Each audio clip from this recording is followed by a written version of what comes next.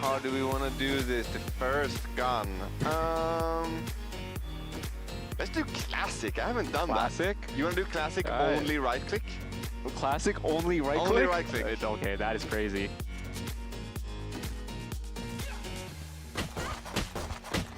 Jesus, I hit 0.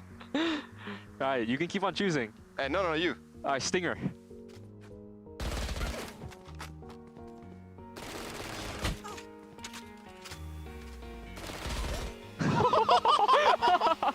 White single tip. I think I only did 74 to you. You dinked me. But dog. Jesus. Next one. Alright, let's do Spectre. Give me a little pause there. Wait, I'm trying to channel some inner demons in myself here with changing crosshair. Right. Let me know when you're ready, bro. I'm at the barrier right now. I'm gonna go Yasin. Okay, ready? Okay. Bye.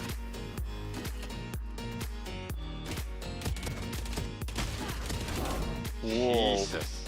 All right, next one here. Let's do Sheriff. Let's do Sheriff. Right. Let's end on a hot thing here. Done. Let's go. Oh, damn, that wasn't even fun. That wasn't even fun. I'm sorry, bro. No problem.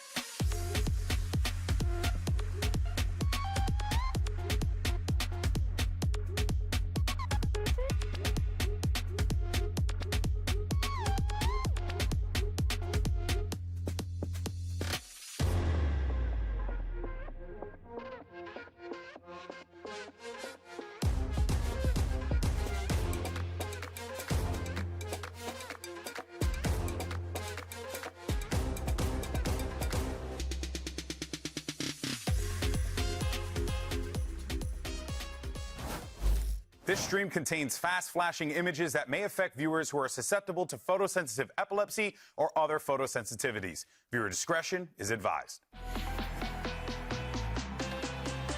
Bora pro primeiro mapa aqui no VCT Americas. Let's go! One more is all it takes.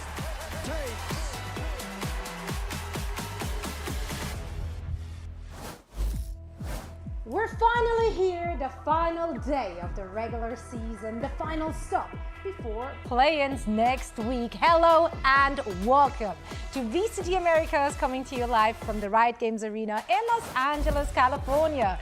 Zoe here on the desk with my good friends Ender and Emily for the last day of regular season play. It's been an incredible week, so surely this last one is going to follow suit. Absolutely. I mean, it's an ultra banger week full of upsets. So what's to say that EG aren't going to come out today and upset NRG besides common sense? That's the only thing that's saying they won't do it. But see, we used common sense previously. And what did that? It didn't mean anything. It didn't work for us. It did not work for us. It was actually opposite. So maybe we have to wish for EG to not do an upset, and then it'll work out in their favor. I don't really know. This whole week has been weird for our predictions. It has been indeed. There was a lot of movement in the standings, so let's take a look at where we're at, because there's only one match left in each of our groups, and our playoff spots have been clinched, but the seeding in Omega still has to be decided. Yeah, that'll be the second match. 100 Thieves facing off against Slad. Because Sentinels lost to Crew getting their first win of the stage yesterday, it means that Sentinels now no longer have a chance to punch up here, so they can go back to rooting against 100 Yeah, Thieves. they don't have to root against one of their bigger opponents, which is great for them, and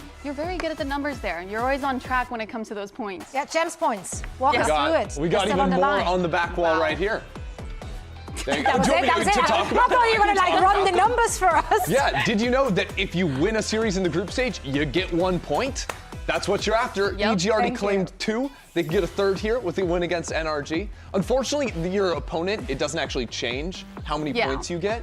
Like, even though NRG are way to get tougher more points for a harder opponent? Yeah. I think so. Maybe that's something we can revisit, like, idea-wise next year. But yeah, coming up today, of course, we have 2 banger matches. Evil Geniuses facing off against Energy. You know, no playoffs implications here, but the points. And then later we have 100 Thieves and Loud playing for that #1 seed in their group. And also, Also, make sure you stick around because after our second match, we're going to have at the very end of the show the play-ins draw show. So we're going to find out who will be playing who next week. It's going to be so hype. That's the real, like, there's Sentinels fans that have tuned in and they'll watch the games, but they're really waiting to see if they're going to have to play against Kaplan in the play-ins. That's the big one in the draw show. Absolutely. We have a lot to look forward to, so let's warm up with our Pulsar Flick of the Week. This one goes to Superman. He was the recipient of this honor, and this one is from their victory over Furia. Now, this shot looks really nice. He is running and gunning. I gotta call it out here. Okay, but that's common in Valor. He still had the right crosshair placement. We still have to give him his flowers. Like, that's a big flick. He was aiming at his leg. No. It was in the right general area. How dare you try to take this away from him? No, it was an insane shot. I will give him it's an insane shot. I wish that when I aimed at people's legs, it would hit their heads. Yeah, I wish my accidental flicks would make it in the Pulsar Flick of the Week. Alas, it shall not be. I'm just not that good. Those players are though, and that's why I want to use this opportunity to kind of take a look back at the top performances in VCT Americas, not just for this stage, no, for like its entirety, like all the way back to 2030. all the way back. That's right. That's what we want to do. We want to take a look at the ones and the twos. So we're going to look at some stats categories and only get to see who is ranked number 3 in those categories, and we then have to guess who's the number 1 and 2. Sounds pretty simple. That's pretty simple. I have to know, like, I'm number 1. Oh. And she's number 2, I guess.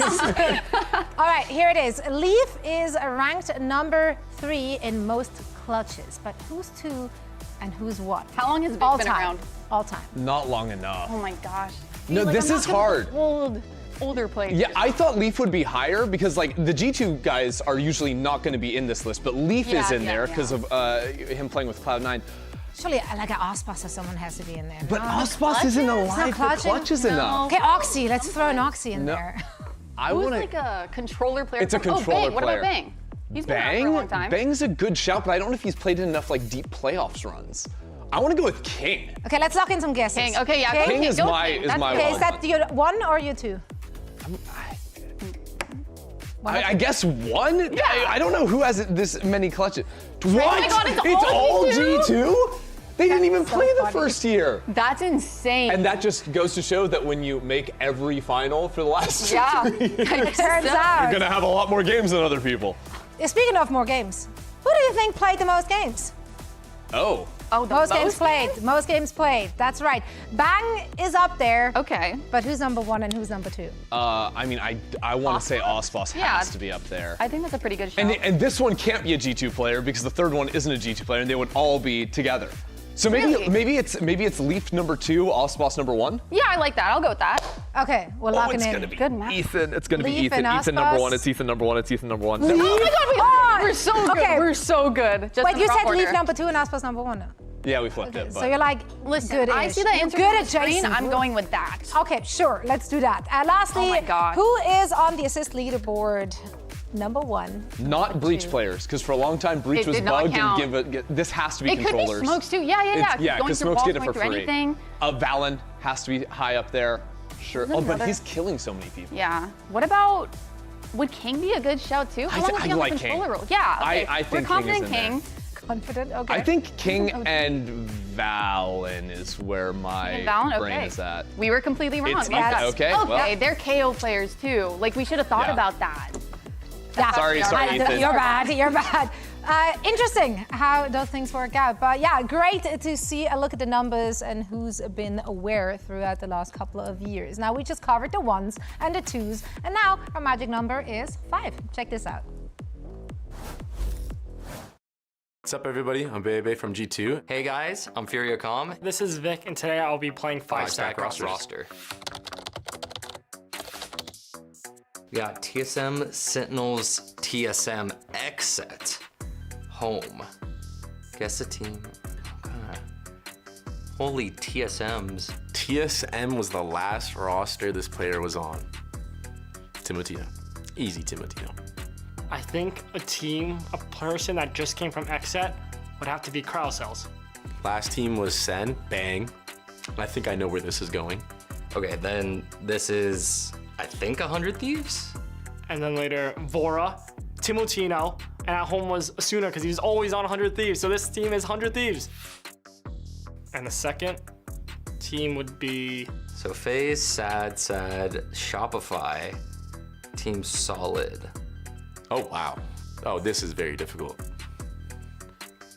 FaZe. Last team was FaZe. What? It's not me. This can't be me. I don't even know what's the team on the third slot. I don't even know what that is. Knights? Needs to be from Americas.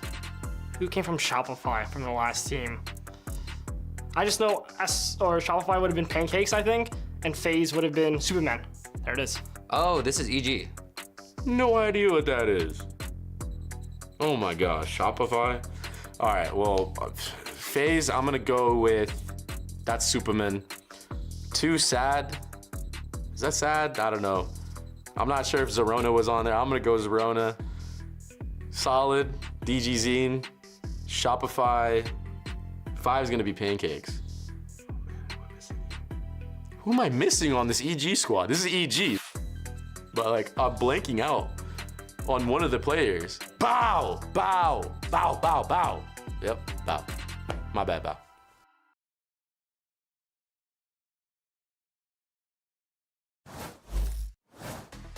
That was pure gold. Yeah, Bao also on that squad. You guys had those locked in right away, though. Yeah, I mean, I watch a lot of you guys, TV, you so guys that didn't second see one- it, but they nailed this. It was easier than 1s and 2s. Okay, Yes. all right, it was easier. Let's talk about this next match. Surely that's what we're paid for, so that must be the easiest task on this desk. Let's get into the first match, which has absolutely no playoffs stakes. But you know what? It doesn't matter because we're still fighting for those champs points. And no matter what happens, Energy will finish first and Evil Geniuses will finish 4th here. And yeah, let's talk about how they got here in the first place, because Energy has just been on a roll. They've been cruising, and I think more than anything, like NRG, they're already killing on champs points, whatever.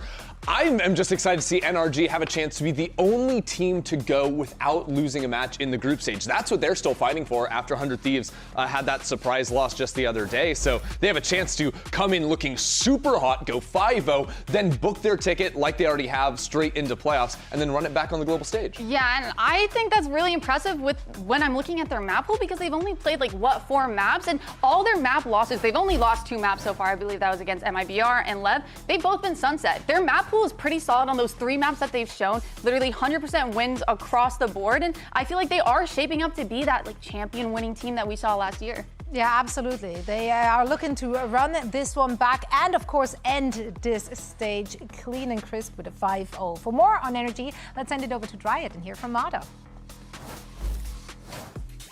Energy is a team that always likes to try new things. Mara, I remember back in Santiago, you were telling me you were actually pitching for that double duelist composition when you guys were not running double duelist. Then you were talking about how much you wanted to play that Harbor, how much fun you were having. And just recently we saw that double Odin meta that you're trying to implement. Are you the one cooking all these ideas? Yeah, I'm just kind of doing whatever I want to do, just having fun, playing the game I get paid to play. And I just don't take it too seriously. So I play the Odin on Neon. Harbor's serious, but the Odin on Neon, I think it's just kind of a for fun thing, but I've been enjoying it. I want to see more of it. Maybe the other team's not, but... Yeah, I don't think anyone else wants to see more of it, so we'll see. Thank you so much. I don't know, I feel like we want to see more of that. Why not? Why Could be fun. not? Could be fun indeed, especially if it gets you the dub, because Energy, as we said, is driving for a perfect stage here. And EG, well, they're looking to build on their stage 2 victories. Are they capable of, you know, treating us to yet another upset this week, just like Crew and C9 and who else was Loud? Yeah, we've had a ton. I mean, the question is whether or not they can close. Like, they almost gave us that upset when they played against MIBR, right? They had that 12-5 lead, it ended up slipping away from them. So to me, it's a tough sell, because this team throughout the stage has lost to the weaker teams in the group, the teams underneath them, and they've lost to the teams above them, and they've just beaten up on the teams underneath them like they did over Furia last week. And when I'm looking at EG, I feel like they're exactly where they're meant to be, right? They're improving from stage 1. I believe in stage 1 they were like 0-5 in groups. At EWC we saw them going 1-1 versus Sentinels, and now here they're beating the teams that they should be, but losing against the teams that are still a step ahead of them. And I think that just shows that yes, they've had growth, but they're not where they want to be yet. So I think it's very important that they do go into playoffs and play-ins and make a good run and start kind of building up from there, because they're on the right trajectory. I don't think they're, at where NRG is yet, but it's a new roster. They haven't had a whole lot of time together, and I think they're still trying to find their full identity and build off of it. Absolutely. They're firmly cemented in the middle of the pack, upper middle of the pack, if you will, and trying to break into the top. Now, what we've seen from both these two squads thus far has been Summit, something we haven't seen from EG up until this week. And how do we feel about the compositions that both of these teams played on Summit thus far? I mean, the NRG one is a little bit more niche with the Brimstone, of course, but we've seen it. It's looked very strong. I think what you are always going to get with NRG is very heavy stall abilities. But on the other side, Evil Geniuses, like you see here, they were playing kind of a more like control style comp, double smokes with the Cypher, very heavy around lurking on the attack. And I think this has always been a staple of how Potter likes to build comps, especially on these large maps, is she loves to unlock her lurkers to do just that. Yeah, and I think that could be the thing that EG has going for them, because like we kind of touched on with NRG, when they're on that defensive setup, they have, or that defensive side, they have a lot of stall utility. When they're on that attacking side, they have such great utility for XX all mapped out. And EG, they're gonna have to find a way to kind of use those two lurkers on their attack side, try and find space, bait out a bunch of util so that they can go through XX and not really have to worry about all that util coming in later when NRG plan to do their retakes. Yeah, the difficulty for Evil Geniuses, though, is that I think stylistically,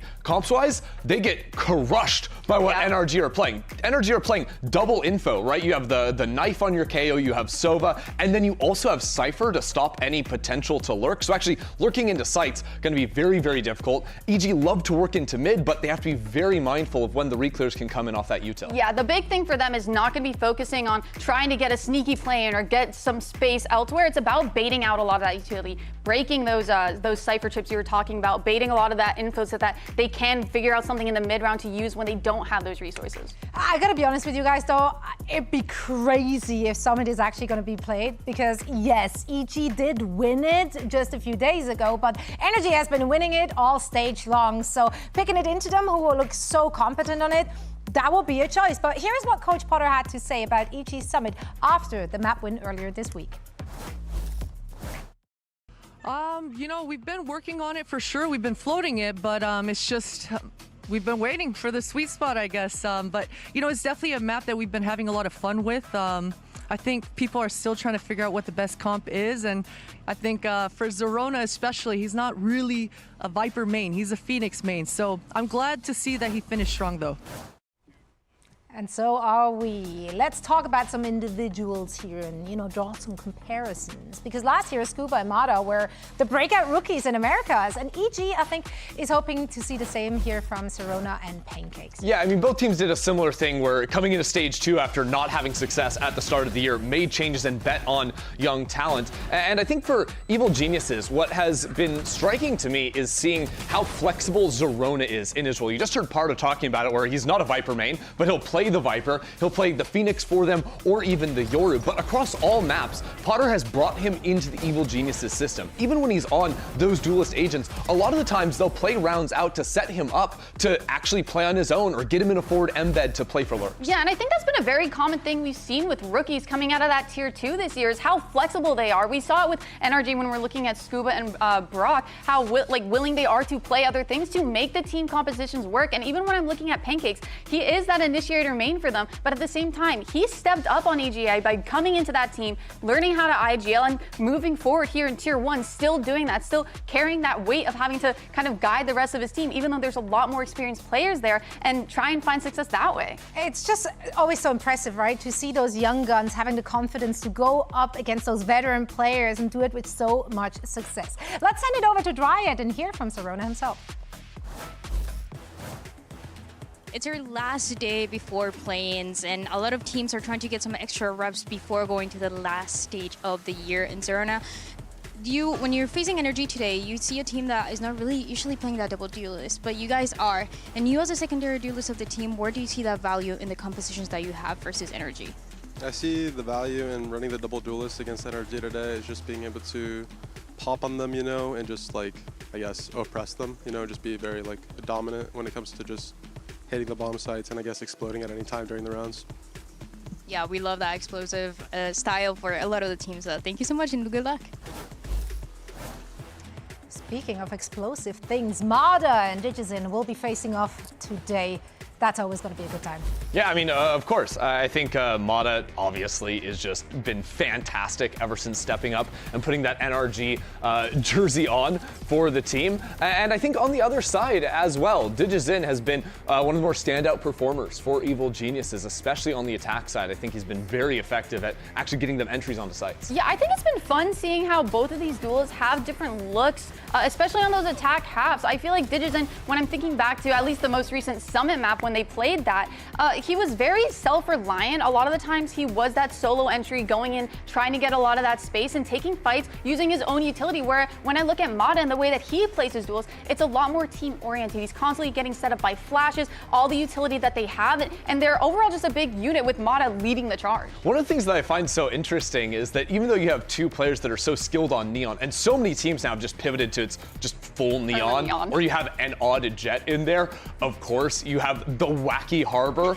to come in on Breeze, of course, for Mada, and also the Veto is such an interesting niche idea that Evil Geniuses are continuing to run and find success on. Yeah, I mean, I've always been I've always loved Veto. I think he's such an interesting agent. There's a lot of cool setups that you can run with him. So I love seeing EG kind of take a little bit more of a creative approach, and that's something that has been slowly working out for them. They've been building comps that fit into their playstyle, not kind of just going with what the basic thing is. We've seen it across maps like Ascent as well, and I think that also adds a little bit of an edge to any opponents going into them, knowing that they're gonna have to play against some weird stuff. Well, but does that creativity, like, is that enough to get the edge over energy? Like, if, to get in terms the edge of predictions, like, surely no one's been hard. cooking like that. Like, no. Okay, we're all NRG, safe. they haven't We're all lost a safe. match.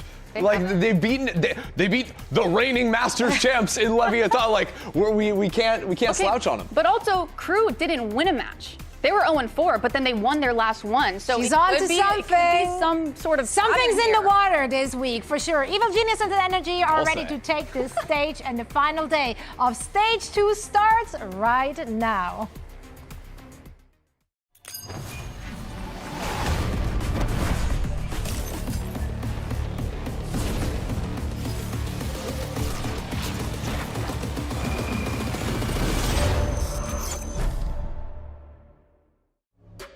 Excited to play Evil Geniuses, playing against Pancakes and Zerona on the new team, so I want to see how different they are from the last time we played them. All of them are pretty insane individually, so if they like throw away a little bit of the structure, I think it could be kind of scary. Fully unexpected. Can't do anything against Pancakes. Full heaps of utility. But the line is held. Zerona. NRG is a little bit more of a slow, methodical team, and we have a lot of protocols and structure and a lot of team play. Energy, knowing the wherewithal of what could be going on around the map. Kiko gets the first sight. They've cornered Kiko. Really doesn't have the time or ability to use it. Oh my God, he does it! I mean, I'm just excited to play them.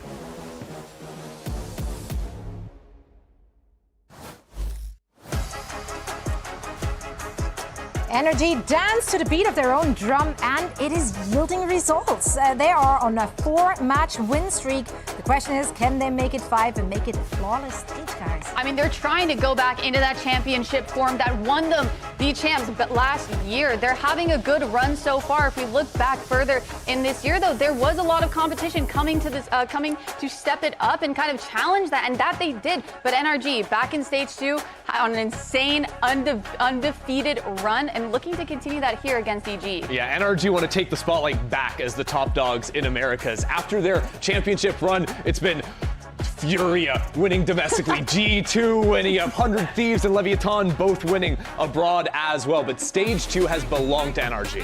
Absolutely. Now EG, they recovered well from their tough loss against MIBR in week 3, heading into 2-match week for them, starting it off with a victory over a winless team. Now they got to get it done against a lossless squad, though.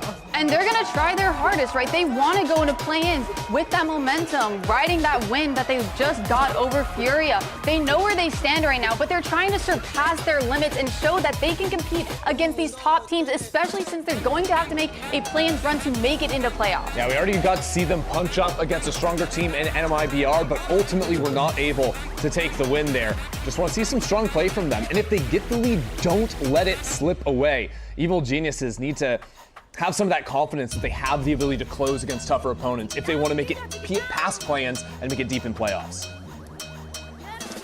They are getting ready. Let's take a look at where they are taking us for this one. Ascent and Split are out. Energy picking Lotus. And EG is going to go for Breeze. That's an interesting one. I think it's crazy that Summit made it past that first ban wave and both teams decided to float it. Yes, EG got that first win on it, but it was against Furia. Furia was having a very rough game on that. And when you look at NRG, they've defeated the top teams like Lev against it.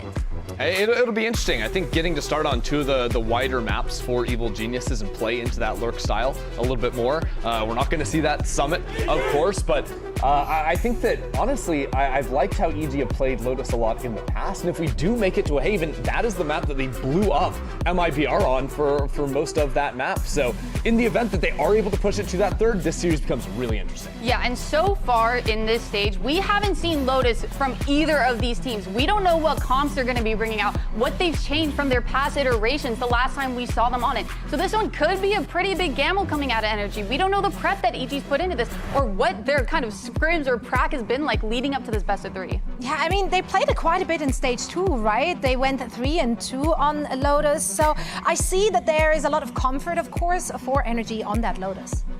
Definitely so, but I think Evil Geniuses, this is a map that I think looking back at last year even, like Potter had really good reads on how to play the macro level. This is a map where historically they played a lot of the double smokes, the Viper, they've even played Cypher and been really effective at taking space up towards B, up towards A rubble, even just with those cages. So do not be surprised at all if you see a look like that come in for EG.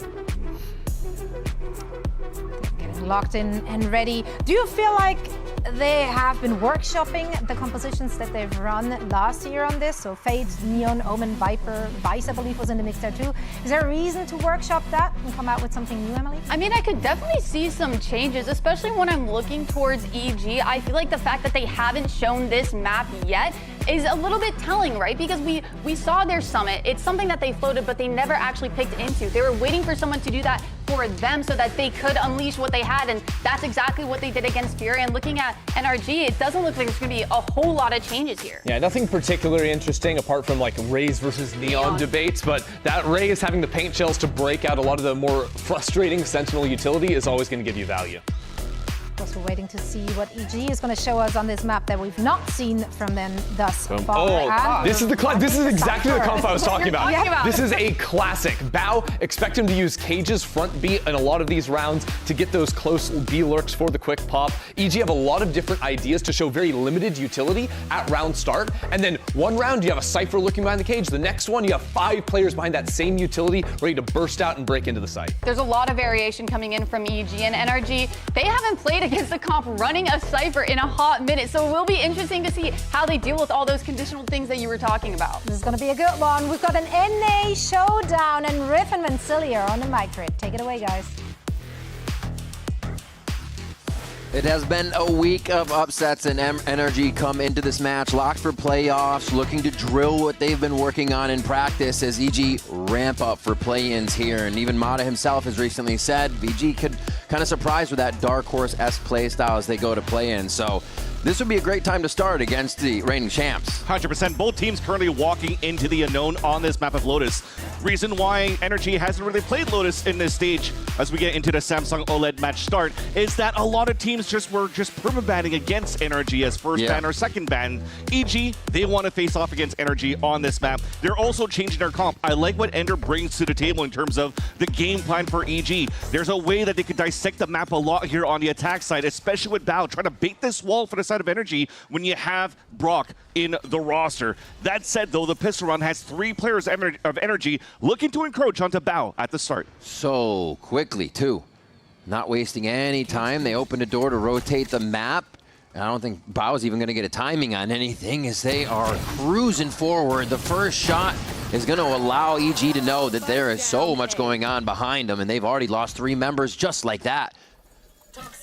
Bao could be an answer, but Zerona has to wait a little bit for this. There's one, the second they were hoping for, and it looks like this is going to be a quick one for NRG as Zerona starts to get the dancing shoes on. It's swept off the dance floor by Brock, and that's a pistol round for NRG to start off Lotus. You can already see the sixth sense from Zorono into that one, though. Isolating one fight, knowing that one's going to rotate over. Where it worked so well on the backstab right here for Energy was just unfortunate for Bao because he got the first pick, but just whiffed a couple of other ones too, and they couldn't trade off each other. That was actually very doable for EG to salvage, but nothing but errors actually from both camps from beginning to the end, and they need to clean that up right away. I think not paying attention to the B main for Bao at the beginning, especially when his camera's already broken. You have to be wary of those lanes. That's your responsibility as a Cypher to watch that flank. And now Energy is able to score up early with the pistol round. EG grouped up together, just doing some basic stuff, trying to see if they could push the lines away, trying to get some controls of some orbs. But again, this is a tough opponent that they have to play against here on Lotus. Energy is currently 10-0 on this map since May 29th. Playing against the top teams internationally as well. From Stage 1, Stage 2, and then going into the EWC qualifiers to EWC matches. They were looking unstoppable on this map just because of how good they're able to read this map. It shows their versatility, too, with everything we've seen them play recently. They're hitting the site. Hold that thought. Brock's able to squash Evil Geniuses as they try to squeeze through the utility. A nice little classic with cheese there onto Kiko. Two more for Brock. Sorry, Scuba got one in between there, and Energy clean it up. And it shows that Ethan's been on the KO just destroying, and they have other things that they play, but back to this composition for Lotus, and they don't miss a beat. Yeah. Right now for EG, though, with this second round, I still like the opener. You set up this bully smoke that I like to call here on the top of the C smoke. They go for a four-man push right through the wall, but then Brock finds that perfect timing. But keep an eye on that, right? When we talk about disrupting the lines and disrupting the vision and preventing from Energy of getting information in the round, it's the Viper Wall from Zerona and his lurks. It's what Bao could do with his cages to bait walls. It's what Superman could also do as well. So they have a lot of moving pieces here to force these rotates from Energy. Moving quickly towards Rubble. A quick teleport from Superman. He's going to be the first one. Just gets out of that range of C's. Nicely played. And this is one of the spike down rounds for Evil Geniuses here. Talked about that Zerona utility. On top again for the team. He's been playing crazy. Spams out Mata in the Phantom fight. And yeah, we just even heard Potter in the interview say he's kind of a Phoenix at heart. But he's been crushing on the Viper lately. EG's just trying to force rotates right now and trying to force Energy's hand. They've already accounted for the Fade prowling towards that front of that B site, but here's Zerona trying to cut the rotate. Gets crossfired by Energy. They're moving up very efficiently with protecting, I should say, very efficiently with each other. As EG tries to move up. Bao still hasn't made too much noise to really make Energy care too much. And there's 40 seconds. Because they saw that Fade, EG here on that door, Bao should start activating in the front of this B line to try to go for that fight. But you see here the rotate back from Ethan. This will be a huge fight for Bao to take. Beautiful timing. Ooh. Clean. Camera opens it, but it has to be a quick decision. This is really just being read by NRG as they get to the site. Scuba looks to lock him down with the Outlaw, and that's two. Only room for one Scuba in that site. And now they move forward. Plant under pressure here. Kiko's not going to be too much. He knows he has to source the first person, and then they can go for the planter. Energy is being so methodical about this. EG right now, I know this is very early into the game, but the read of the macro and trying to understand the prep that they have versus certain teams when it comes down to the macro is quite nice. Remember the games against Leviatán in the past too, even though they lost it in very one-sided fashion. The way that they rotate and move around the map is quite nice. The execution though, when the camera clears out the site, they have to activate more quickly, but also make sure that they utilize more util to block these lanes, especially if you don't have Superman smokes to really enter the sites. Scuba had free reign on those picks. And that's a bonus round converted for Energy, and it's going to make things difficult for EG. If you're looking at the last couple of rounds here, they haven't really focused on controlling orbs either. And, it's back into just trying to spot how EG currently plays their attack side and how Energy wants to push on the defense, and they've done some great damage from Energy onto Superman with those paint shells to start. Quickly making that a nade first instead of the C's. Really paid off. So it's just that round-to-round adjustment for Energy, setting up the chip damage for what's to come. And EG, for for the first time, really turn away from this right side of the map towards A and start to use that space that Bao has gained. Pistols here mean it's got to be everyone in on the play together. And Zerona could have a great timing. He loves the challenge. The 1v1s he's been tested in. And 2 4Ks in his previous series, as now we see Scuba, who we know can anchor the site like no other. It looks to put the first touches onto EG as they slowly walk in. This is nice, though, staying alive towards the water, and Energy wants to play soft site. They have no paint shells to deny the plant, so this gives a chance for EG to build some econ. Sorsina kill at Waterfall, and that gives time for Scuba to just peek out. He's still holding down the site. It gives EG so much trouble to get any footing here, but if Pancakes can buy just a handful of seconds, Zerona can start to do a little work and make Energy have to turn around. Actually, they're just going to press W to try and push Pancakes down. Can't get him for a moment. He somehow gets Scuba, and this becomes very real, but Kiko cleans it up. 9 HP. It was very close, but a 4th round for Energy. Somehow EG almost, again, in those rounds where they shouldn't win. From the pistol round into that previous round, almost turn it back in their favor. Yeah. It's very low HP in the last 2 players. I think it was Brock and Kiko escaping the site with the skin, by the skin of their teeth. Maybe 10, 15 HP each. 10 seconds left. But you saw here that Pancakes also stopped the plant when his team is starting falling down, so it didn't build into the econ to add the extra credits here that could be needed for EG. I was expecting as well with this type of game plan against Energy, and you know that this is like quote-unquote the default comp that you currently see for Energy non-stop on this map of Lotus. I'd like to see EG start exploring a little bit of the attack side op, just like John Cutie has done against G2 previously. He really knocked some players off their feet and really opened up the lanes and allowed here for a better comfortable role for the IGL to call for the side of Sentinels. We'll see if that continues forward, though, for AG wants to get their money right and get the operator in the hands of DJZ. Yeah, I was going to say, they got one of the best operas, right? Seems like an avenue for a W, at least until Energy figure it out again. The Orbs are going to be the avenue for a win right now here for Digizine and the squad, as they're very close to having Showstopper online, Zerona's Pit online, so they can very well take control of the round. They just have to put those first few tasks in order, whether it's a kill or the plant. They keep running the clock down, though, and this seems to be favoring Energy. We see that double push from EG right now. Already, Haunt goes out. Kiko's just able to fire safely from behind the wall and then get out so they can reset this bow. However, doing his lurking, and he's picked right out as he only gets 1 kill there. Oh my gosh, they can't even get by the line of scrimmage that Energy is setting up as a defense on the map. We've only seen EG by the site a few times here. Still love the idea. Responsibility there for EG was a lot in the hands of Bao.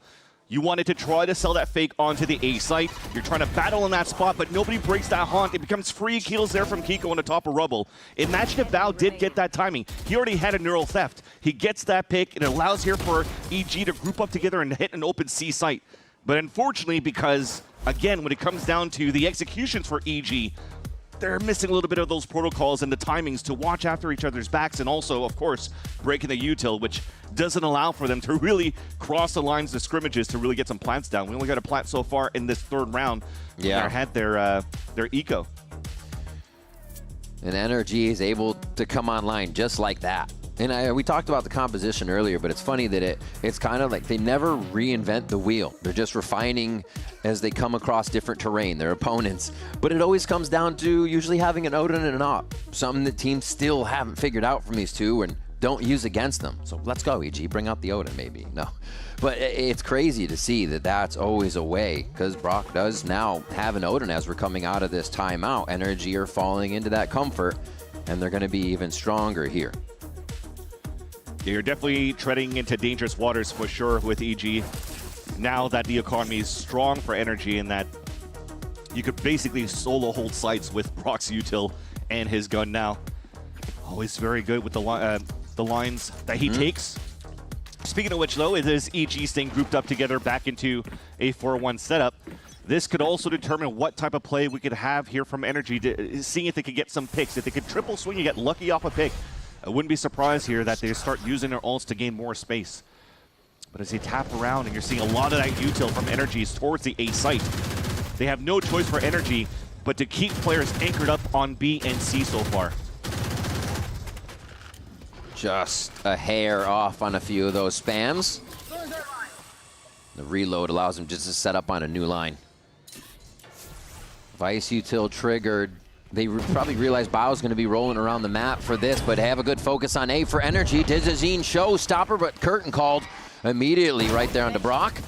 As Mata scoots in and scoots out for a quick kill. They know they can hesitate off that. Ooh, instantly taken out of the air as Dizazine does pick up the Odin. And now they're going to start giving the medicine back to NRG. Oh, Bao just getting away from Ethan there, and there's still a scuffle in sight here. Scuba looking to rein in the players of Evil Geniuses, but he's mowed down by Dizazine. A neural theft here for Bao just to find out where the brains of Energy are going to be coming from. Ethan gets one, been in this position so many times, clears his right side to make the 1v1 a possibility. And with 10 bullets left, he has more than enough. Playing the time and the pressure on Dizazine. Ethan goes for the defuse with a smile, and NRG pick up 6. Add another one to the clutch column there for Ethan with the experience that he brings year after year, and that was looking so good for EG. Stick around, wait for the sprays for the Odin to count down. The macro for both teams was actually quite nice because you would expect here as Brock is just spamming across that they would try to take him down. But that's why Energy still had 3 players in the site, or 2 players to help them out, so they have a 3-player setup. Yet, they gave too much space, EG took over, and it comes down to a 1 versus 2 despite having information that you're not playing off each other. And unfortunately, EG loses another man advantage scenario from the past games that they've had. It does continue to plague them. Pancakes grabs the Odin. They're going to try to get on lines. It's so effective on Fade too because you're playing off your haunt, not waiting for one. So those spams can come right away. Have to pay attention to those for sure. As we see EG still on their side of the map to start these, giving Energy a lot of respect to start and clearing them out before they take space. Everybody just has to be proactive around the map for EG right now. You see the movements out from the lurks of Zerona over on the A rubble, looking for a duel. You see Bao also in front of that B main, looking for a pick on that side as well. Well, no walls to be seen yet. Gives a chance right now for them to activate Mara. Ooh. Puts his cape on and flies out of that. Superman getting a little tricky just to play with the ears, the minds. Oh, he gets spammed. Real tough as Brock is. That's like waking up from a nightmare when you start falling right there. You just got out. Well, still gonna get him. Yep. Trips over his laces. Stubbs his toe. Easy. Mata clears Bao. They're so ready for that. They're understanding. We haven't seen Bao. He's going to be somewhere around the map, but still the space is somewhat gamed as Mata. Now flips the site.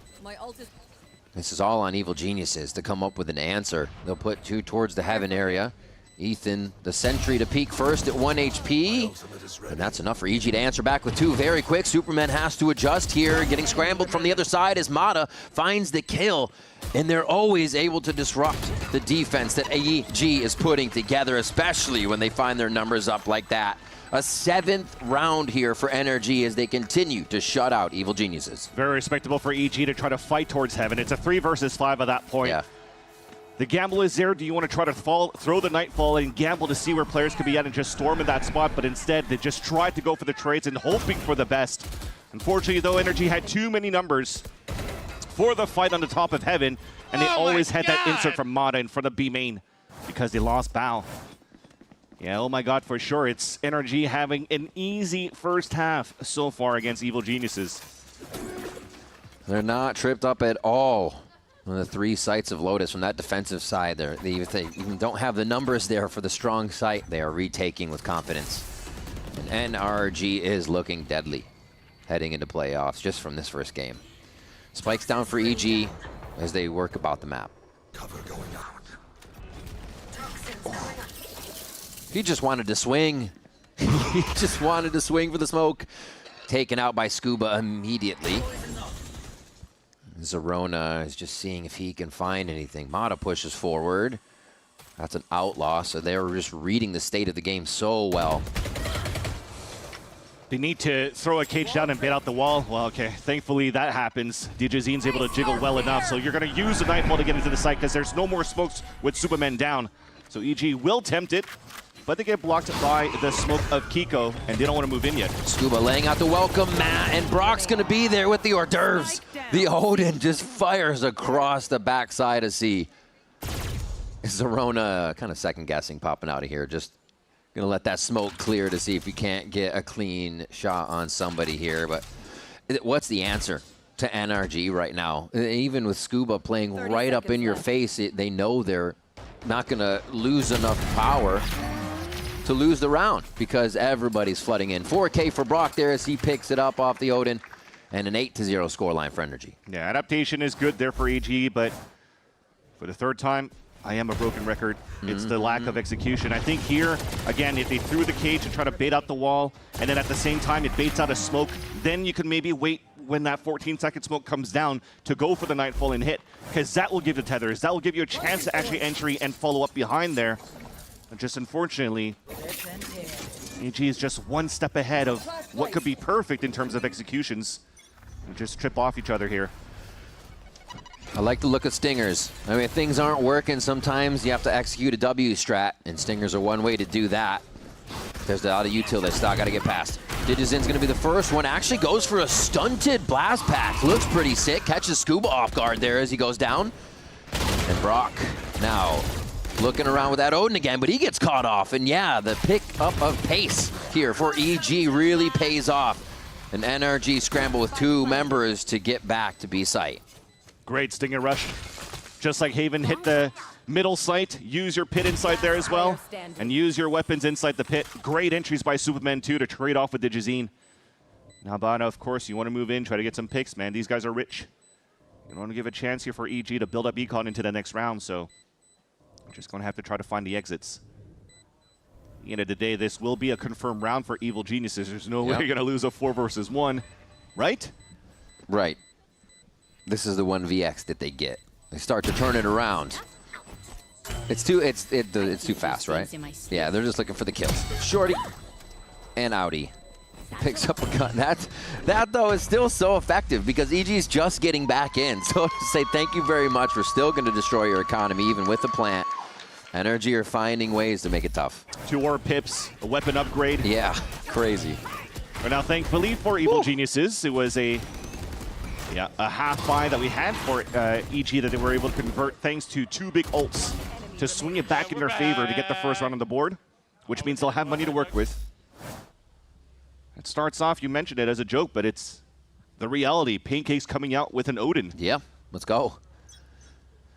I'll try to manage to fight through potentially all the slices and the smokes that we currently see here on the Rubble side.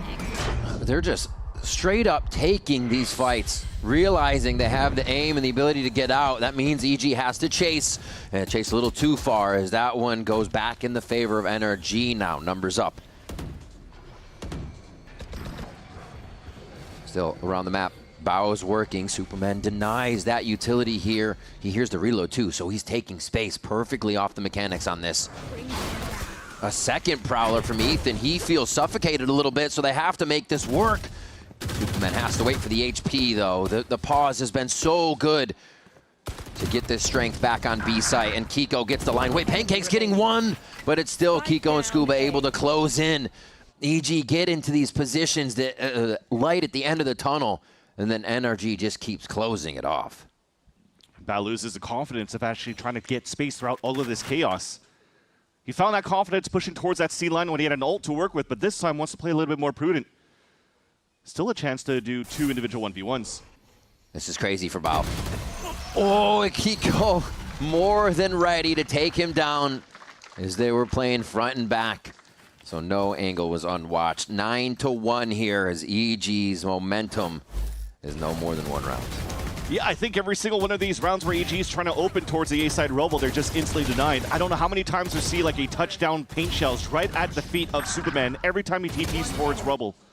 Yeah, it doesn't do enough damage, but at the same time, it still creates a lot of problems in the exec that EG is trying to do to control the A line when they have 4 players out there trying to take that space. So you're really trying hard to figure something out on the fly to try to salvage these last couple of rounds here for EG. I mean, that's why Coach Potter is using her second timeout here, and I think it makes sense. You're looking back on the defensive side. We talked about how good of a composition, in my eyes, that they have in terms of sport and a little bit the setup for the attack side, but it's still really good for the stalls. Now you see the energy map pool too, and the reason why I wanted to bring this up as well is that they've only played 4 maps so far in this stage.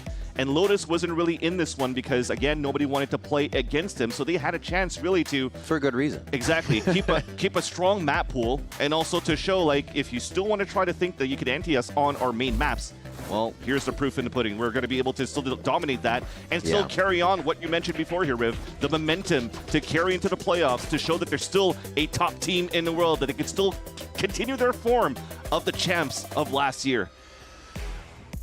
Well, they are surely bringing everything to the table for this game with a 9-1 scoreline. EG now come out of a timeout, and they're going to see what they can do here. Let's listen into the comms to see what they've come up with.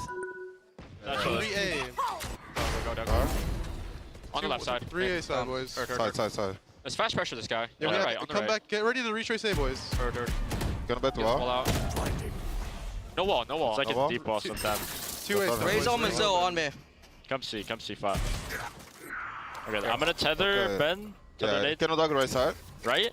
Yeah. Okay, I'm ready. Tether nade and the dog right side. Ben Vice. Top side. Nice. More on the right. With You him, have with guy, 1, 2. Anti. What I got by. Oh, bro. Yeah, nothing working there, unfortunately. And even when Superman finds the timing, unfortunately not to the form that we saw Superman on the last week, missing a couple of shots on Kiko's back. And at the same time here you see, once again, they lose their smokes. But the reason why EG's leading towards the seaside is that they could still use as safe haven a Nightfall to entry to the site. So you're trying to at least find info as a semi-dart by throwing this camera from Bao. But there's just way too much util still available for energy to stop that hit. So the open seaside, you can't really pop into there if you're not trying to bait most of the util on the seaside, especially if you're playing against a Vice and Viper. I would say maybe string out the rounds a little bit more, but they're going forward. Zerona, good for a trade. Uh-oh. Mata. Just playing fundamental Valorant right now. A nice shot and ready to take the next one as he stays peaked. The walk in here. How do they source this? You think Superman would have just a moment to give some info to the team, but he's instantly taken out from his ultimate. And that leaves EG with 2 members. So quick into the round. Even the Nightfall missed Mata in the corner. So as you're trying to jump outside of the smoke, I think it's the story as well for EG on this attack side. Every time they're trying to take space, it has to be by trying to jump through a smoke. And when you're looking at it, the forward smokes is currently from Kiko's side, so it's only an omen, right? You could try to burn that a little bit earlier and really have a better chance to run a mid round instead. But every time they're just trying to surprise Energy's position by hoping for the best when they're jumping out in the open, being a jack in the box and hopefully scare their opponents. But unfortunately, 30 seconds left. box keeps getting closed on them. Arc goes down. Kind of playing a high-low towards Waterfall, but the angle's just not there for him. So it seems like they're trying to take little mini fights here by themselves, as they are going to have to check behind. I mean, they have the trip. The door has to open for you to check the trip. Maybe they thought they got jumped over, but we're focusing now from Bao in sight. Pancakes for 1, thinning out those numbers of NRG before they can get even onto the spike.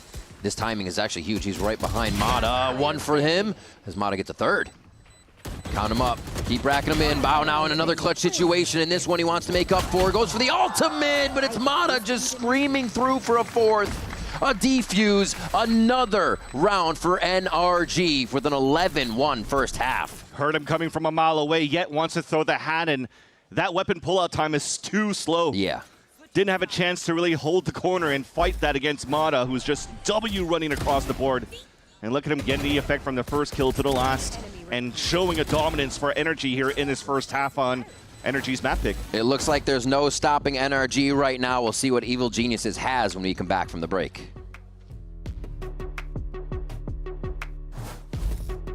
Yep, that's me. You're probably wondering how I ended up here.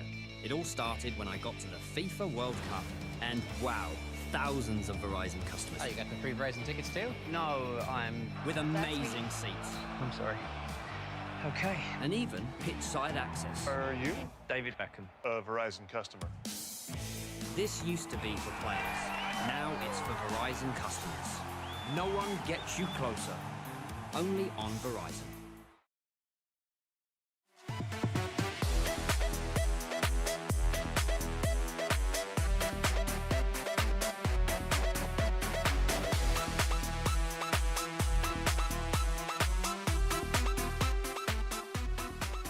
It's always fun to hear about the behind the scenes from the teams. And Bonkar, I just want to ask you, how is a day of practice look like for you guys? A lot of fun, to be honest, all the time. Just a lot of talking, a lot of fun, a few pracs, a little bit of offline time running around together versus no opponents, and just going wherever the flow takes us. A lot of fun, maybe a little bit of practice? Yeah. Thank you.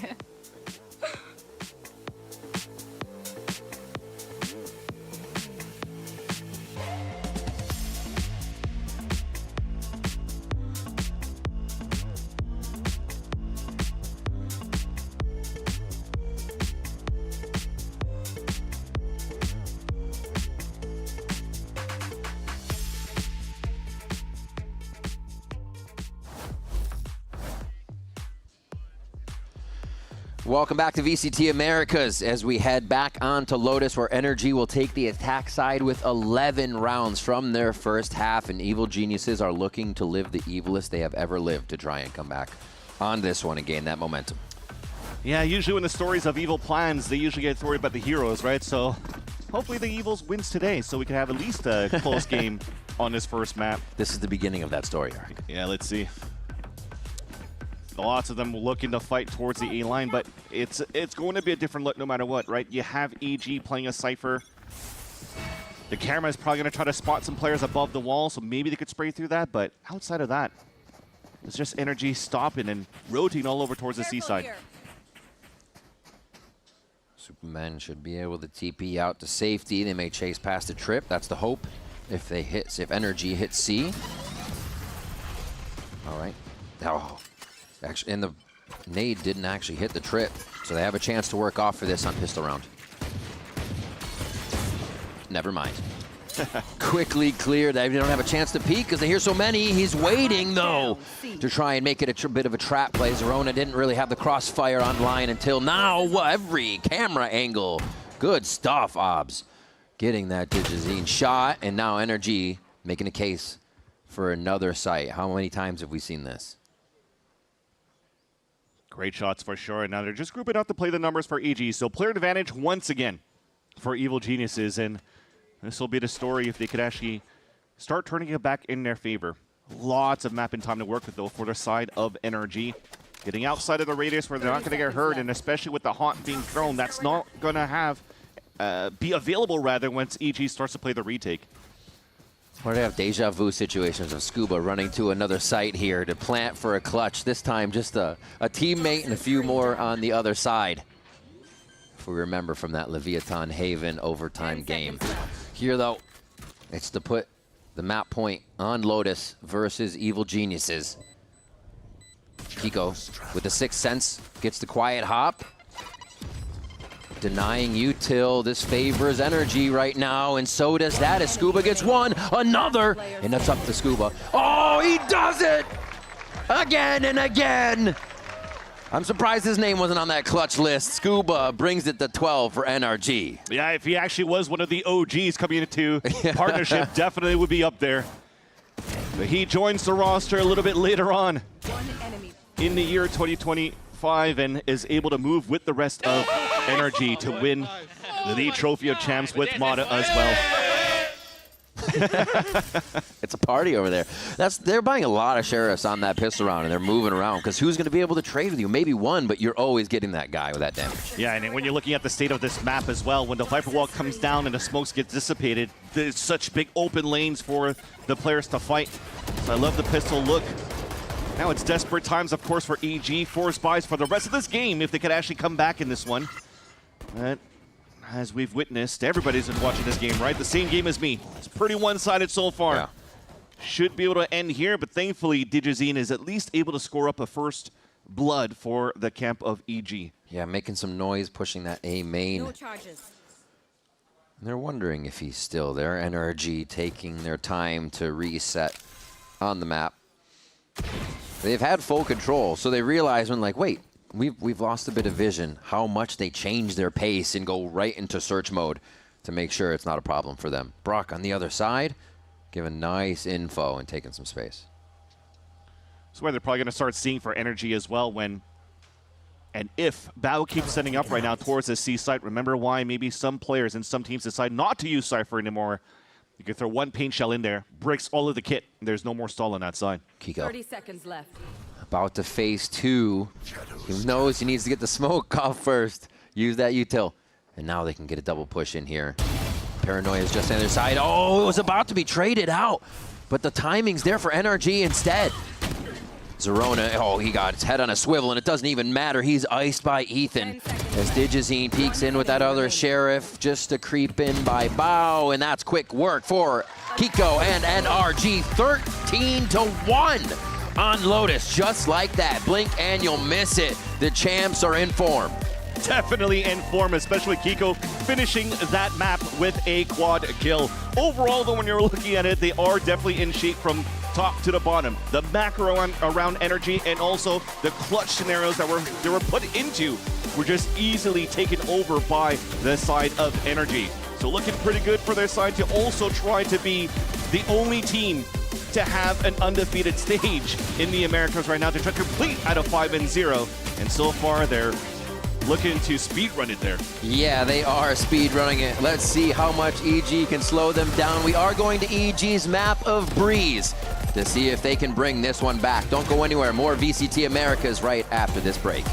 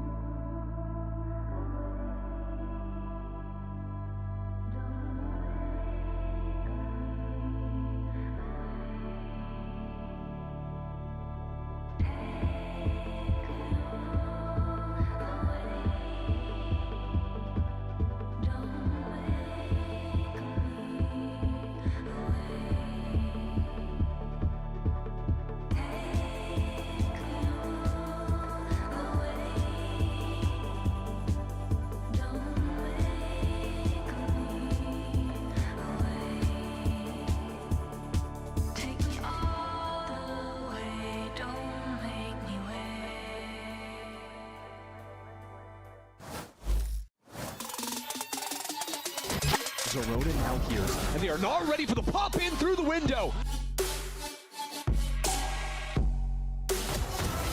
You got to get past Brock. And no flashes to make it happen. Another shot from Brock. B was always locked down. It's in his name. B for Brock. Insanely fast map number 1, and Energy gets the win 13-1. Bunker, I'm a little curious about the way that this went down, because I think we were expecting another pick. Why did you decide to show that Lotus? And I know that, you were not going to change the composition so much, but wasn't it better to hide a little bit of what the strategy looks like? I mean, I'm not gonna be honest. We played so much Lotus. There's nothing to hide. It was more of a. I didn't expect it to be open, so when I saw it was open, I just figured we need another rep on Lotus to keep it warm until it's finally open more against certain opponents.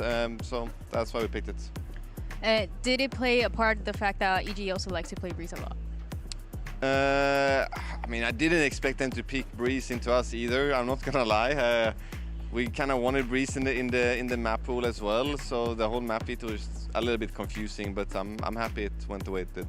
Yeah, it looks pretty strong for you, and you might be undefeated for the stage show. Good luck. Thank you. Bonkar saying out loud what we all thought. That was a very quick match between Energy and EG here on Lotus, a 13-1, and quite frankly, this was just Energy in control, like from front to back. Like there was just very little moments of hope for EG. Yeah, I mean, it felt like they were always one step ahead with just their overall reads, right? Anytime EG went towards that A side, they were always ready to do that triangle setup with one person in baby door, one person in tree, one person on site, spamming with the Odin. Anytime a lurker tried to go up and take space, it was just impossible. You can see that A setup I was talking about right here, the Odin coming in, having Ethan towards that door side and one person on site. They just couldn't get a step in anywhere. And one thing that we were kind of looking forward to, and you even mentioned before looking at their comp, is using a lot of that Cypher utility, switching up the lurkers, being able to have some sort of variation with those solo players. But those solo players are getting caught up every single time.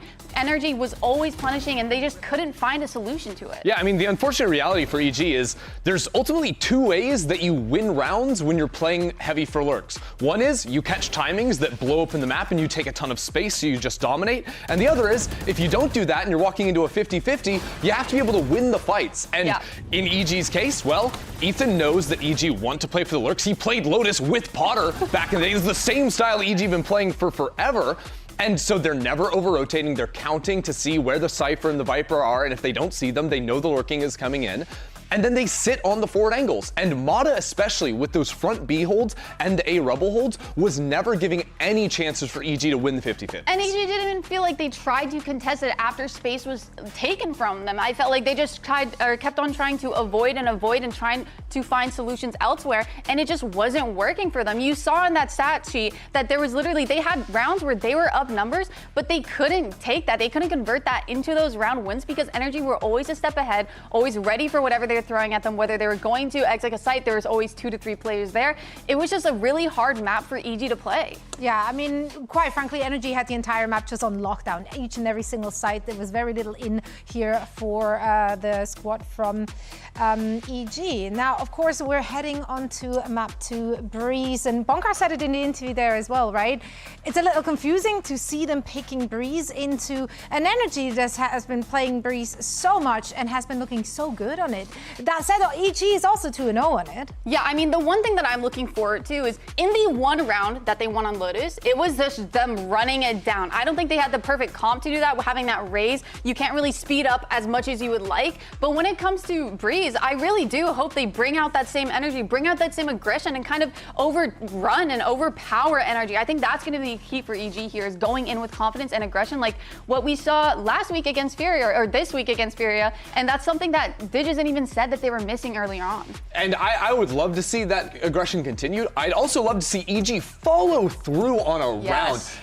Again, 3 or 4 times that they had a 2v1 or a 3v2, they were up numbers in a post-plant situation, and they let it slide in the mic micro. It was the problem that caught them out 5 times on Haven versus MIBR when MIBR came back down 12-5. It happened again back on Lotus, and it happens because they're not actively planning how to fight together in the post plant. They know exactly where NRG players are, but they are not swinging together. Their spacing is poor, and again they got caught out by it. It wouldn't have meant they won that first map, but it certainly would have made it look a lot closer. Again, 3 or 4 rounds they easily could have had.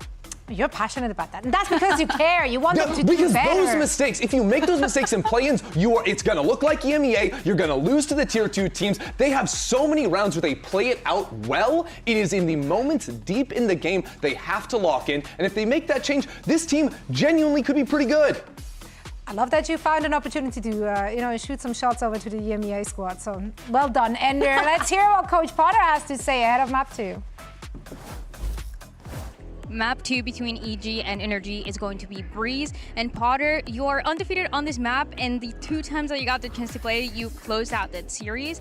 But you're going against Energy, who are also pretty good. So what is the game plan looking like? Yeah, and the challenge is we just got bullied in Map 1, right? So that mental reset is definitely...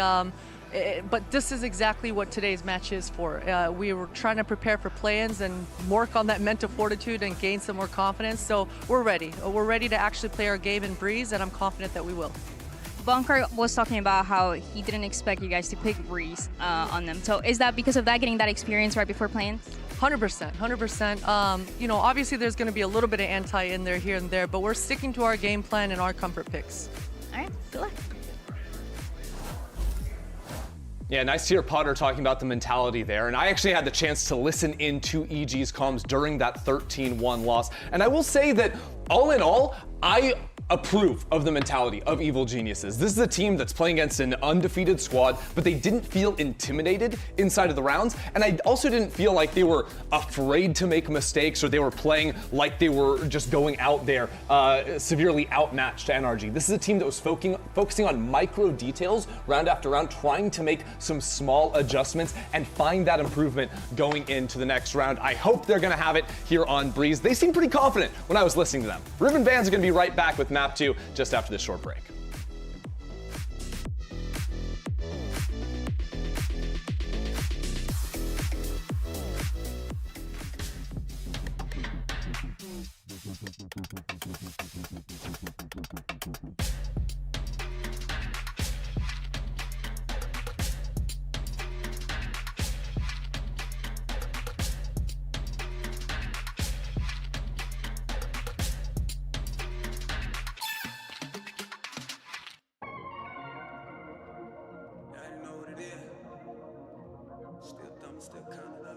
Aye, yeah, drop the confetti.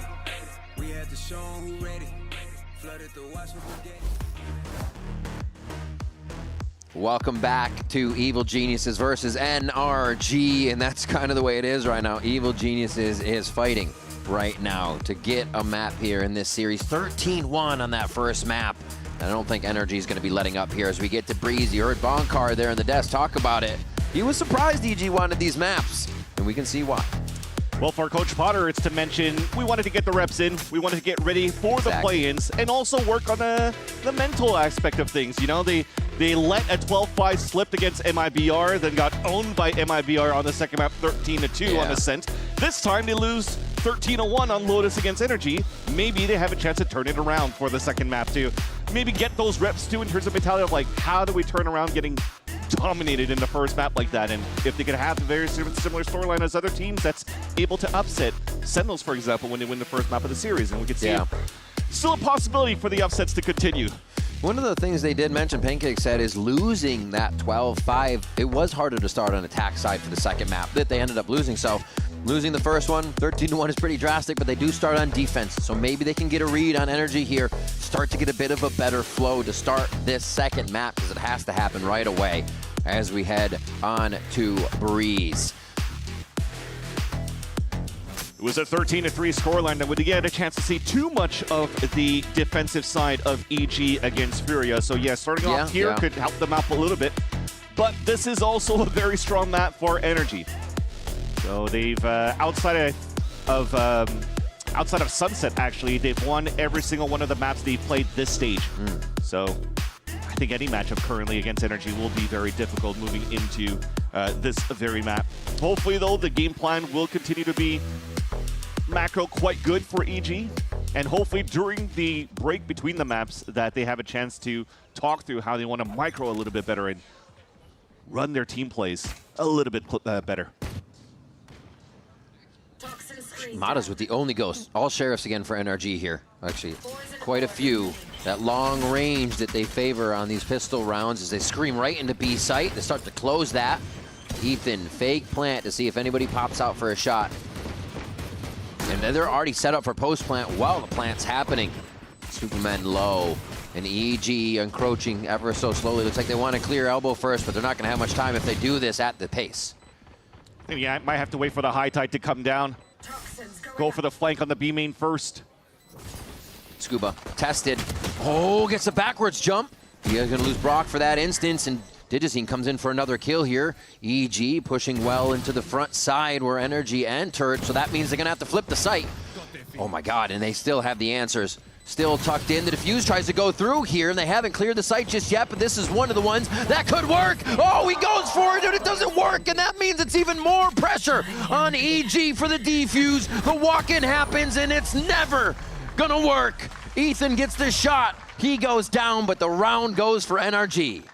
I already felt in the retake of EG that it was going to be very difficult. The first curveball through the Viper wall was perfect. They catch one off guard, they take down Brock, but then you have a 3 versus 1 in the B main. And instead of going for a triple swing for the kill, you burnt the paranoia from Superman from the bottom staircase. So what type of flashes do you have on the retake into the site? Nothing. So now, once again, just like Lotus, you're running through smokes, you're getting picked off, and you give a chance for Energy to turn it around. They almost got the defuse under the nose of Energy, but at the end of the day, it still comes down to the pressure of the time of the defuse that makes EG scramble, and those mistakes happen. You could see feet on the one-way, and he still kept swinging. Oh, EG is kind of antsy. They're hungry to get these plays, but also forcing a few errors for themselves. As Energy get the plant. And they'll be able to set this one up nice and easy. Evil Geniuses will look to just die to the spike here. It's so clean. You hear Energy in their interviews, and they say every game is a we-must-win game type deal. Doesn't matter if it is in a championship or not. So that's why they always look unstoppable. Well, that's why you want the championship point as well. This is the last one you get before you get into the playoffs and see how deep you go in the standings to get more points there. And they're what? If they win this one here, they're going to be 1 point away from tying up with G2. I think it's at 17 points. But most importantly, you know how difficult these matches are once you get into the play-ins. Just like Ender said, what's happening currently in EMEA right now, so many Tier 2 teams are actually upsetting the current partnership teams in their current runs. So we could have one of those games. We have M80 for Christ's sakes in our rosters, right? They could knock down teams like Energy, and if you fall down early, thankfully, at least hopefully, you have the safety net of the championship points to get through the champs. Yeah, M80, they might be one of the most hungry teams that have been on the cusp of finding themselves on that stage. Bestia, 2G, teams that have had players on this stage that are going to come in very hungry that EG is going to have to worry about. Super excited for that, to see the return of a lot of these players from partnership and probably come back with a vengeance, which, again, we're currently seeing that in EMEA. Magnum, Patty Tech, having a good time so far. Well, so is NRG, as they are controlling this game and look to steer it straight towards mid and use that harbor wall for Kiko to break the side open. And he's really just the one kind of selling this. They want to see how much EG will move for the bonus round. Spam through, though, as Digicine gets that first kill and Bao will answer across the map. They're finding the back of NRG the whole time with the little inserts EG has had. Ethan pushes forward as they have to make room in the site, but it's not going to work. EG is not stopping. They're pushing forward a little bit more, and the Stinger's only going to do so much from there. EG come back for the bonus round this time. Yeah, stopping Energy's bonus round is a great start. Not getting it converted last time around there, just like on Lotus. But that said, Energy's walking into this rifle round with their own null command. You're seeing how Energy won this round. Lots of sprays through smokes that got some kills, and it's just a little bit harder here for the Stingers to play that long range in an open site. We'll see right now if Energy will try to go for some sort of a hit with an null command. Shadows traveling. side did they put it on? Yeah, it could be a very well a fake to that. Oh, wait, the pop flash pulls Zerona's ult out immediately. You have to be kidding. That's crazy. Guys, moving over with the rest of the team. Probably Null coming into the A site as well. Yeah. Oh, There's energy. only one person inside this A site. Dash in, take that space. Super textbook here, but Superman looking to mix things up. The timing works for him. Scuba decided not to peek, and he's going to be able to clear him as well. It takes a third just to take the Superman down. Waiting for that wall to drop. It has fallen, so EG's about to get their peaks on. That means Energy is hiding to create the crossfires. Not looking at a Brock ultimate here, so he's going to try to get a long peek on before he can get back. Is he going for the full swing? The fight's already happening inside as the paranoia comes through from EG. Ethan clears with a fragment grenade. Looking to back each other up, kind of trying to take the same angles for NRG, and Bao gets two. In this, the late drone. The jig is up for Brock here. It's going to take the firepower, and it's going to be the firepower! The Brock to gone! Oh, that's gotta hurt. Bao and Superman did whatever they could there. They each had a two-piece. That means that there was only one player remaining, being Brock. The util was great for the wraparound for Energy to just stall, delay, perfect plant scenario as well, plant position. Oh my God! That never puts them in a place where they were supposed to play an A main in the first place and gives enough time. That's the reason why that plant went towards that back of the site, so that Brock could wrap around. Maybe not necessarily go into a clutch, but man, does it make a nice little highlight reel for Energy. That forces the eco for EG. That is insane.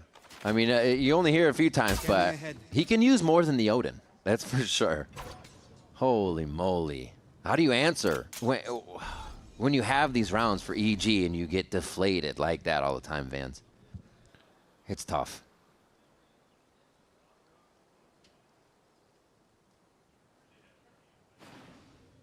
Energy kind of knows, of course, that EG's on this eco right now, and at the minute mark, trying to see if there's going to be some sort of a pop attack on that side, and already the recon dart comes out. That probably gives an inkling that there is a little bit of concentrations of defenders in the mid take. So look at them all fall back right now, all meeting up here towards the back lines, probably finish towards the B site. Especially after that first kill from Mata. Digizine tried to peek for some information. Who better than Digizine to do it? I respect that. Yep. He's the one that you definitely need in a roster for EG to score these first blood, especially if he has a nice pistol to work with. They're reading the elbow play. Oh, nicely timed on Mata, trying to get that high tied up. So if they can get that weapon, it's going to be huge. It looks like they'll have time to do it. They're already pinging towards it as Ethan and the team ping into sight. They need to get the plant down and set up a reverse site here, knowing everything's been flipped by evil geniuses. So annoying, too, that Scuba kept his Viper wall, so any type of rotate towards spawn will be difficult to do. Yeah. And that also secures the information that Energy currently has here on how to play this post plant. And they're not even letting EG get close to create crossfires. Taking the fights as soon as they come online, and another one happens. Zerona will try and enter all on his lonesome here. And that timer is already ticking, so this is the pressure of damage. And there's one. Ooh, the swing puts great protection between him and Brock to finalize that kill. He's going to be able to get half here as he swings it.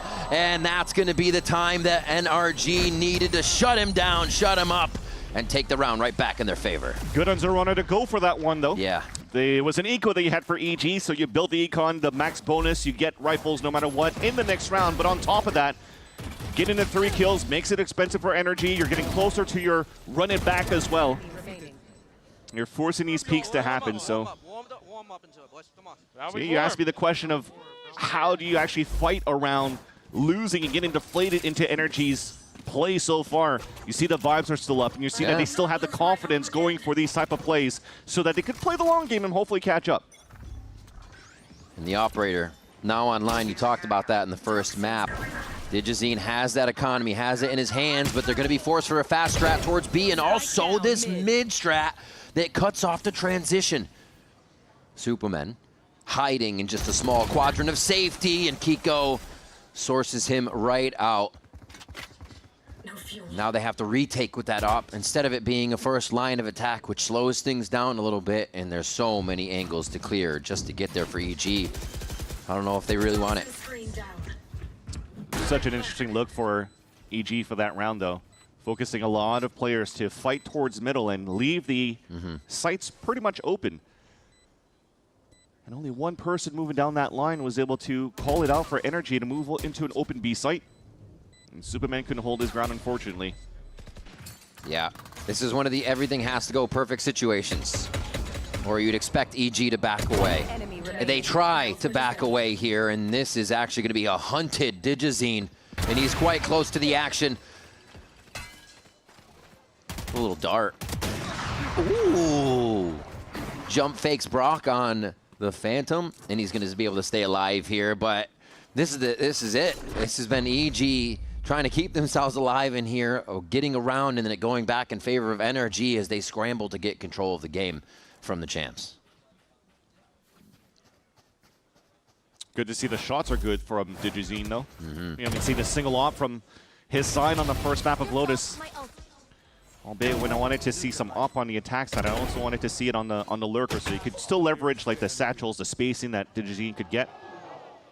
Yeah, this is a very easy series so far in the eyes of Bankar. It's almost like he's in a Tesla, his feet up, autopilot, just watching the game unravel into his favor.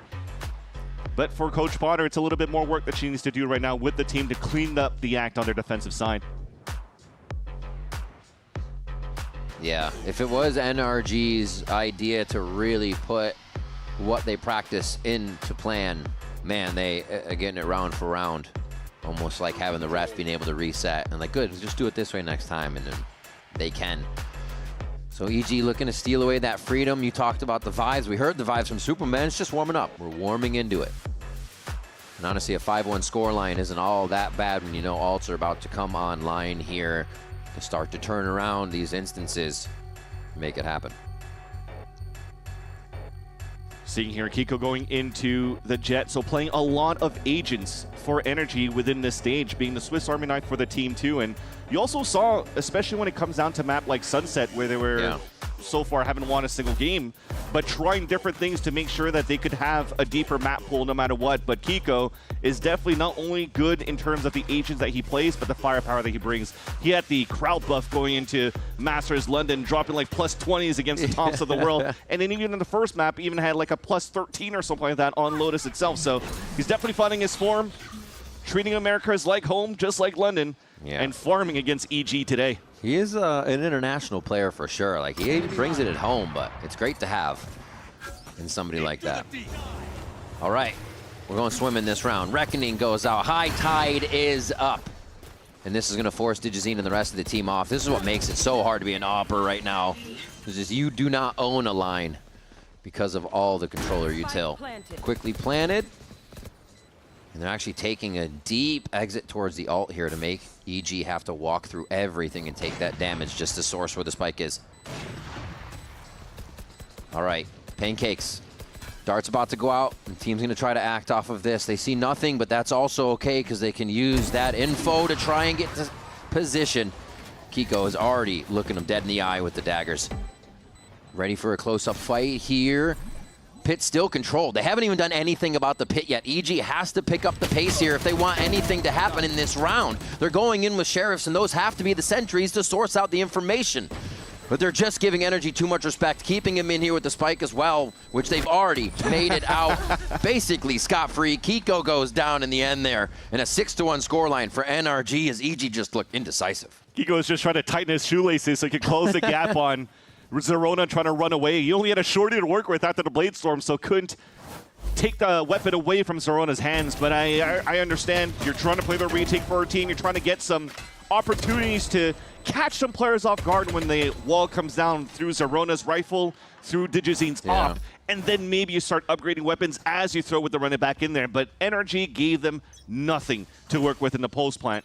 So staying very composed, despite them having such a one-sided victory for Energy so far, they're still making sure that they're playing the cleanest Valorant and not overheating in these scenarios. Oh, in a tough spot. One going in, one going out. This is huge. Wait, runs right by him! I don't know how Brock just stayed alive. They get Zerona, a nice protection from Ethan and the crew to keep that safe, and they get out without a scratch, really. Oh, Kiko got scratched, I lie. So did Scuba. But this is a rotation now from EG, trying to catch that in translation as they go from site to site. Right now, as Mata just got walled here, legged by Digizine, and he's also spotted the drone from Pancakes on the top of mid. Okay. Nice, Digizine. Okay, warming up is the name of the game here for Evil Geniuses. Oh, for a fourth. Let's see it. Brock, he was the one to shut down a huge round last time. Now tested against Digizine as he pulls the up, but again, oh, it's gonna be just over the shoulder. And now Brock has the entire team coming in for a family photo. Superman cleans that up in a second round now for EG. What a beautiful round by Digizine, cutting the rotates across. Like I said, Energy had so much information to start rotating on the other side, knowing that the B site's open. But these type of shots, super clean from the star duelist of Evil Geniuses. Top of the ratings when he got dropped by Loud, but was farming in the VCLs, but also in Ascension in itself. Seeing how and why Potter looked for a player like this. Yeah. The amount of first kills versus first deaths that he's able to bring for a team has been so good since the Loud days to the VCL to even show it in this stage here. A little bit of hype in mind, reset too from that Potter timeout. As AG start off with the first blood here, it's quickly taken by Ethan though.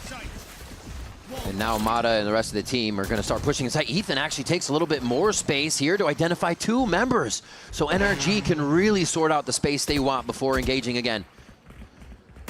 EG close to that first pyramid here. And it looks like they will wait for Zerona to get in. It's a smart play for the wall and the flash.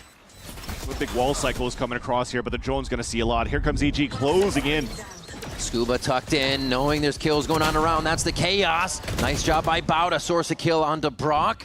And this is the come around now for Mata. Anything happening in sight is all really for naught here. If he can do this, oh my God, deja vu, and it's not gonna happen. They snuff out the nightmare that time. Superman takes down Mata, and the defuse will come through. They're trying to fake that one as well by throwing the cove in the back so that Mata could try to find the timing. At the end of the day, from the spike plant at the position, they probably had the idea, speaking of EG, that there was probably going to be another one of those trying to wrap around. Worked out well. Like I said, such good delays coming out from the wall cycles out of Energy. But once you start seeing Energy, EG encroach with the information on the drone, Nice, guys. they had the advantage on how they wanted to trade it. All right. Okay. Time to take control of the steering wheel once again. A little bit more of an idea on why EG wanted to choose Breeze now. Setting in for the squad of NRG. And it is get to that op. And the first one may have missed, and they may have cut off Digizine on the first few lines, but he created his own space that round to make sure the op could come online. And that's exactly what the EG picked up Digizine for, to be that guy. Yeah, and I just talked about the Energy, how clean they were in terms of the Valorant gaming that they've been bringing throughout this series.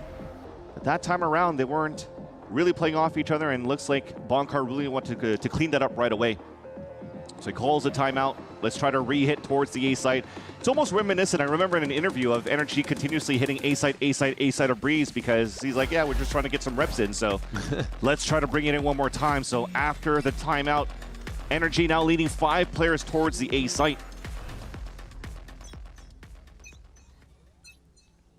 Starts with a knife to get information towards the A line, so they know at least that Digizine's not opping on that side. So let's see how they execute into A. 2, on top. Dead. One Phoenix. I'm all lead, I'm blocked.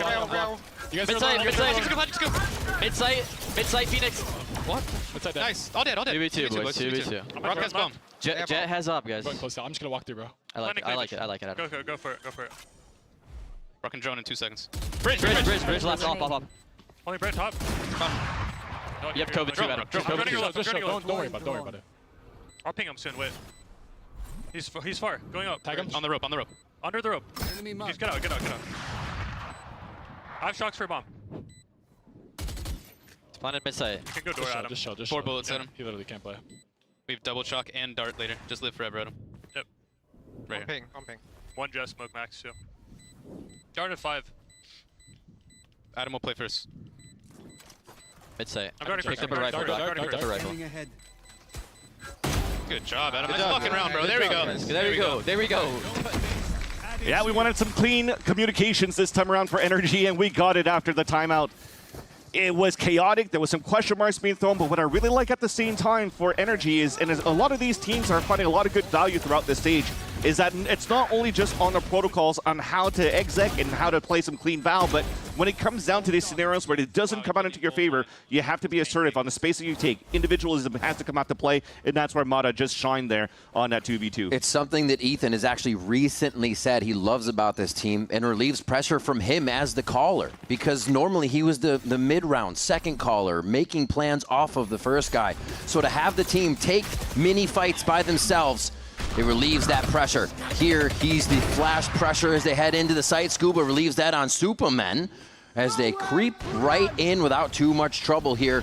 On to Evil Geniuses, up the gut. Pancakes hits out the Hunter's Fury and just misses out on a kill. But Mata sources one. They're fighting on all fronts here. They're still attacking in the post plant. And EG's just not ready for it. I mean, they didn't plant, but still pushing, I should say, in that site.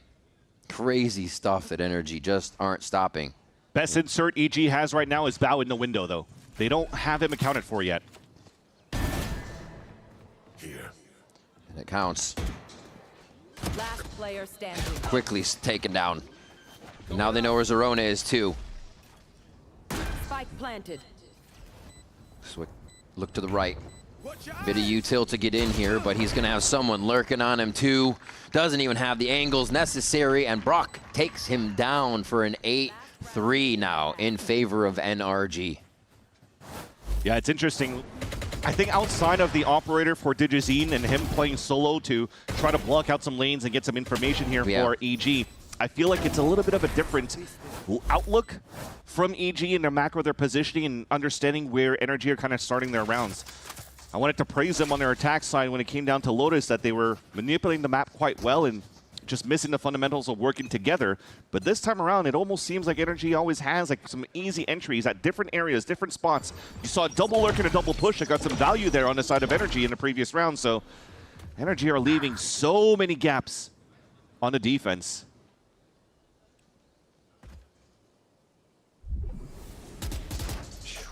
They're just trying to just get sourced kills here in the beginning of the round. Extremity, but they've lost B. Kiko goes down right away. So the question is, how do they get in now?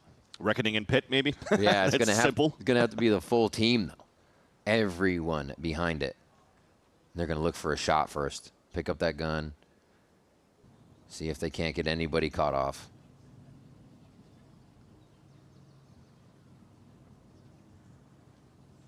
They've chosen the soft site.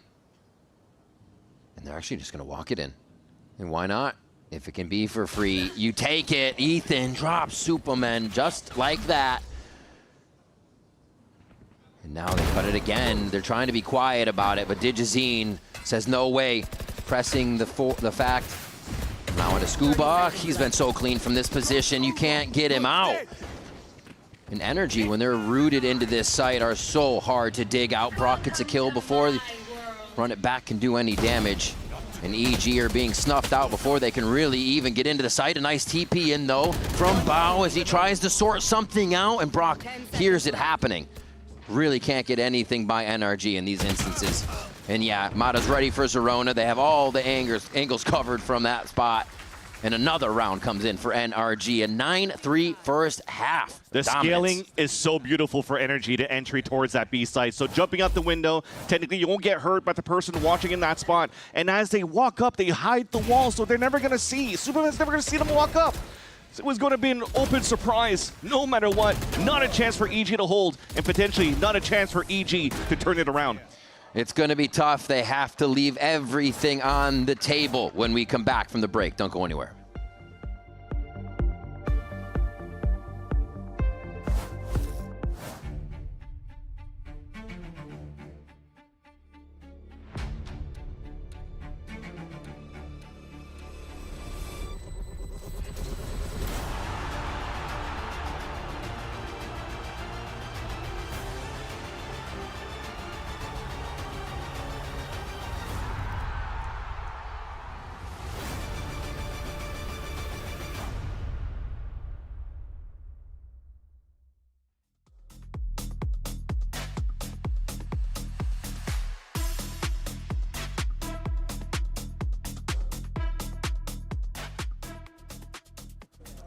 You guys always see the players walk out, but what happens minutes before they do that? Usually they're going to meet right backstage. On my right, I have Energy, and on my left, all the way back, I think you get the chance to see EG.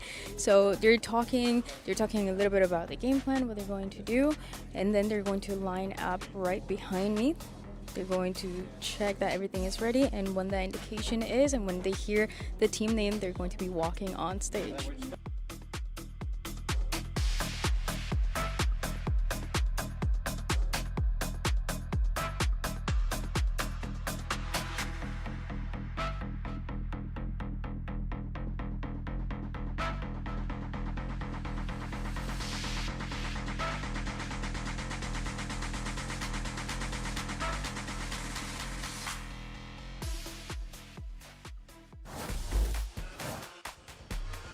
Welcome back to VCT Americas, halftime of map 2. As we look to swap sides and get EG on attack here to see if they can get some momentum. That first building block is going to be pistol round though. And NRG has been stealing them away. Exactly. Not getting the one here on Breeze either. So currently 0-3. On the defensive side for Energy, if you're looking at their pistol round from the attack side compared to this one, they're a little bit less shares on their side. They do want to use a little bit more util, especially when it comes down to the ones that could stall for Scuba and Mata. So goes for them, Snake Bite, Cove available. Should I say the High Tide, as Ethan's trying to find his timing here through the mid-smoke. Playing anti-flash on his way down. Oh, God. Didn't expect that second wall there for a second, and he didn't expect Superman. Inside the site still. Scuba is just between the pyramids, and they can just pop right out to make this troublesome, but EG answers very nice. The mid-round adaptation has been working here as Superman's able to get that flank kill and really start to send NRG for a loop. Mata with pretty lethal ghost will have to make noise to enter into the site, and they just have that insurance policy of Superman at the last moment. Oh, no. Vance, not like this. Oh, almost on the reset there. Bao is able to get the better ghost in. And they get out with the round. Pistol, we talked about it. That's the first stepping stone. Still surprised of what was the call here for EG in the post plan, why both of them are walking back towards the A main. You already had Superman that cut the rotates over on the mid side, so he could play the contact for anybody walking across towards the A side, so the two guys on the pyramid could swing out. Maybe because of this position of Kiko right here, EG maybe expected it was a double flank.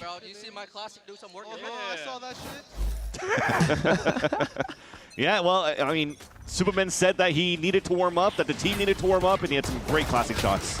Ooh, more classics being fired here as we get into A main. And quickly scooting out. Mata's going to reset for a re-hit here. A right click.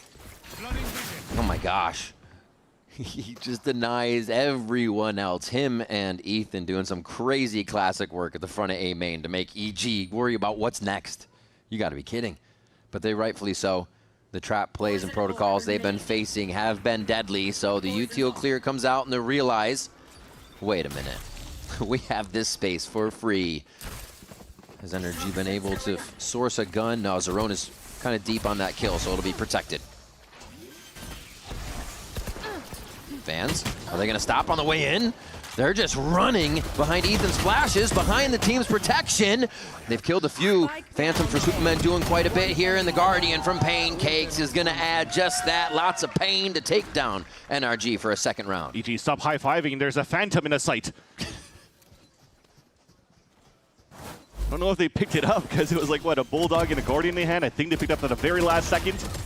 But yeah, it was very nice. Good round here for Superman for the pistol round into the second one.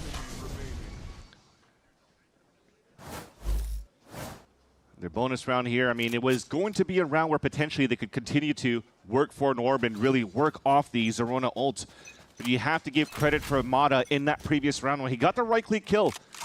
And now forces Zerona to pick up an orb and look for an extra kill before they could start activating. So it's going to slow down EG's round for a bit here. Not necessarily playing any type of forward positions. They're just waiting to see if Energy's using util on their side. This round's going to develop a little bit more at that minute mark. Looking for that Ethan spot. On the pistol round, that is. He is not going to be pushed, but he will be doing a bit of leaning for the team as Digizine leans into that, takes down Mata. So that retake for Energy becomes quite a bit tougher here. It's a great start, too, on the bonus round for EG, because Superman only has a Ghost to work with. So that's kind of weak when they want to try to entry into the site. It seems to be a split into this B site, but there's still 2 players of Energy here. Superman's wall just goes out. That's going to activate the brains of Energy to start rotating over. But it isn't really activating too much of EG because inside sight, Digizine is ready to work the back line just like that. He was a ghost for a moment. Energy had no idea. They're swapping it around enough time to make sure Zerona gets the plants here so they can min-max a bit more. And what a bonus round, like you said. This is the momentum and the confidence EG needed here. So they didn't pick up a weapon or save the Phantom on the previous round, but at least Superman's able to pick one up here off the corpse of Scuba in the back of the site. Works out. I think right now Digizine just slipped through the net. Had such a beautiful 1v1 opener through the mid double doors. There was no reaction coming out from Energy because of how they were currently setting up their defensive line. It's very similar to what we keep talking about when you're not playing a Cypher here on the comp and you don't have some early mid control. The players have to play so far back. So as soon as the smoke comes up here towards this tunnel side, that blocks the whole vision of Brock. Ethan was trying to play an angle, and then Digizine is able to find the timing to get inside that smoke that allows EG to go for the pop split, and for even Digizine to get value of a 2-piece on this side exec of EG. Oh, and he gets the kill. So Zerona gets ult there because he wanted to die, and then Digi gets his kill, so they're nicely setting up these rounds there at the end to chase down. And there's that opener. And yeah, that separated the map so much. Jeez. Thank you. He's like, I'm working. Yeah, he's locked in. That's the gamer mode position of lean in, put your elbows on your knees, and just stare at the screen, because it's time for EG to play the comeback in the second half, looking much better on the attack side. Outlaw in the hands of Digizine, knowing here that Energy are going to be on a low buy. Only thing that Kiko has is, or at least that Energy has, is a rifle in the hands of Kiko. And a half shield. He's currently watching that towards the mid line, but he doesn't want to give too much space. And that paw flash attempt to peek, unfortunately, gets blinded by Ethan, so they still get 0 value on where EG is currently set up at the beginning of this round. Well, they choose to try for A main next. And they will choose correctly. Behind door number 1 is the first blood of the round. Digizine goes down. Zerona is still here to crack that egg and make sure the team can get into B. And they'll be forcing Brock right off of the site. So this is about the EG post plant now. They are numbers down. They're going to have to really make this work if they want to keep the momentum up, because I feel like Energy could just take it all back with this round. Mata picks up the Outlaw. They're going for a double flank so far here. They are trying to activate a little bit more quickly. Second flash doesn't give a chance for Kiko to peek as cleanly, but thankfully nobody was there. If they could encroach onto Scuba at the bottom of this B site, this Reckoning could do a lot of damage. Superman hears it. He's going to be calling it, but he has to keep his eyes forward, hoping they jump over his head here without too much focus. Oh, he's able to get both somehow. What a correction and what a read. Now, Energy's hand is forced as Kiko dashes in. Actually gets 2. Could get his ace. The first one in Americas as he locks it down.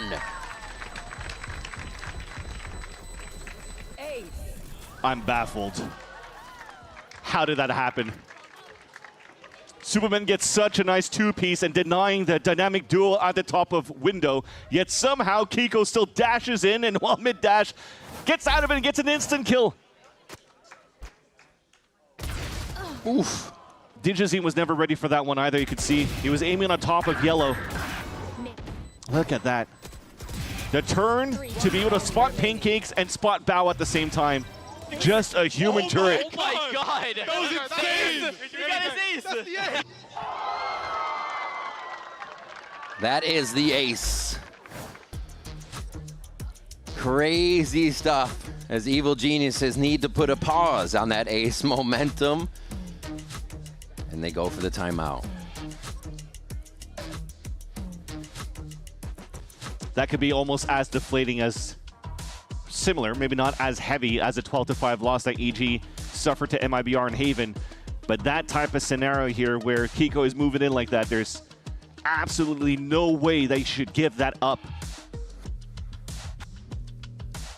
In moments where EG were losing a lot of those man advantages against MIBR, it was them running into somebody like Verno and just getting mowed down, where Verno just clutched against them every single time. I mean, you're seeing it here.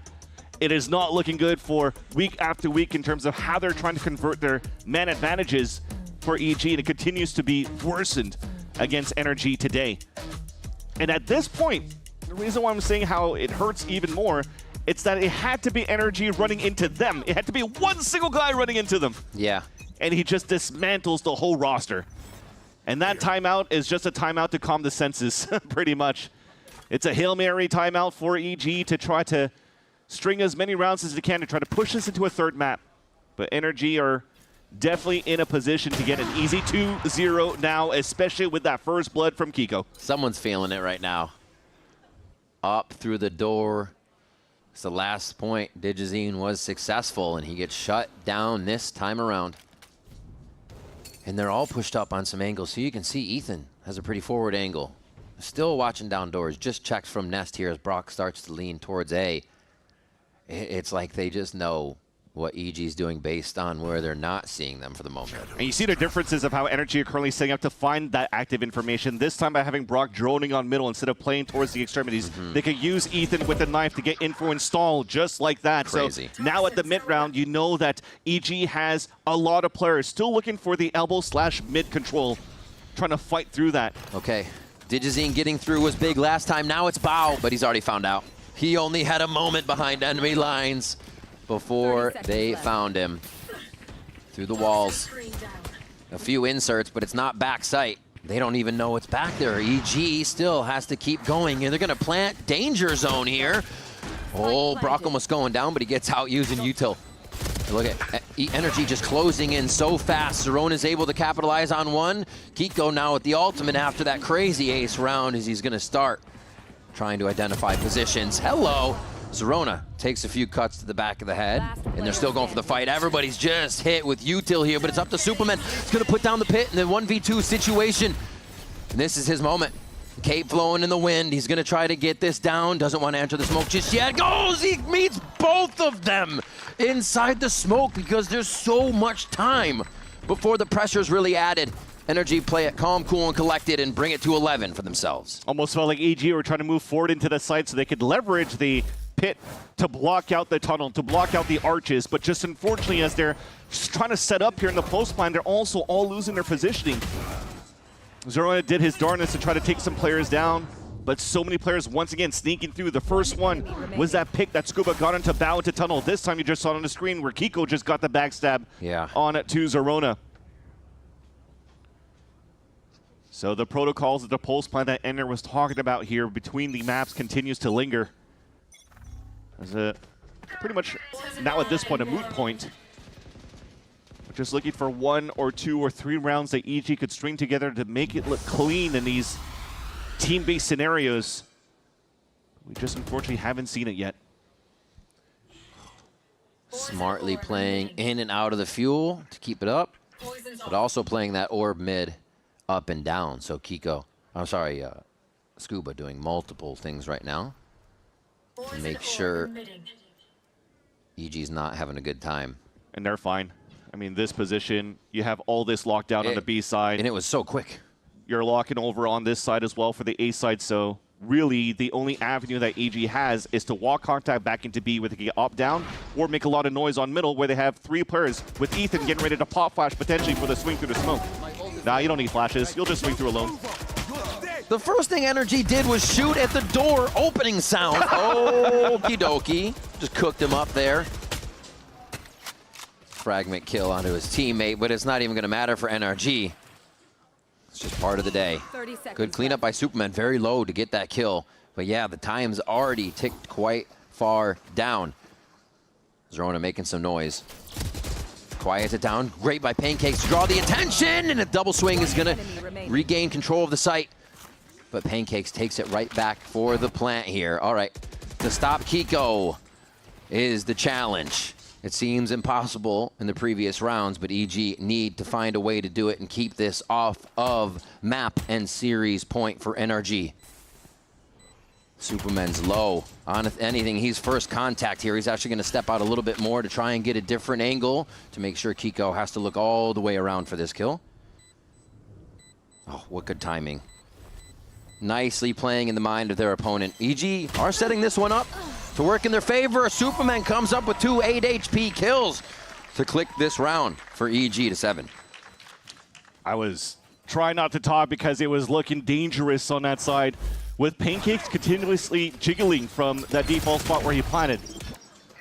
You already had Superman into the A main. He had to be the first contact. If you kept jiggling there and you get instantly owned by Kiko with the way he's been playing so far, Superman had no HP at the end if it had to be a 1 versus 1. So thankfully, though, they waited for the recon to come back up. They secured the position of where the rotate of Kiko was going to be on that 1v2, and then they played that to a decent trade to put their 7th on the board for EG. Still for Digizine.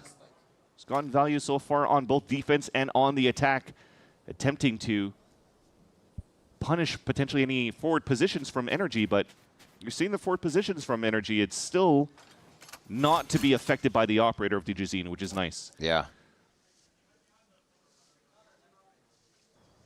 See where they go from here as it's towards the left side. EG want B. They're going to get sourced out pretty hard here. Everybody tries to hide in window for a moment. They just see Zerona. And that's not enough to commit any movement for the map. Brock got information. He's falling back. He has the Hunter's Fury to work with as well. So play soft side, support Scuba in that sense, or even stay back towards the arches so that the team could meet up and flood with the Hunter's Fury. So NRG just wants to give that up. Up and over, flash and in. Hunter's Fury on both sides are paying. Pancake's going to use it right away as we're battling amongst the lightning. Now Mata for one. Scuba answers with another as EG trades it back quickly to try and regain control of the site. And they're actually just taking the fight straight up as Brock takes down Zerona. They keep moving in now, the 2v4. This is just going to be Kiko sourcing out here. Should be Pancakes having trouble to make it happen. And yeah, he's trying to look into the site for the rest of the members of NRG, but they're everywhere making it work together as a team. And that's going to be map and series point here for the defuses. Kiko gets it, now Ethan jumps in there to grab it.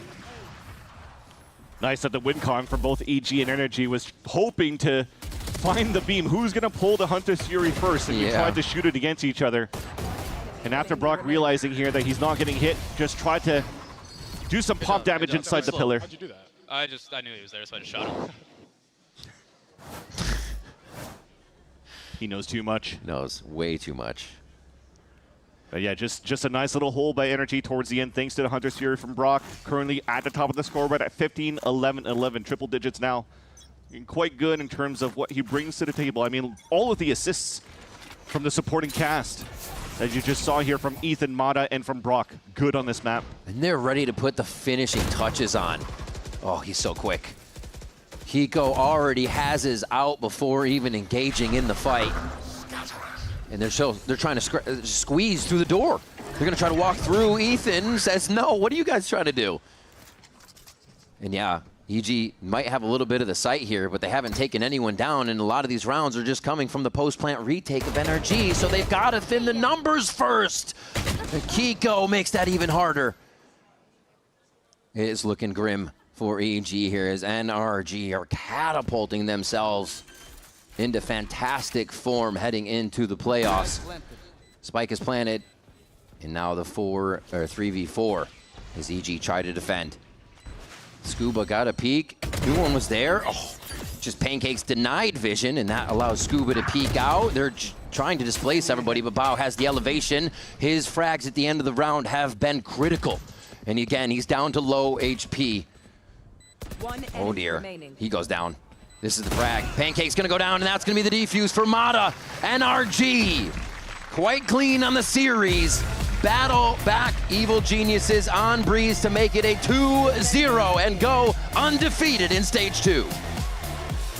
Big points there for Energy, and also comfort moving into the playoffs. Now skipping the play-ins, having an extra week of practice, being able to see after the draw show who potentially they could face off against. So that's going to mean a lot here for Energy side. For EG, though, it's trying to, I mean, the only thing you have right now to try to make it to champs is to make it to the top 2. So the gauntlet starts next week. You've had your reps in. You've tested a lot of different maps against some very tough opponents in your group stage. And then hopefully it's going to be enough for them to get ready here into the play-ins. NRG looking fantastic. Kiko getting his America's ace today. And you would be like, wait, that's his first. The guy's always playing out of his mind. I mean, you have to look back to what? Team Liquid versus PRX in Toronto for his Raze ace on Split. For another one, right? It's just like, how is that the one? But yeah, he gets it. You heard the team cheering about it. Everything is looking up for NRG as per usual, and the champs got to be feeling good. Yeah, especially continuing such a good form here from winning champs last year. There's a lot of teams when it comes down to winning champs that if the team dismantles or if they find their form going to the next, even teams that make it to grand finals kind of just somehow can't adapt to the meta. But Energy, when they're trying different things, trying to get their own double duelist meta going, they're like, maybe we just play our own different, our own identity.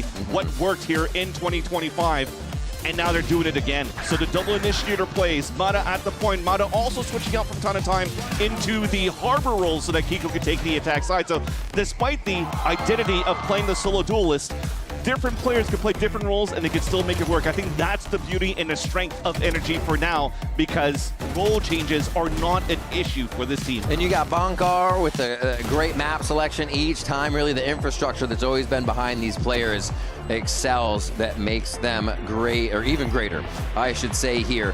Another good round for NRG. They have time to prep and practice now, but let's hear about that game as we send it to Dryad down on the stage for the Verizon post-match interview with Kiko. Thank you guys. Energy go undefeated this stage 2, and I'm here with Kiko to start off today to talk about what this stage means to you, and talk to me a little bit about what it means to go undefeated with a team where you were the last one to join, and you always, as you talked about, of having that pressure of trying to get those wins with them as well. I mean, it's really nice, to be honest. I think 5-0 is a good bounce back from London after, you know, we got groups. So yeah, we bounced back pretty good. We figured out some roles, and yeah, we're playing good. And it feels like you are honestly really humble about how incredible you are and you have been. Today you were insane with the Omen. You got the first ace in Americas with that Jet. You were popping off. The team was hyping you up. So tell me about the growth as well that you've had as a player, and also what is letting you, do all of those things now? I mean, yeah, definitely a lot of growth this year. Just playing a lot of roles and being in a different team environment. Yeah, I mean, just a lot of experience about like being in Americas and just changing region and everything like that. What is going to be the focus now looking forward to playoffs? You're going to have some time to maybe watch some teams, focus on yourself. What is that next thing that you individually and also the team want to focus on to be ready for playoffs? I mean, still rounding out our map pool. I think I've said it a lot. I think we're going to fix a little bit of the problems we have, and yeah, just getting better. We have some time off finally after like a long season, so not time off, but like a little bit of a break between playing games. Are you guys planning on watching a little bit of countering to what's going to come? Yeah. I mean, yeah, definitely. We're going to watch the games, and yeah, we're going to see, like, I think the tier 2 teams and playing in the play-ins, so it'll be interesting. All right, thank you so much. I have one last question for you, because you know these teams up close. Next matchup and the last one of the regular season is going to be Loud against 100 Thieves. Who do you have winning there? I'm going to say Loud. They're kind of destroying us in scrims, not going to lie.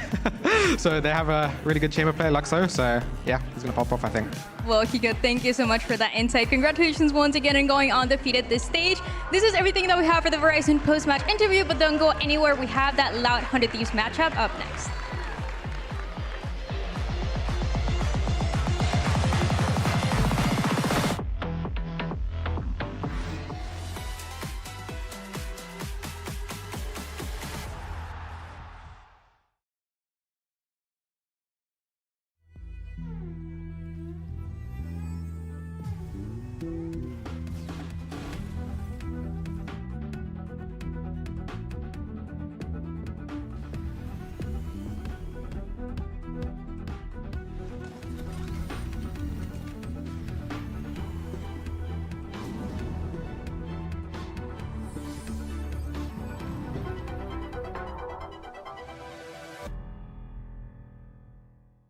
human body was built to move. Not trapped at a desk in one singular posture for 12 hours a day. It's time your chair evolved. This is Secretlab Titan Evo. Ergonomically engineered for you, gamers, hybrid workers, artists, backing your every move.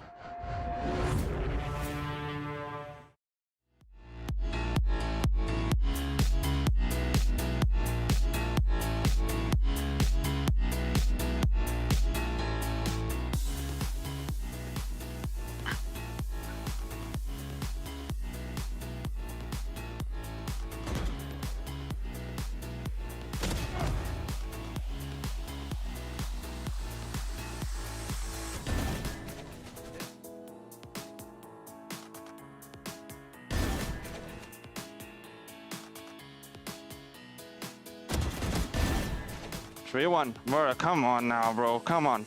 Make it interesting. Make it interesting. Come on. It's hard. You're lurking around the map. I can't find you.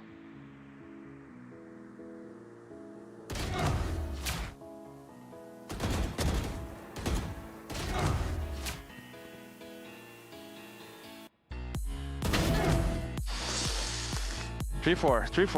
Dude, this map is so scary. There's so many. It is. I have to like find you.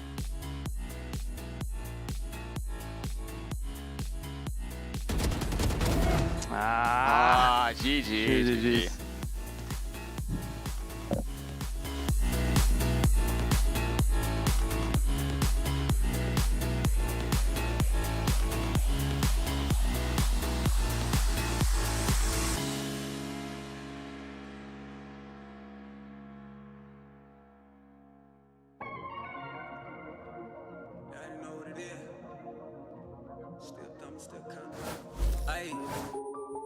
Loud shows some pretty interesting stuff. They have great contact players. Like Luxio, for example, they're great at contacting, so their whole playstyle kind of revolves around just walking together and taking timings.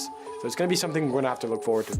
We're just gonna be all playing our game, doing our thing, and not letting them like take over. 100 Thieves bring the fight up into the face-up Sentinel, swinging around the corner. There's Asuna, and he gets 4! Are you joking?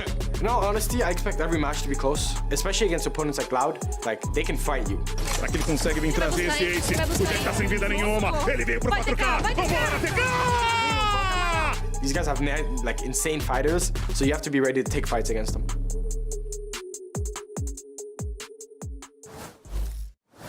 Welcome back to VCT Americas. We're finally here. The final match of the regular season. It's Loud versus 100 Thieves. I am Zoe here, joined by Ender and Emily to break it all down. And guys, these two teams are now fighting for that #1 seed. I'm so glad that the final game of the season is the one with a little bit of heat on it as well, right? Especially because Loud just came into this with that huge upset win. It's just to determine who is #1 in this group. And they looked fantastic. I'm actually really glad we're getting to see Loud what they should have been in stage 1, coming in with these new rookies. Erde finally getting a little bit more confidence in his calls, whereas on the side of 100 Thieves, even though they had a little bit of a weird upset happen to them, I still feel confident and we're gonna get a great showing today. I love that both of these squads were involved in a weird upset this week, right? We had, of course, Loud being the giver of an upset with their victory, but then 100 Thieves were on the other side of it, right? They had,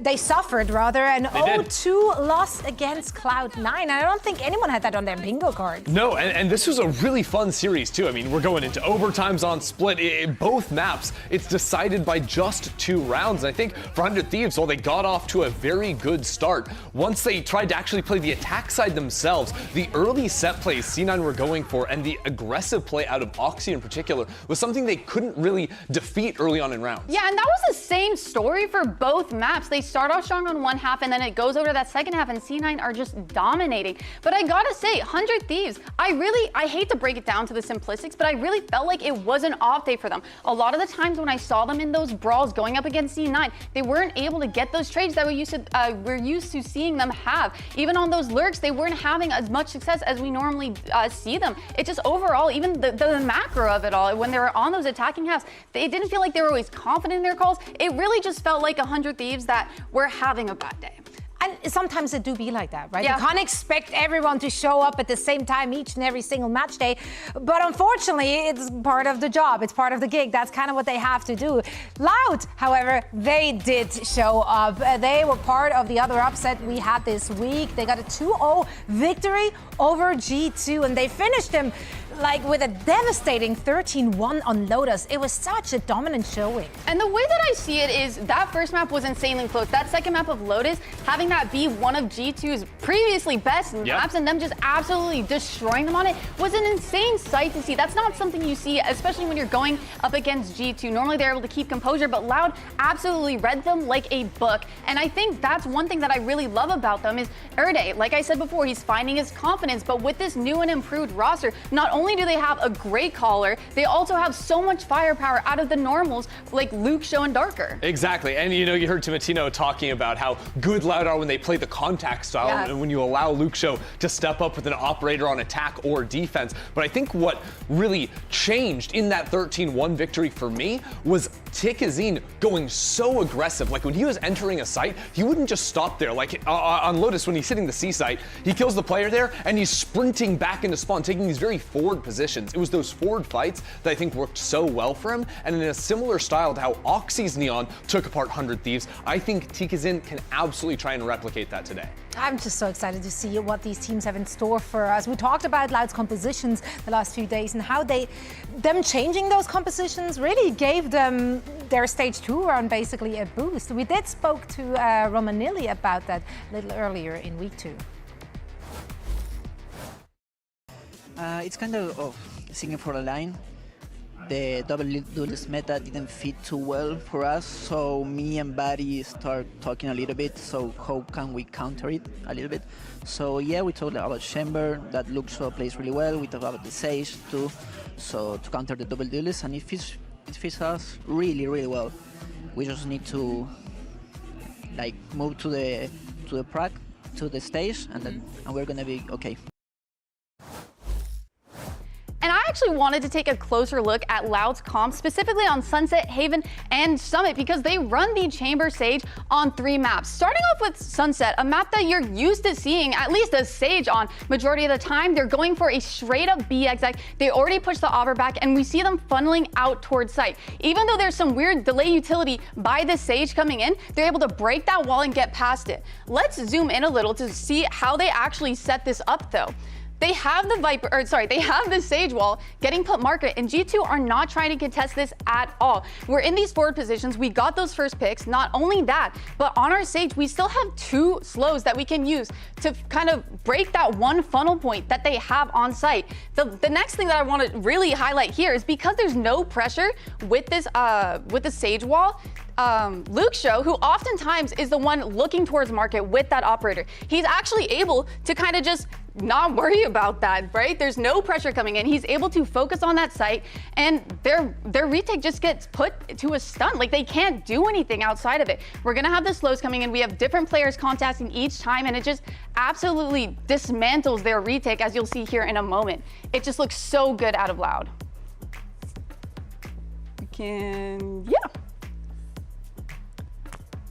Luke Show gets the pick. It all just kind of falls apart for them there. But when you look over at Haven, this is where it gets interesting because you normally don't see Sage Chamber or even really double Senti on this map. But this is the one thing that's hard about this comp is it can get a little bit hard to go for these more creative plays, I would say, especially when you're not having the right spacing. So let's take a look here. First of all, what they're trying to do here is they're going for a A-Link crunch here with our Neon pushing A-Link and our Omen TPing in spawn, and the whole plan is that they'll fight and take this space. The problem is, look at the spacing here between our Neon and our Sage. There's no follow-up, there's no pressure coming in, and as you'll see in a moment, is they get absolutely obliterated. Neon dies, the Omen gets picked off. We actually threw our Sage wall over here, but there's no pressure behind it. There's no utility, there's no follow-up. So C9 is able to just kind of dismantle that and disrupt it. They don't have to worry about it. And I think that's one thing that when you're looking at the Sage and Chamber comps, you have to be so exact with the timing of your execs, the timing of your utility. Otherwise, it can fall apart very fast. But that being said, they still won a good amount of rounds. That half ended 6-6. And when they did those straight up execs, it looked great. I look forward to kind of seeing what they do with these creative comps, and who knows if they'll run it on any more maps than the first 3 that they've already done. It looks great. I look forward to seeing what they bring out today especially. But for more on Loud, let's send it over to Dryad and check in with Darker. Loud and 100 Thieves are fighting for the #1 spot of the Omega group, but both are in playoffs. So Darker, congratulations on making it to playoffs. This is a matchup that is going to be great for practice. So what are some of the things that you're focusing on ahead of playoffs? Desde el comienzo de la semana sabíamos que teníamos que ganar las 2 partidas. No estábamos pensando en que Crew iba a ganar contra Sentinel. Entonces, es el mismo foco toda la semana, intentar ganar, intentar ser mejor y solo eso. At the beginning of the week, we knew that we had to win both matches. We were not taking into account that Crew was going to win against Sentinel, so it's going to be the same focus that we've been putting before. Yes.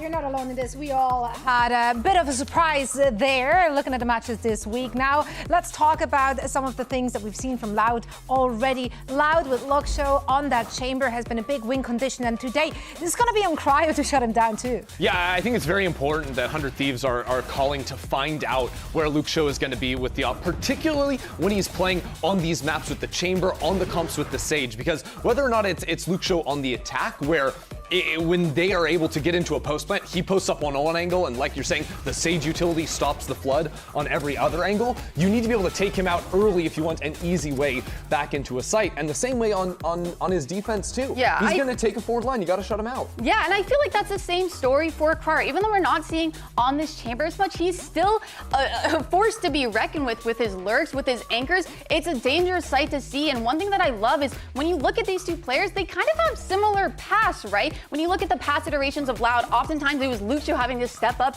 and kind of get a bunch of those kills, a bunch of those first kills, and kind of carry his previous team. And the same can be said for Cryo. He was the standout player when he was in his chamber era, constantly going and dropping insane 30 bombs and getting insane first kills, and again, helping his team so much throughout it all. And here are our maps. We will be seeing Summit. That makes me happy. Loud picking Summit, then 100 Thieves will be taking us to Haven, and if it comes to it, we will see Ascend at the very end of it. So you just broke down those chamber Sage comps from Loud. I expect to see them again on Summit from them. I mean, I hope so. It looked good. It looked like it fit their playstyle when we last saw it. I love the aggressive angles they were taking, especially on that map of Summit. One thing that I'm excited though is to see 100 Thieves actually being forced to kind of play it. I actually talked to Vora in a previous interview about, you know, do you guys feel like you're ready for it? You guys never ban it. You guys kind of just floated around, and he felt confident. He said their scrims are going great. He was just kind of waiting for the opportunity to show it, and now is his time. Yeah, and getting to start on the defense side as well, I think is a cool thing to see. I think we're gonna have a Cypher coming. I think I saw that one for Cryo, and that to me is the de facto agent you need to look at on defense. Watch the best Cyphers on this map. They're staying alive for so long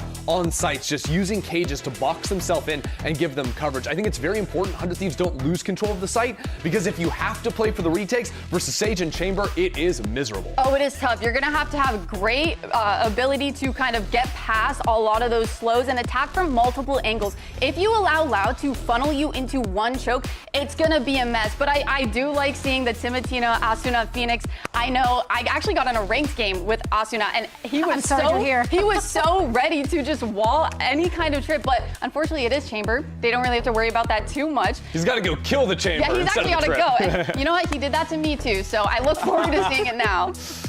Yeah, I mean, obviously a big threat for the 100 Thieves squad, or for the squads going up against him, has been that double duelist Asuna-Timotino duo. How does Loud shut them down? I mean, on the attack side, anticipate fights. Play anti-flash, be ready for that. On defense, you gotta be locked in with your chamber. If Luxio's having a good game, I think it's very doable for Loud. Yeah, you have to be ready to kind of dismantle when they get over to that second half on defense. Dismantle and disrupt the exits that they're going to be throwing at you. You don't want to let them get it for free and be able to take further space past that. That when you start getting disrespected by them, that's when you know, like, you have to change things up. But hopefully, you know, they'll be able to get some of this delay going with that stage, and especially getting those op kills from Luxio going. Of course, both teams coming into this with a very different experience from their previous match, right? We have 100 Thieves who want to prove themselves after their upset loss, and Loud, they want to ride the momentums. Our squads are locked in, and we're closing out stage 2 with Uber and Wyatt on the mic. Now, one upset should not erase an international championship, but for a fan base that has lived through too many false dawns, 100 Thieves lost to Cloud9 resurfaced questions they thought had finally been answered. Today, confirmation must come in the form of a win against a young, a fearless, and in-form Loud to top the Omega Group. Fresh off of the most significant win that they have had in 2026.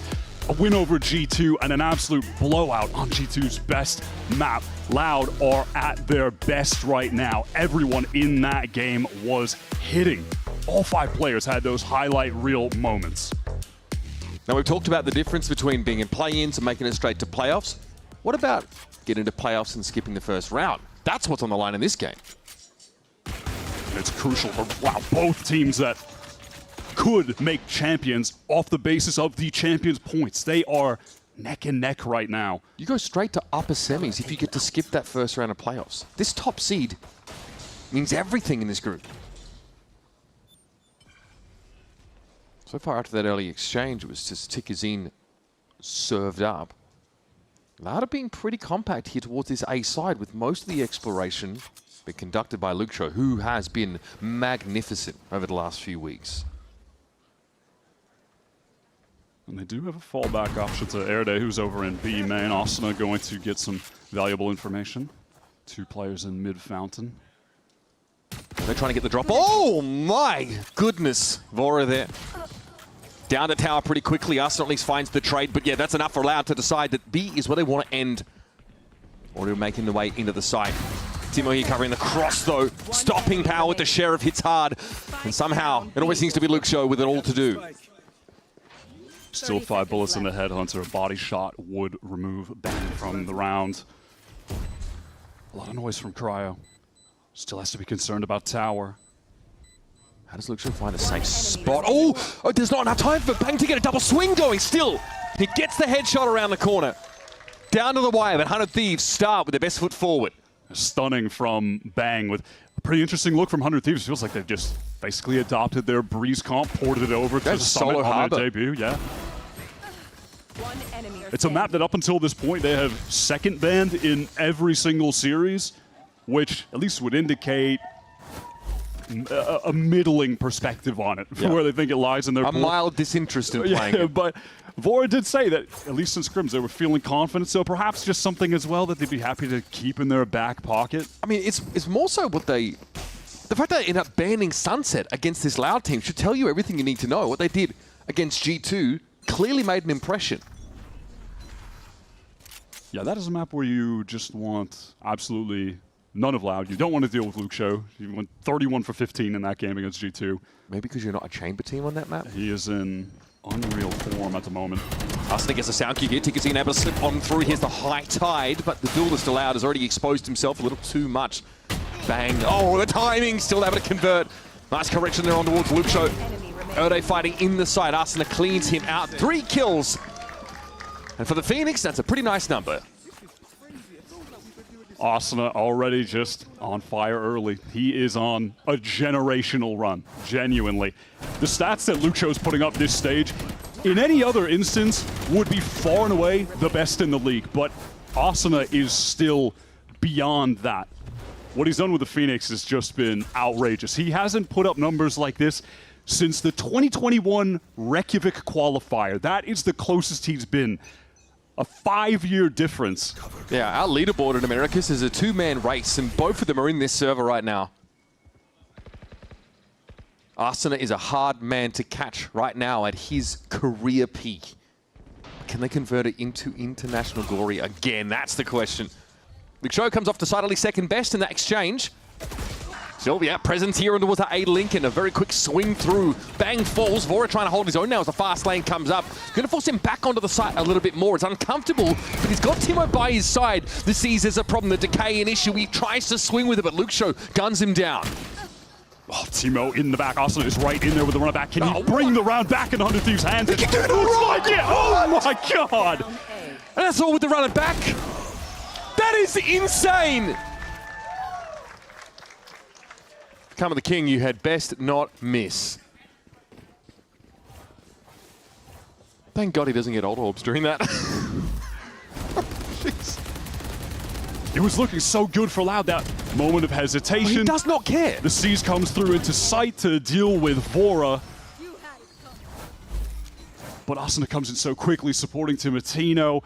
That's with the Bulldog, man. It's just I'm just so glad disgusting. that Emily got us the sideline report from playing ranked with Arsena being like, yeah, he's just holding W right now. Nothing stops this guy. All right, Luxo swings that mid with his Tor. Oh, Tor to Force. He's found a gap. But again, he is lit up early. Should be able to get that heal. But what stall utility you left with now is the defenders. Your Soul Harbor is down early. Little flash haunt play thrown towards mid from 100 Thieves, who are content to stay a little bit back. You don't want to offer anything else up to Luxo.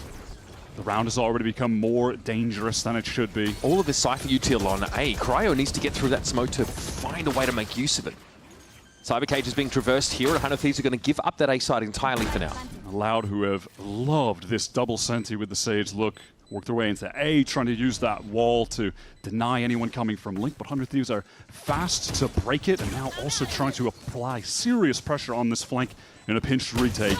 Alright, it's glad the weapon to fight this, but a good little supporting paranoia comes in, and it tilts the fight in the Uncaller's favor. Arsena, feel like impossible for him to lose these. He again prevails. And now he's going to make his way onto that A side proper. Now in garden, this gets messier. Blaze Water, navigate. Darker trying to use some footwork to get away, but it's Dovey that takes Arsena down. And Cryo's got nothing to do and no time to do it. He's out of there. Just never had an opportunity to seriously get into the mix on that site. Luxo had been denied in the server up until this round, but the first blood gives Loud a crucial headway into that round. Obviously a huge first pick, right, to get rid of the Harbor. Luxo continuing to rear his head in many of these games, but a little bit too slow for 100 Thieves here on this retake. Like, losing to Sheriffs is, I mean, after how good the last few rounds have been, not what they want to see. And that is, in addition to the round, stimulated the economy to the point where Luxo can now attack AWP. Again, you just have to call back to that game against G2. Who puts up 45 kills, and how many of them were with the AWP? I don't know, 30 it felt like, 35? He was just dominating them. What has Marta done? Look at these Odin-toting Neon players.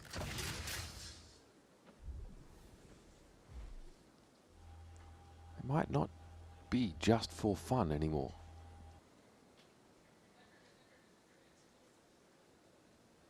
Odo being very cagey about how he clears, getting further up mid. Cryo is going to be on the line. That pressure that's about to be felt here. Double swing around the corner. Cryo pre-fires it. Has a read on it, but Odo gets the better of him, and a Rez is going to keep this Loud tempo going. That was a sick little delayed trade. Jiggle peek from Airday is fantastic. He is getting into that form in stage 2. We saw it against G2.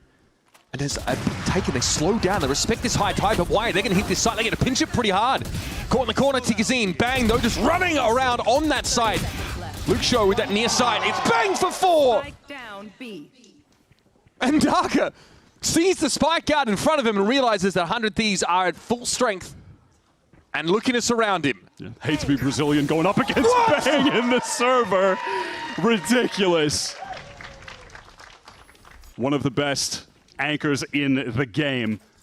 Locks down the site off of what looked like a really good Loud execute. You had Luxio working his way through main. The second he's spotted, he's trying to dance around the box. It gives an opportunity for the rest of the team to get quickly in through the link, but he's constantly in motion. Yeah, just look at the way he's maneuvering around the site's architecture. That's so well played. I mean, he's not even able to ISO those fights. Erde just can't hit the shot. I think as well, the fact you've got Timo just spraying with the Odin, constantly keeping heads turned his direction helps to some degree, but that is a stunning ace from Bang. All right. It's been an interesting few weeks for Loud. I'm not sure if they're really coming into today's game expecting to be put into this position, especially on their map pick. This is a big conversation we need to have, I think, Wyatt, with only 2 Champions points separating Loud and 100 Thieves. These are going to be critical. Absolutely could decide who's going to get that 4th spot when it comes down to things, because, you know, you're looking at the top 3. Hey, there's a pretty good chance that we're going to see like a Lev NRG in the finals. I think a lot of people would predict that now. 100 Thieves maybe that 3rd team that could potentially get there, right, and just earn their spot outright by being in the finals. But it's going to be crucial for both 100 Thieves and Loud to at least make the 3rd, 4th spots, get either 5 or 4 Champions points, and that could put either of them over the edge to qualify for Champions. And those are the kind of situations that 100 Thieves fans are terrified of, the PTSD of so many 100 Thieves so close but so far runs. So 100 Thieves need to do everything they can to not be victims of variance. And winning here is a big part of it. Just extending that lead, getting to the 9 points here could be crucial. Not again. Not again on the Sheriff. He goes. There's some potential off that darker pick. He checks Art, I think. Okay, that is the trip now being cleared by Erde, or at least activated. But there's a lot of map to work with still for Loud. No chance for a weapon upgrade for Darker after that B main exchange.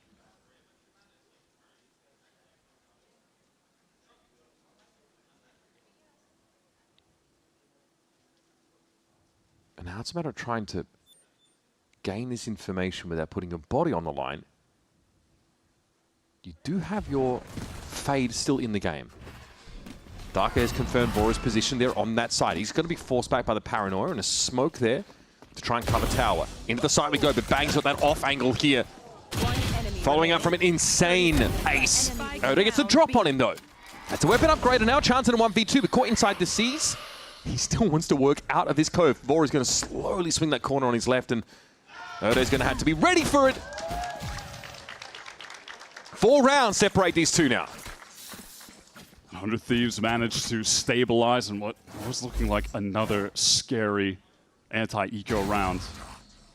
A sick opener from Darker, who in that G2 game, someone that discussed as being a very streaky player. Hasn't been super consistent this year. We've seen insane ceilings, but within even the same matches, we'll see him be the top rated on the first map, lowest rated on the second map. If he finds that consistent level, if he raises the floor, he could be such a dangerous piece of this Loud team. When he is hitting, when you have Luxio hitting, they are at their best.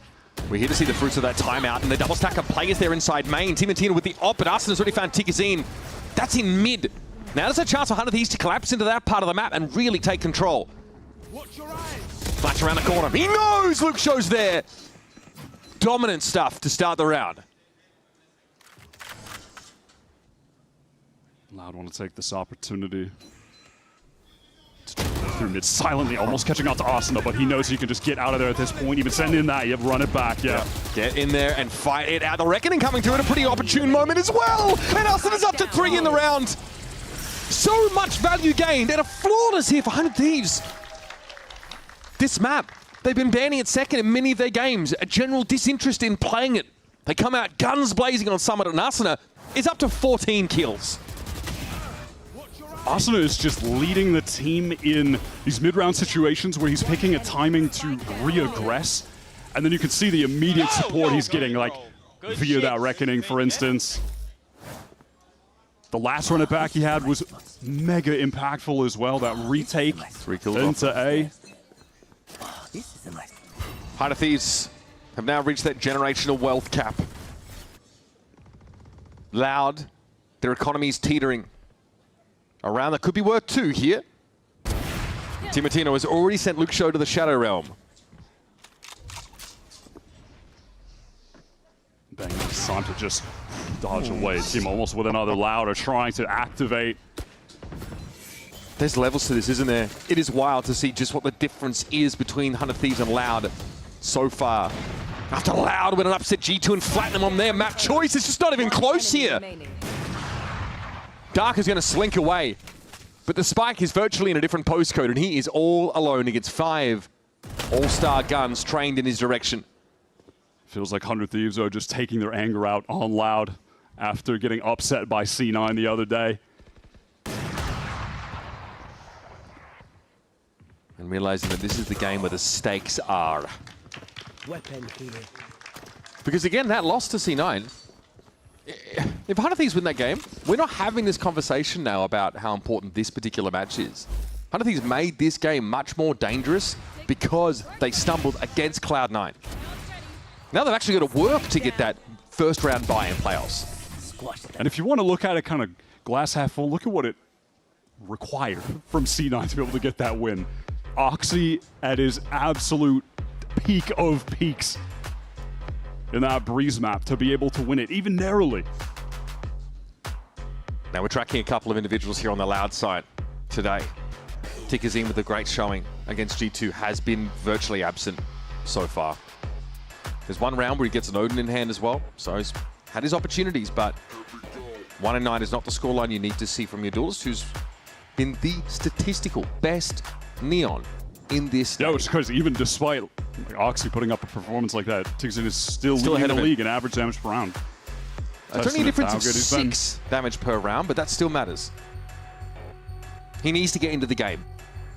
Luke Show's been up to his old tricks, but honestly, the pace that we've seen from 100 Thieves on this defense side, these pops into mid, Arsena continuing to refight into space, has been a little bit challenging for Luke Show to juggle. He wants to slowly take that space and be holding a line, an unexpected off angle, get a free kill and fall back. He's just not given that space at all. Seems like it's a key part of the NBS game plan here for 100 Thieves. Allowed out of this timeout.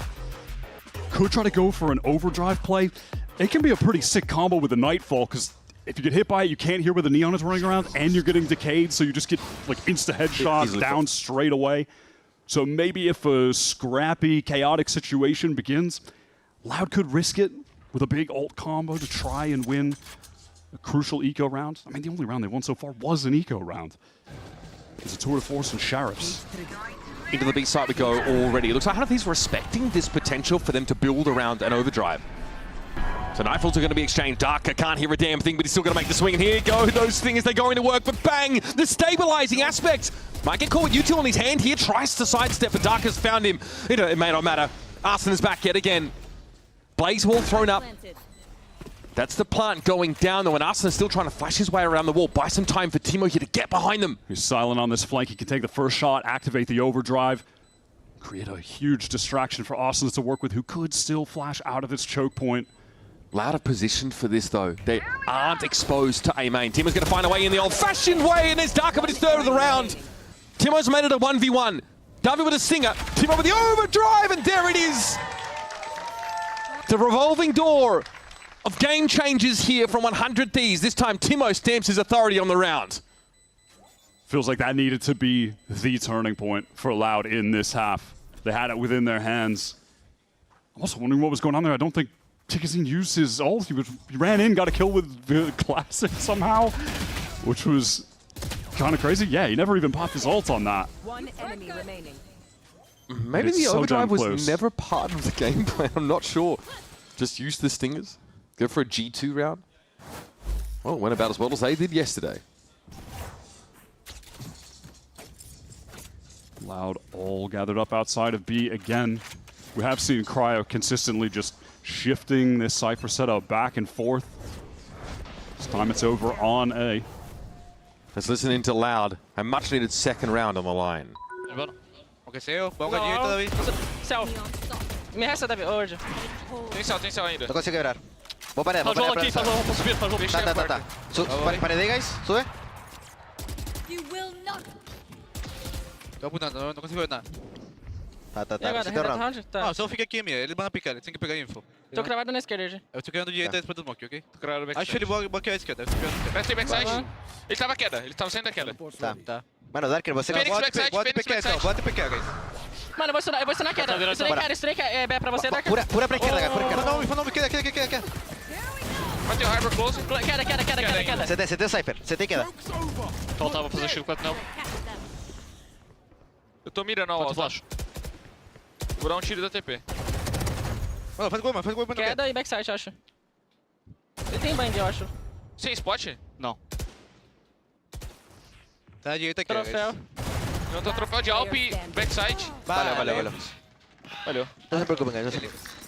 Asuna is just unbelievable right now. What can you say? He's able to get 3 kills there. The flashes were all blinding multiple players trying to get in. It felt like Loud, they dug deep in the bag of tricks, come out with a cheese round, anything you need to do to try to get a second one on the board with the triple wall boost. It finds the opening, but they can never get Asuna out of drop. He's doing so much for them there. He's finding the kills, he's getting the flashes, he's a consistent distraction as well, while the rest of the team are just fighting from backside. Tour de force here for Luxo. He's got to augment this weaker Arsenal. Timo's down. He actually goes for a walk up there out of A short. And so Loud are going to capitalize. They're going to press onto this part of the map instantly. This puts Cryo at center stage behind this Cypher setup. We have seen Loud finding openings, but they haven't been able to capitalize. Okay. A chance to breathe here. Arsenal's on his way over, but these kill trips starting to do some work. But earlier with the Guardians found Cryo. He is hit with the paranoia. They're ready for Arsenal this time. Takes 3 crosshairs, but they deal with him on the cave push. Finally, this second round on the board for Loud. Hard fought, but they get there. As long as they can deal with Vora doubling up, and he has no room to breathe, no space to work with. Loud finally get a second. The Sage is creating some interesting moments on this map for sure, behind some of these walls, for better and for worse. That's the opener there, well played around that one way. Yeah, so far we haven't seen the walls, been able to get a ton of value on the executes. 100 Thieves have been pretty good at breaking them immediately, but that's not a situation where that can be the case, and also gets boosted up by They might have some value defensively as well, Wyatt, just because you can, for sure. you can cheese the doors a little bit with them. I mean, if you're Loud, you're hoping you're going to have a great defensive half, obviously not just because they need the rounds, but they're playing a double Senti comp, right? This time Timo does not fully commit into mid. Look at this setup. Off Timo's contact, Reckoning flash through from Asuna. This is an immense amount of map control, Wyatt. It's going to be hard for Loud to wrest this back realistically. Loud are all forced out onto the periphery. What a cool trap play, just to bring out on the last round of regulation.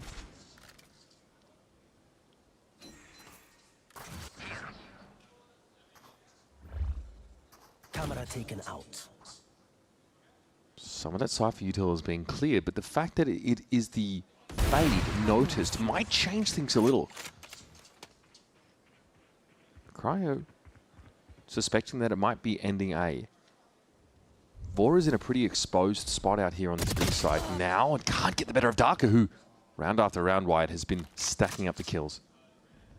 Throwing down those smokes on the B side as well. Teammates coming through Link. Might be there in time to greet them on that side of the map, but 30 seconds left. Not the case. Luxo's got that map control now. Sideline's being walked into by 100 Thieves. Here's a theft from Cryo. Can he convert this though into a meaningful advantage? Now Darker just steps up. All of a sudden brimming with confidence. A risk though to send it on that 1v1. If that goes Bang's way, Loud are in some serious danger. A little bit of a lack of discipline, but a lot of confidence. And it's going to allow Loud to put 3 on the board at the very end of this half. A credit to Darker, though. He does win that critical 1v1 against 4 on the B site. That opens things up. Has been there with the impact kills. Will 3 be enough? If Loud can get that pistol round and get... Abuse the double Senti. Yeah, abuse the double Senti, get everything activated with the utility, get an op in the hands of Luxo. Like, you could see a world where the comeback is possible, right? but it's going to have to begin with a pistol round win on this second half, or 100 Thieves are going to be stealing this map pick away with ease. Stick around, folks. 6 rounds separate these two, but the pistol round means everything as we come back after the break on Summit.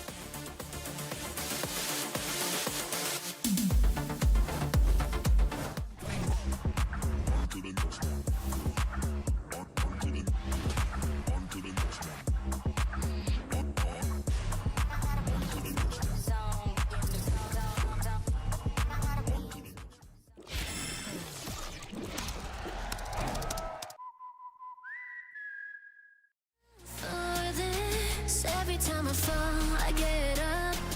All the way to make me bend. Turns these shaking hands to strength again. One of my favorite things about this 100 Thieves is the vibes that we see on stage. So, Cryo, what is it about this specific team that made you guys so close together?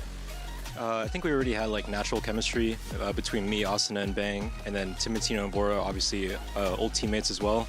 And honestly, none of us have like really like egos or anything. We all just really want to win. So like common goal there, and yeah, we're just gonna do whatever it takes. A lot of people's favorite team for a reason.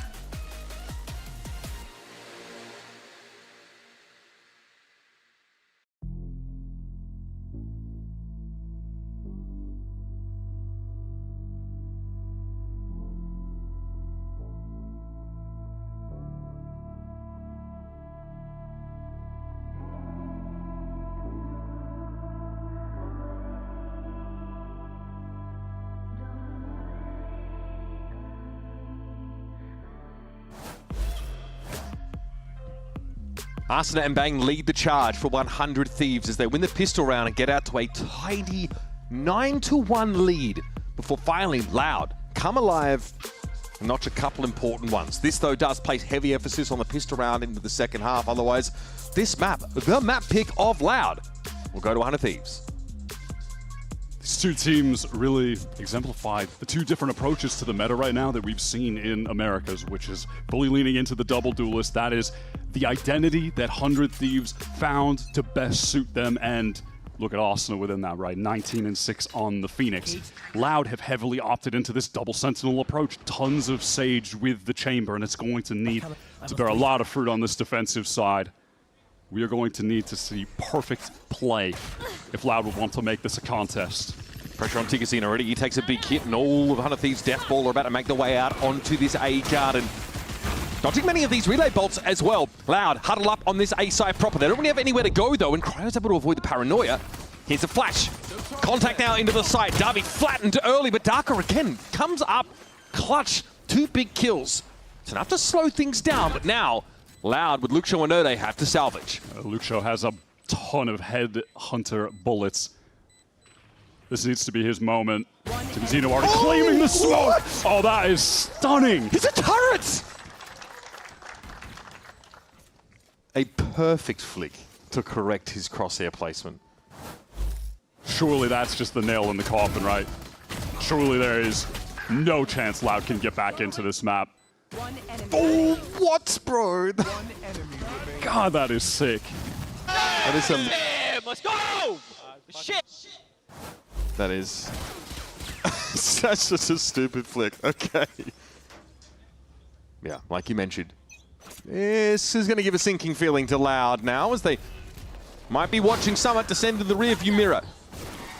Similar approach here, this time over towards A main, and the arresting util has been navigated by the attackers so far. This is an early play. Okay, Asuna stabilizes. Tigazine brought down to get the better weapons here and some decent crossfire setup to finding success for 100 Thieves. What's Ode looking for? Wait a minute. He's able to slip away. Cryo has to win this engagement. Just with the ghost, though? Are we going to check this? Yeah, come on. One enemy remaining. He's not your EWC MVP for nothing. Luxo 1 versus 2. Headhunter, no armor. Cryo gets a little rifle recovery. It is well within the skill set that Luxo possesses to win a 1v2 like this. 45 and 22. 285 ACS against G2. 31 kills on Sunset, and not a bead of sweat drawn by 100 Thieves. Luxo's been a problem, but not for them. Loud invested nothing into that round. They want to get the full buy here, but losing that pistol, they're not going to have enough money to get the operator for Luxo. And that has been one of the key pieces of their success.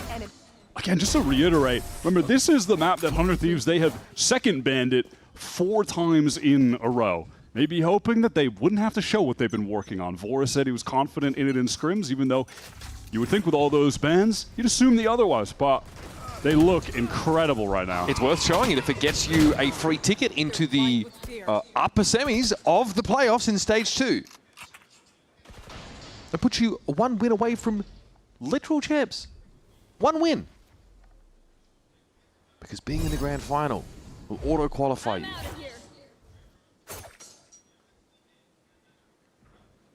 We have so much Valorant to play over the next couple of weeks, and 100 Thieves All Out could skip almost all of it.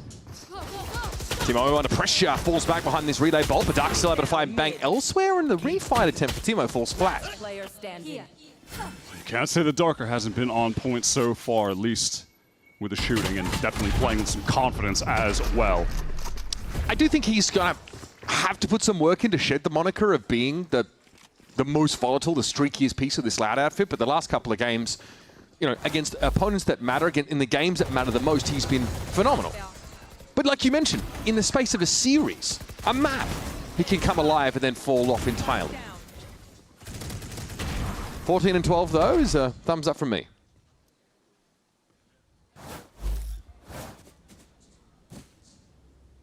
Uphill battle going to continue for Loud. Looks like they want to try to fight for some B main control, play close up in A main as well.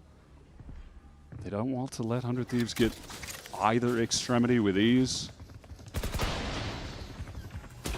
And it is going to force 100 Thieves through mid. Loud have to expect that that's going to be a possibility. Here comes that slow warp to just keep them at bay. Yeah, this double sentient look is already rearing its head. Really have 100 Thieves funneled here. And if they work towards Link, Loud have already kind of pivoted there. They have the trip to play off of as well. If they want to go back to A main, they need to use Util to re-clear. Luxo is so early on these darn flanks. He's just going to... There should be an opening here. Oh, God. Yeah, he has got it lined up, folks. And trigger discipline goes a long way here. But that is stunning stuff from Luxo. Cryo as well. He's ready for him, man. He's got them all on puppet strings. And Bank is just going to get shut down in the end by Tikazine. I think tactically, that was a really good round from Loud, and then you're capped off by a cool little play from Luxo. Able to get the flank while 100 Thieves were pushing in the Link, and he plays off of this team fight distraction. Darker, Tikazine. You can address this pretty easily if you're 100 Thieves by slightly adjusting your trip position on that B side of the map. But it won't be as informative if you place it closer to the B side. So it's worthwhile just playing under the assumption that you're going to be on a clock. It's been too slow so far from the Thieves.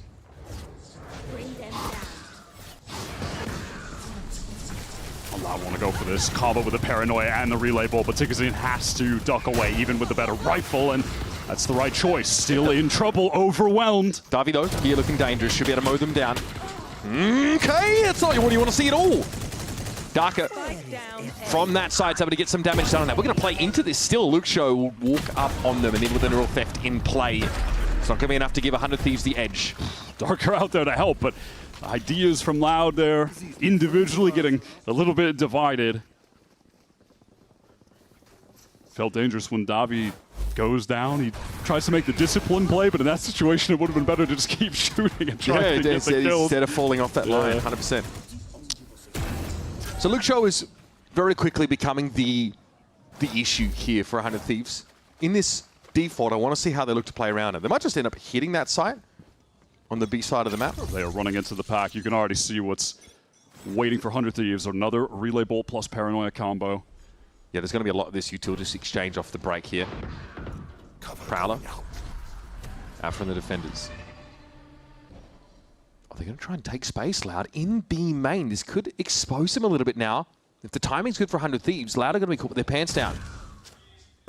They don't know Tikazine's close. Will they clear this? Arsenal's going to find out either way. That works. That's good information, even if it comes at the cost of that ultimate. But Tikazine's going to peer into it even further. He's found 3.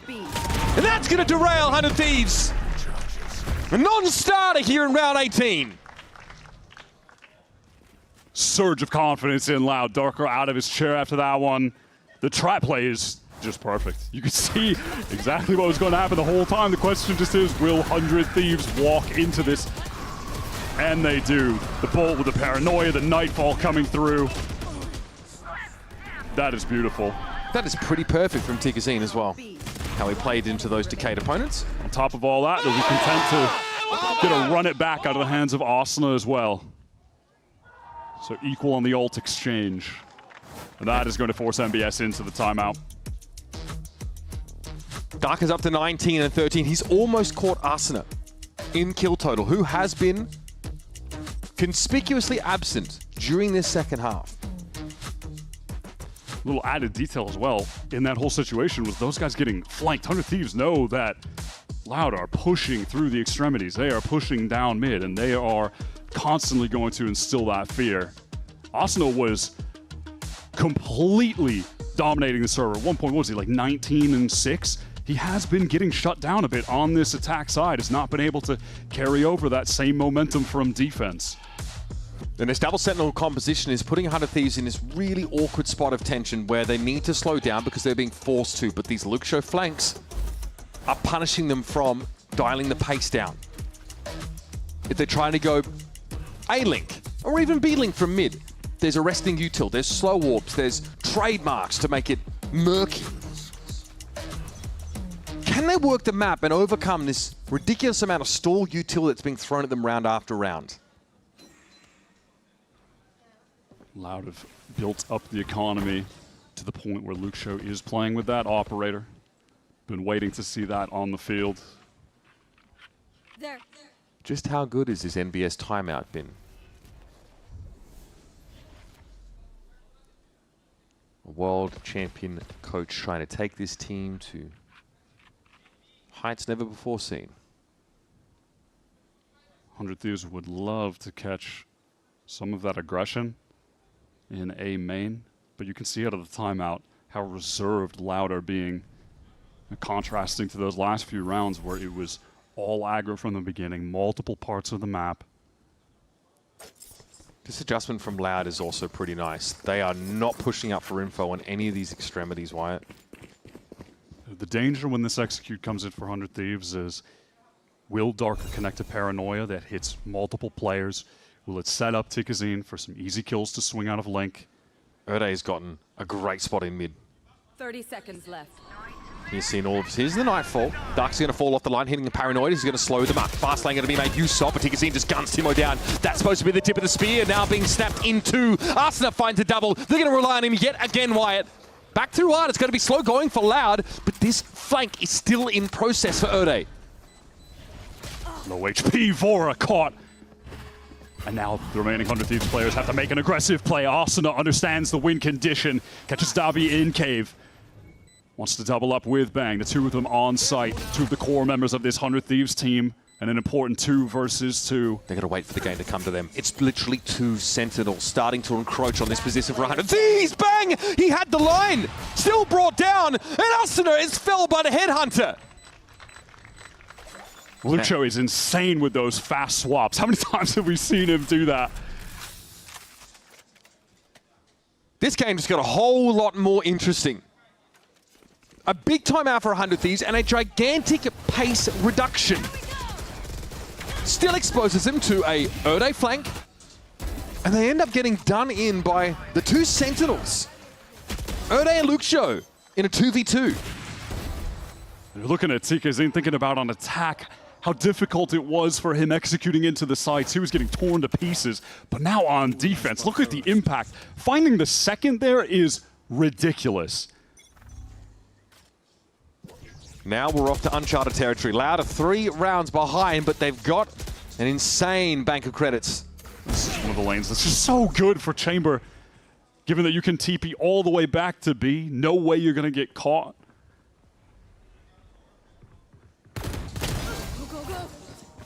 Feels like everyone is heating up individually. You're just watching the aim. I was going to say, sure, on a macro level, it seems tough for Thieves, but also Loud are shooting. Where it felt like Bang and Arsenal could do no wrong in the first half, here they have just failed to make a dent. And Loud are winning every duel. Don't place. 100 Thieves have to cobble together something compelling in this last 50 seconds. Otherwise, they are out of cash.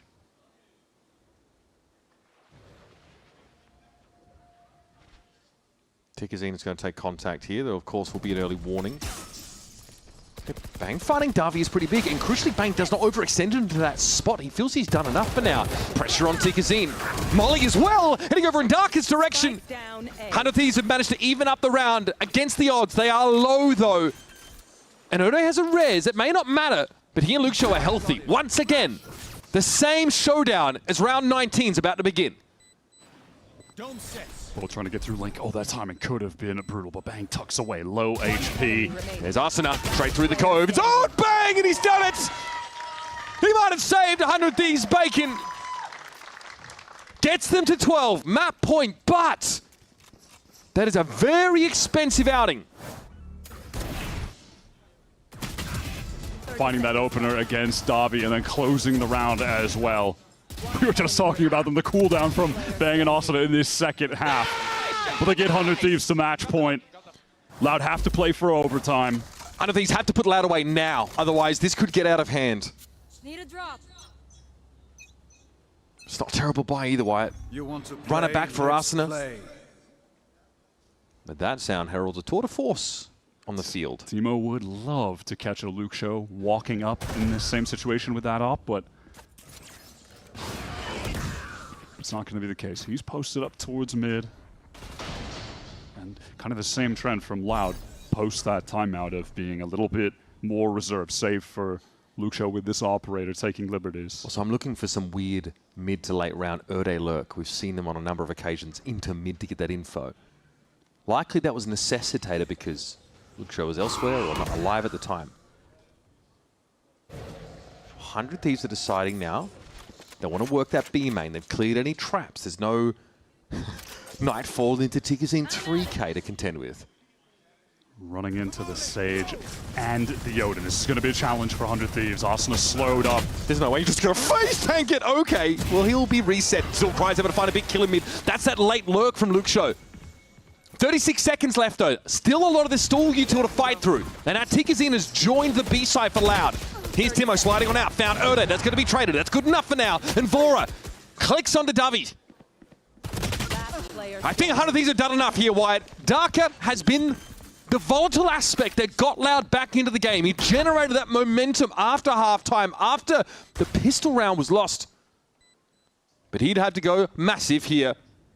And 1v4 to save the map. He'll take his first. That's Bang out of the picture. But he's going to check every flank out route and contingency. He can break this up a bit. Has got a smoke, but he's made his way through and also got pinged out by the Horn. That is suboptimal. And he'll be spotted by Vora, cleaned up. In a different timeline, that map could have gone very differently, but it's 100 Thieves getting out to such a strong early lead on the defense side that gives them enough runway to land the plane. And Loud make it challenging on defense. It feels like a mismatch for 100 Thieves there as well, but yeah, it is that buffer getting them across the finish line. It's an insane showing from Asuna. Again, hasn't slowed down in a single game in this series. But ridiculous. Yeah, having to play a double duelist solo Harbor Smoke against a double Senti, that's a nightmare. You have to do a lot of big site execs, and you're running into 2 Sentinels.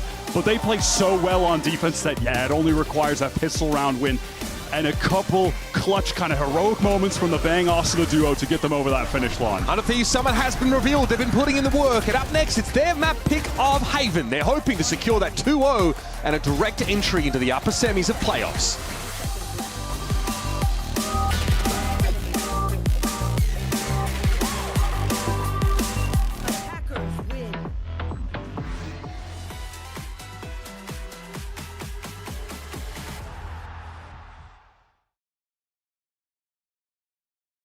Want to find your fastest server every time? Express like a pro and optimize your connection in one tap. Express and game without ISP throttling. Express and shield yourself from DDoS attacks. Express and choose the VPN trusted by gamers everywhere. ExpressVPN. Experience gaming the Express way. Fast, stable, competitive. Outplay the world. It's time to Express. Unlock free cosmetics, including Lightning Kicks Buddy and more. Scan to subscribe.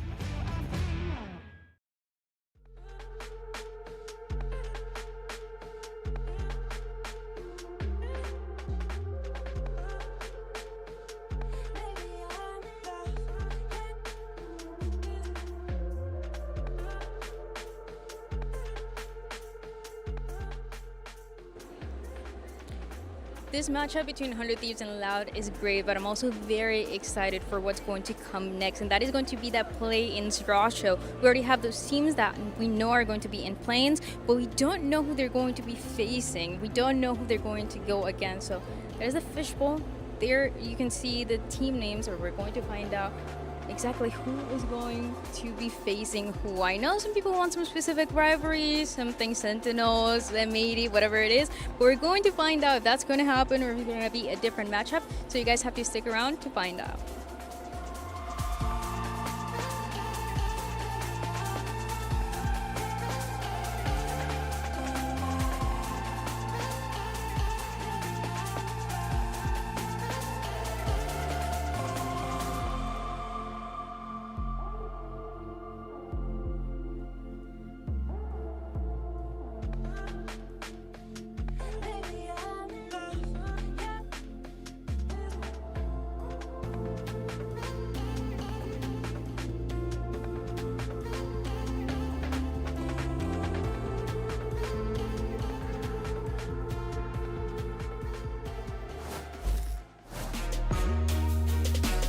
Trazer esse Ace, o Jack tá sem vida nenhuma, ele veio pro 4K, vambora, TK!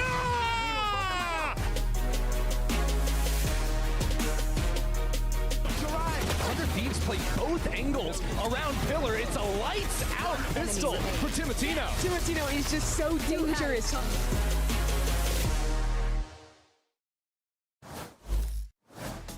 First time we see this map of Summit for 100 Thieves, and they get to get away with the win. And BS, I want to ask you specifically about this Harbor. We know that Bang can play the Harbor. He plays it on Breeze, but he's also an Omen player and has always been. So how did you make that decision of having him on the Harbor for this map? So we tried a lot of different controllers, and honestly we like both Omen and Harbor. Since Summit we didn't have that much preparation, so we kind of leaned towards the side where it would be more of a surprise pick. And also, like, we played Harbor not only in Breeze and Fracture as well to like a very good level. So yeah, it's like a combination of comfort, surprise pick, and yeah, I think Harbor is just an amazing agent. I mean, he was popping off today, but I also want to ask you about that second map. We got Haven, and you're talking about surprises. Loud is playing a pretty interesting composition with that Sage. I mean, if there's a coach that knows about Sage, it has to be you with the way that you guys were playing it in kickoff. What do you think are some of the weaknesses that you can punish? So I love Sage. That being said, it's very hard to make her work in Haven.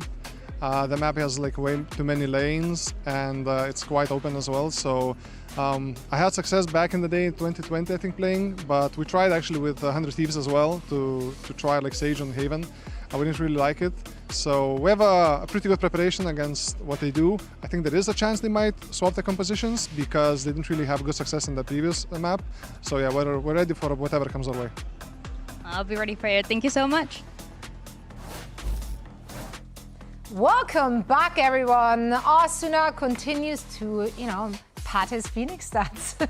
That was kind of the story in that first half. Of course, Bang has his back there as well. Those two guys were pretty much just popping off in that first half. No, and I think it helped them immensely for 100 Thieves. There were quite a few rounds where I thought Loud can win on the bonus or whatnot, but no, it starts off with Bang just having this absolutely absurd round, just gliding on these kids.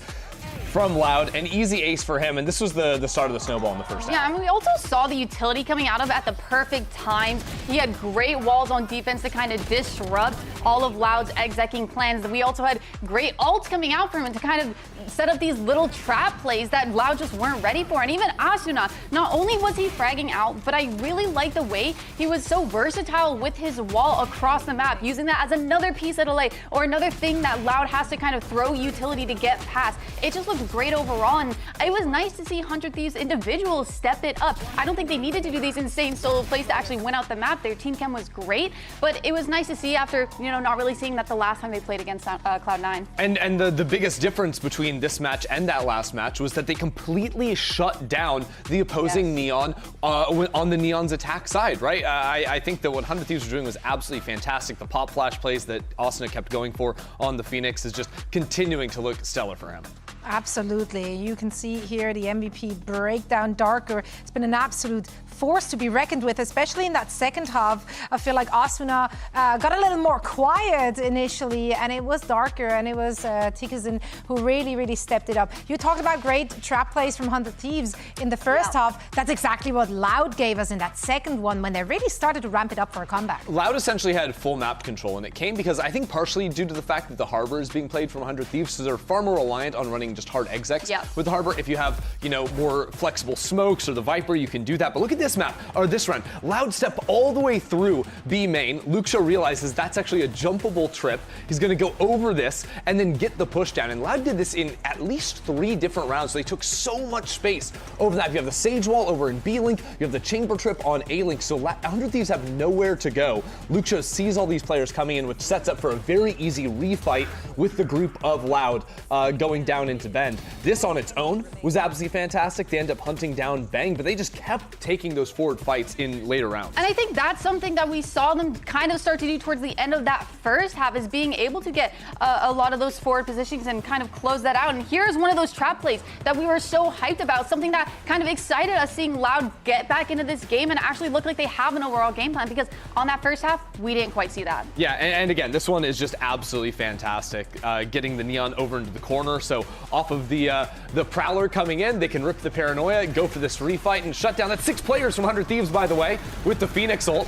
TK is just able to mow down these players and take an easy kill. And honestly, if Loud don't lose both pistols, and if not for the ace by Bang, if not for a couple of huge rounds from Austin in the first half, this is absolutely a Loud 1 map. It really was just a little bit of a slower start than Loud would have liked coming into this map, but I'm happy that we got to see 100 Thieves play it. They were definitely cooking when it came to it, and Tikazin, especially going from that first half to second, you saw him come to life, especially with those first kills. It felt like 100 Thieves were doing such a great job at shutting him down in that first half, but that second, he found his confidence back, he found his groove on what he wants, on the fights that he really wants to take, and absolutely dismantled 100 Thieves. Yeah, what a great turnaround here for Loud. Unfortunately, not enough to bring it over the finish line. So let's hear what Coach Roman Ali has to say ahead of map 2. Haven is up next, and Romanelli, last time that we saw you play this map, you were playing that same composition that we just saw on Summit. Are you going to change it or keep it the same? Well, right now it's not going to be more a secret, but we made like a few changes. So I hope we can bring it back the series with the changes in this map. All right, I'm looking forward to seeing the changes. Thank you so much. Excited to see what they've been cooking up for our next map. Haven is where they're taking us on the side of 100 Thieves to close out the series. The stakes are high, obviously. We're fighting for the first seed in Group Omega. Yeah, both these teams have already punched their tickets into playoffs. We don't know who's going to be the top dog of Omega. Of course, we know NRG on the other side is leading things. And I think for 100 Thieves, they came into the second stage with a lot of hype around them, coming off their win, and are expected to be the top favorites. Loud, though, Emily, is a complete surprise. Yeah, they're the complete underdogs of this group, right? Just looking at the performance from stage 1 to now, they've made so many vast improvements. The fact that they're, you know, in contention for getting that first seed over 100 Thieves, a team that looks so dominant. Whereas Loud, they've had a little bit more of a growth story, a little bit more of a, you know, happy to see them starting to finally find their footing. And, you know, it's just getting better from here on out. Yeah, Loud came into this weekend without any security in terms of making it all the way to playoffs. But because of that huge win versus G2, they have a chance to, if they can come back, replicate that and ride their way all the way to the top. That's right. I mean, at this point, they're playing with house money. Can they take it all the way and grab that first seat? We'll find out after a short break. Uber and Wyatt will be back with Map 2.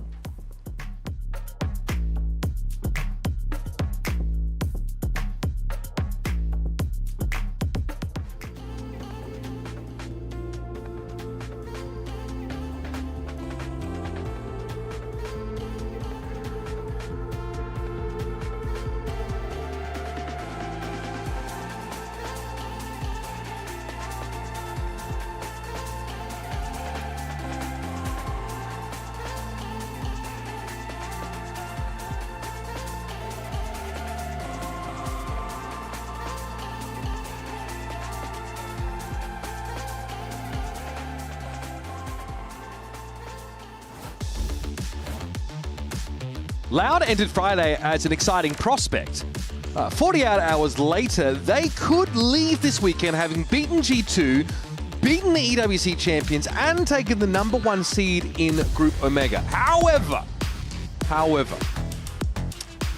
so far not off to a great start in this series. They choose Summit, feels like that's their silver bullet against this team, and unfortunately, they end up shooting blanks. This 100 Thieves team feel like they're taking their anger out on Loud at the moment after what happened to them against C9, which ultimately we might be looking at that loss as just a blip in what has otherwise been the best 100 Thieves run since their foray in that 2024 Stage 1 qualifying for the Shanghai Global back then, funny enough. But that being said, this Loud team, they're mixing it up. They want to approach Haven with a different composition. Obviously, different rosters in this stat that I'm about to give, but they are 1-7 on Haven this year. To some extent, the core of this team have not been able to figure it out. Romanilli, he's been there the whole time. Darker's been there the whole time. Lucho's been there the whole time. They've not been able to figure it out. They go back to trying to play double duels, which I believe they tried at some point with the Phoenix, but this time it's Air Day on the Phoenix and not Darker on the Phoenix, so they want to lean more heavily into the double duelist meta that they have almost entirely been avoiding. In fact, I think this is their first double duelist map of this stage. Quite a time to find it. Haven, I mean, we've seen a good example, NRG, have also felt like they have to play double duelist on this map too. The map seems to just call for it. This map is just so good for Phoenix. You feel an insane level of comfort on him here. Have to expect that Arsenal will just be carrying over the insane performance from Summit because he has been dominant on quite literally every single map that 100 Thieves have had this entire Stage 2 run. Even against C9, he still went positive in that series. I have got to go and compare his stats to the top stats from the other international leagues because I've got a feeling that Arsenal is doing things that nobody else is able to do right now.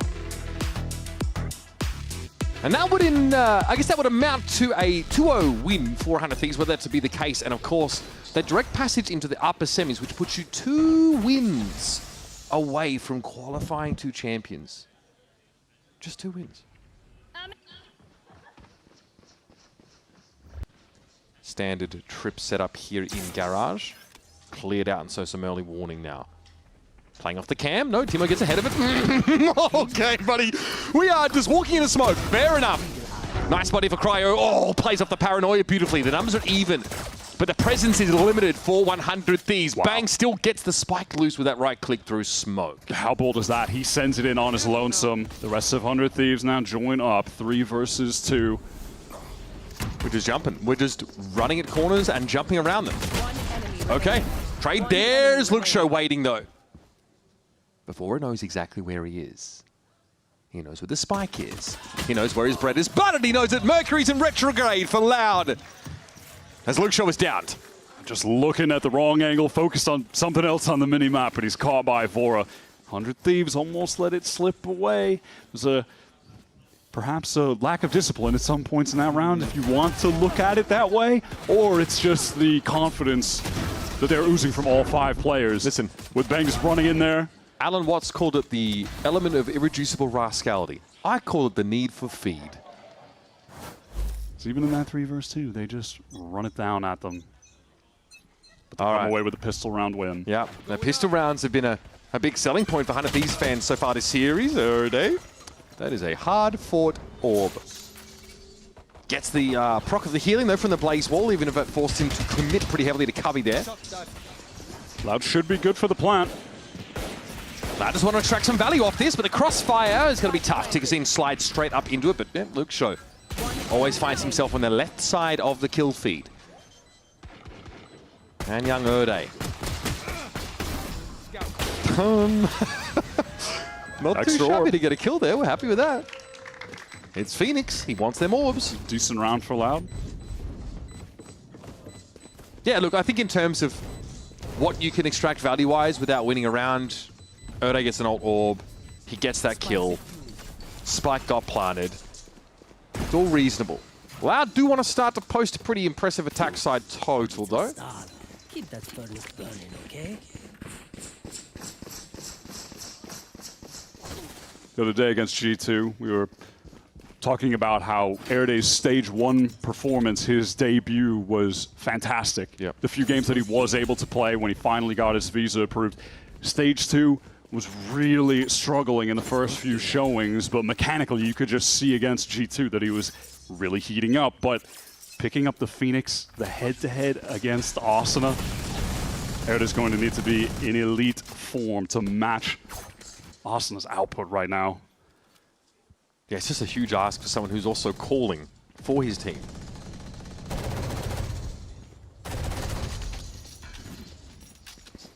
Davi is doing the Valorant equivalent of going fishing. And all of Loud have made their way up to B main. Trip destroyed. Cry's going to peer in and try and take the fight, but he's going to be overwhelmed more quickly than not. Asuna's back off the angle. It's going to get pressure, though, by Tickersin. Stun is there, but there's a crossfire. Tickersin disrespects it. He knows he's got the better weapon. Cute shock dart there for Vor to get some damage, but ultimately, B belongs to Loud. And there's Luke Shaw emerges with 2 very snappy shots. And this is what you want to see about as late as you want to see Loud get going on Haven attack site. But I'm convinced. Loud felt like they could just get into that B site easily again. Kind of same situation as last round, but they actually have guns here. So when they go for one of the fights in the link after getting that spike down, they have the tools to get the kills. Flawless. Economy getting boosted up.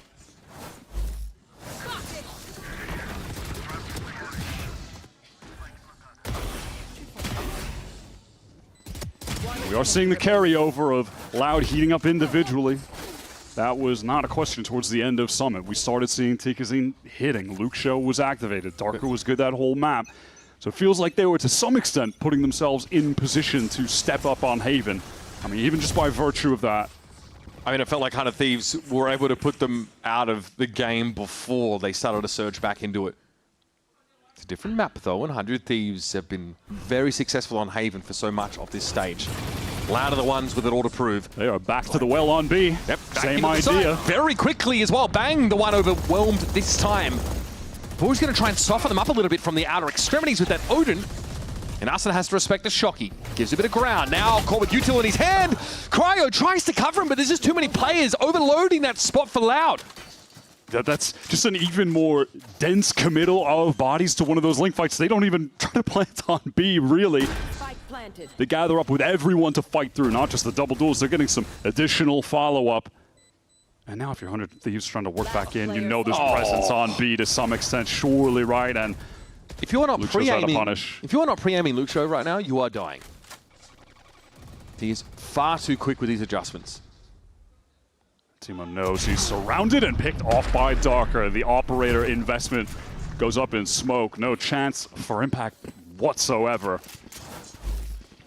Wow, not looking too bad out the gate.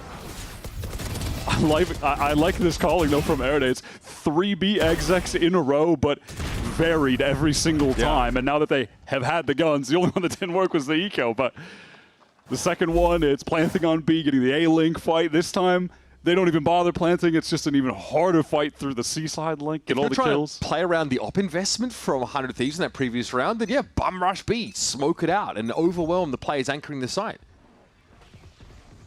Bang's on a Marshall. We've heard those loud comms. We know how Erede likes to call for the team from opening to mid-rounds. He is constantly guiding them. Asuna, backside. Little Phoenix head-to-head, only with the Bandit. Not a bad double up there. Mild danger, but yeah, Loud should be able to stabilize from here. Some weapons. So Bang and Vora sneak on in and upgrade their arsenals. We'll see if they can maybe use those weapons to put a cap on this economy that for Darker, Luxo, and Davi is getting a little bit out of hand. Spike planted. I'm excited to see Erede continuing to call on this attack half, though. That is one of the other cool kind of parallels between these two teams. Two IGLs new to the Americas scene this year. Both of them have showed more than promise. I mean, Vora has showed serious results with the EWC trophy. Bang needs to be careful with this drop. He knows. He's very low when he touches down, and Luxo's covering the other one. Holding on to a paranoia there, just no opportunity to use it to try and play his teammate into the site. Loud have now found that lead, and in doing so, have looked pretty flawless. Look at the state of the economy. 3 players at cap right now. 4 ults coming into this round. Loud could snowball this game. Vamos! Vamos! Vamos! Vamos! I just like that they move over to a default that round and they catch multiple 100 Thieves players pushing up for info. That was, of course, a low buy round. Oh, the counter spam is sick. You never really see that. That might even have won out on that exchange. Vora is quite low. Okay, here comes Util over the top. Cryo now needs again to be able to anchor this site and find success. Can he do more than trading? He doesn't even get that. David just sprays him down to the cyber cage. A flash around the corner. Here is that flank timing from Bang. Instrumental moment. I'm sorry, did Bang pop his ult to get all the way behind them in the midst of everything? He did. I think so. That is an insane heads-up play. It looked like it was going to go Loud's way. They isolate Cryo, and there's only one spot where he could be if he's still on site, so Davi gets the free spam. Run it back going through, but 100 Thieves are so quick to respond. And that is just such a cerebral play from Bang to be able to get them in the lead this round. Luke Show. Just going to save over this op, even though the economy is insane. Yeah. You want to keep that. You don't want to give it to Timatino. It's a matter of principle, really. Rounds like that, though, for 100 Thieves, they can sprinkle enough of those in, get to 5. They're going to be feeling a little bit more comfortable about getting to go on the attack side. 2 Odins bought up, a bit of spam at the start of the round. 10 seconds left. Glad here, I don't think you're too bothered. I think you lose the pistol. You're already fighting back pretty strong on this attack side, and also it's a proof of concept for their double duelist look, which has been good. TKC's getting involved. Erede also has had some great moments. They are also, if the economy ever gets a little dry, they're going to be sitting on overdrive and run it back.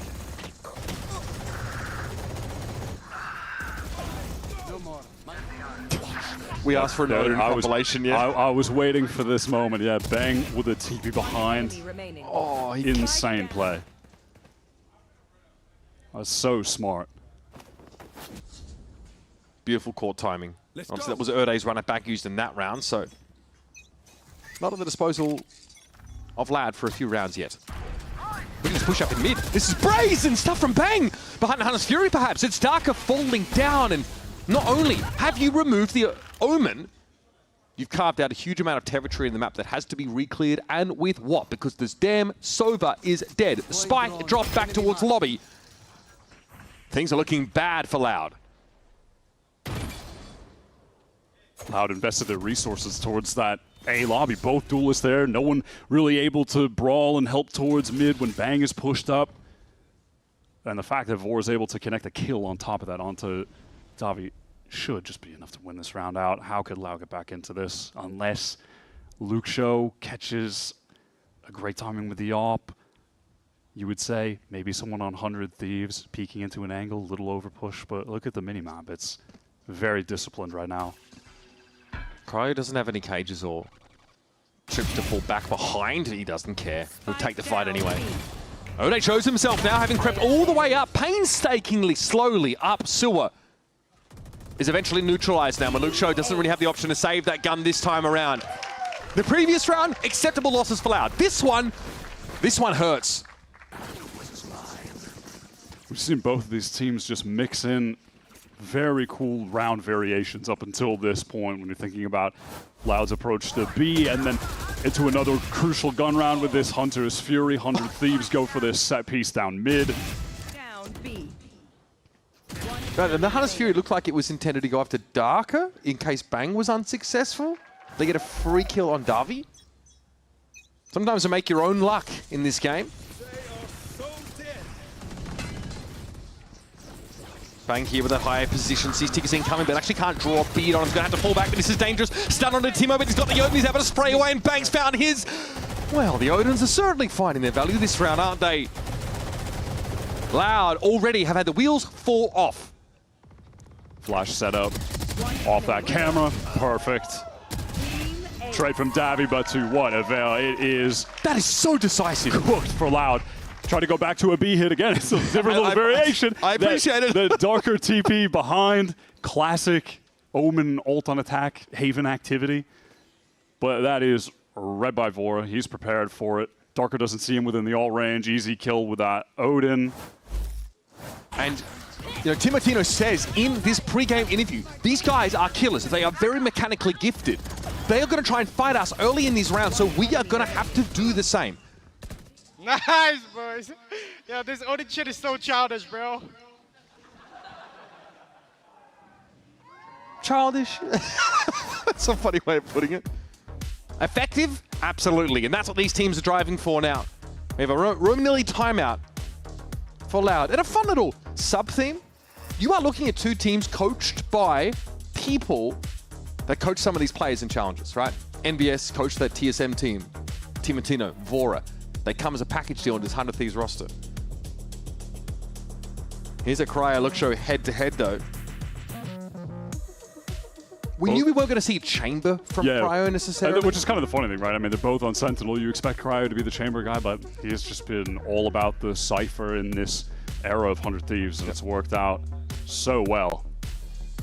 A very disciplined squad. Goes back to the two different approaches to the meta. I mean, even within what you were saying, Timotino, speaking of how brawly this Loud team could be, how talented the aimers are, ultimately, Loud are trying to run what 100 Thieves have perfected right here. 100 Thieves' identity of double duelists is what has catapulted them to the top of the Americas scene, and Loud are trying to recreate that, and it's a look that they have not leaned into at all this stage. Wyatt, broadly, I think Loud are trying to emulate 100 Thieves in general as a team who come together at the start of this year with a new look and already find an international trophy. Loud are trying to accelerate this process even more. They have to do it at Champs, though, where the competition would be fiercest. He's one for Timo. Childish, it may be. It's getting results. Odo's going to push ahead of it, though, now. Maybe have a chance to salvage the weapon. He's quite deep, and Arsenal now will be called back to address this. The near side. Bang was full flash there, but oh my goodness, he's a little sharp with it, isn't he? Davi here, speculating, is still brought down by Bang. Hate to be Brazilian players against Bang.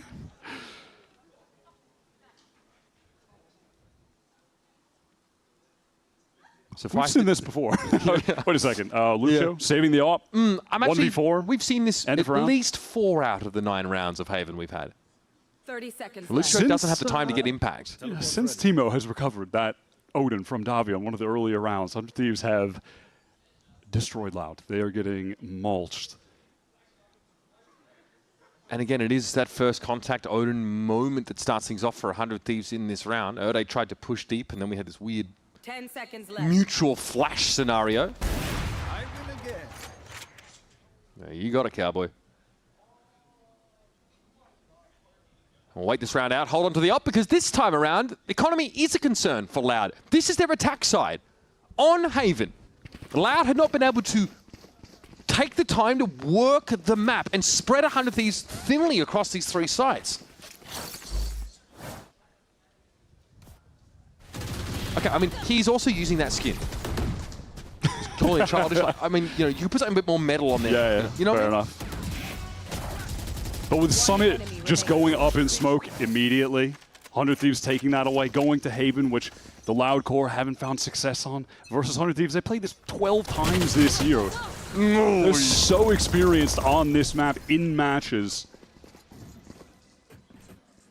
And since making the flip of Arsenal to Phoenix, Teemo to Neon, they just leveled up on this map significantly. I mean, as with the rest of them, right? But going from a map they love to play with mixed results to one that is no longer mixed results that they're just so good on. Teemo gets out of this round with any value. Oh yeah, I would have been shocked. Down to 10. Tough fight to take before and Arsenal in this A site, and they are fighting. They're refusing to be forced out of it. Not sure what to make of that one. Arsenal attempt with a run it back. It's going to be Bang playing from hell. Spike down A. And demonically demolishes the Portuguese player. That was a crazy situation with Darker teleporting into heaven as the runner back goes out. The health is just so low. This guy, I'm sorry, he's not beating the allegations anytime soon. That is ridiculous from Bang. Another 3-piece.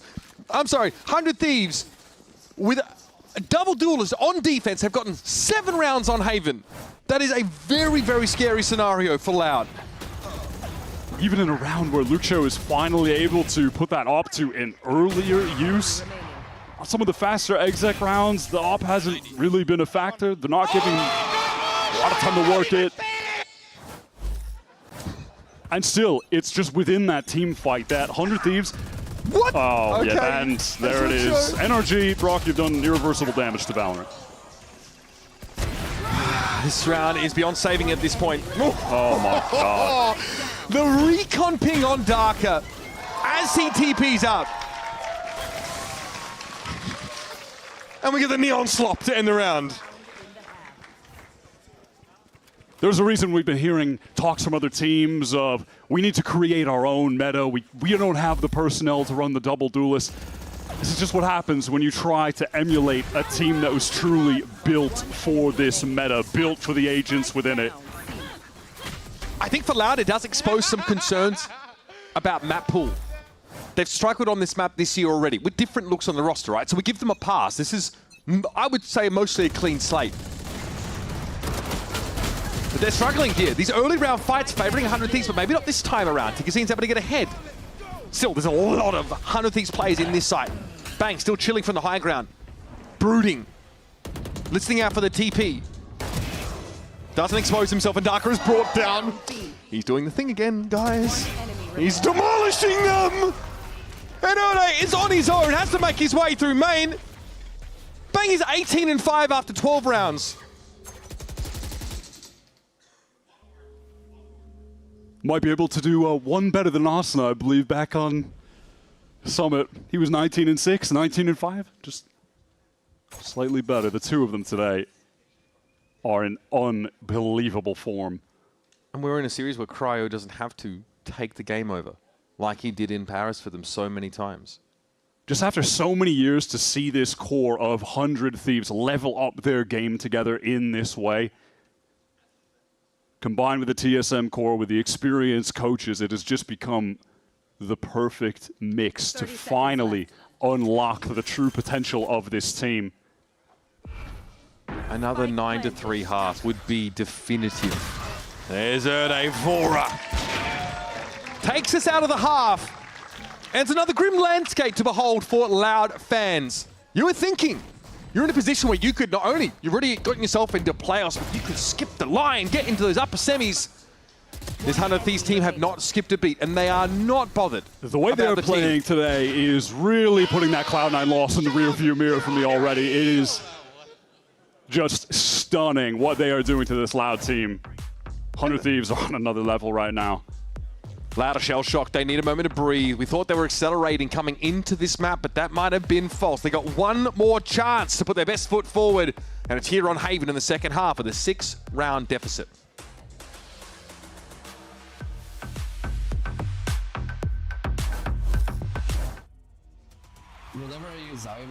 say I just feel my element. Demon 1 is good. Without Nyack, the biggest difference was the ghosting. It was a immediate change. If you see something and it's not actually there, you're gonna miss your shot. Black Equalizer and Vibrance, I can react quicker to it, I can shoot better at it.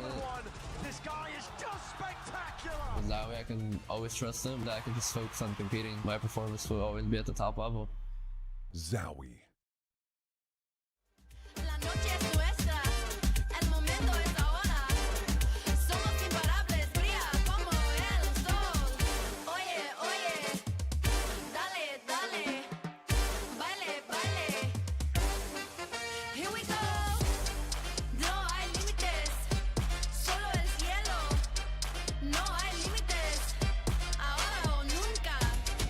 No hay límites, solo el cielo. No hay límites, dale más fuego.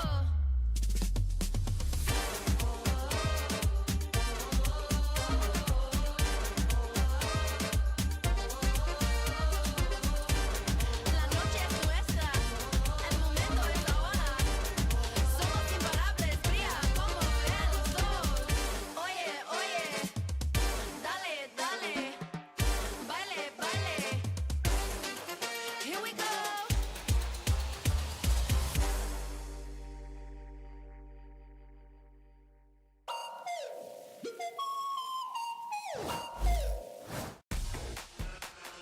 All right, folks, back here into Haven.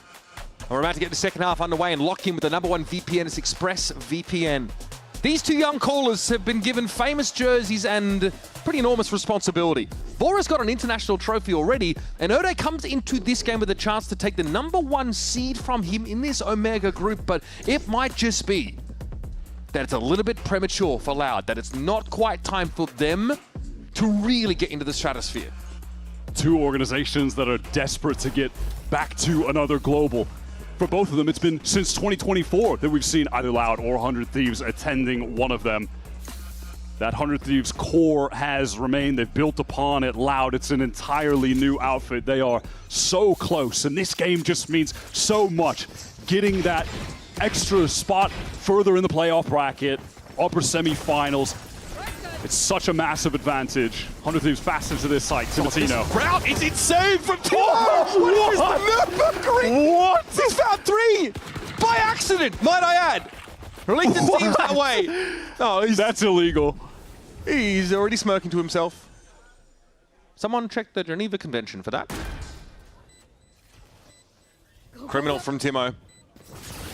Looks like he'll be posting bail because he is going to have every kill in this round. Timo's been afforded the chance to find the ace, and he's done it! Is there no one else? Is there no one else that can stand up to this young gun? And the best part is, we barely mentioned his name today because his teammates have been doing the carrying. That is unbelievable. Oh my God. Can you report for cheating in an official match? Is that menu still there? Bro, he's straight up zimming out there. He's zimming, bro. Oh my God. It must be nice as a coach. Back it up, guys. Back it up. As MBS, back it up. Being able to just throw your hands up and say, none of what I prepared for this pistol round mattered, and that's okay. Luxo still wants to make a statement. Loud have invested nothing into this round. We are just in the exact same scenario as Summit. 100 Thieves being up, 10-3.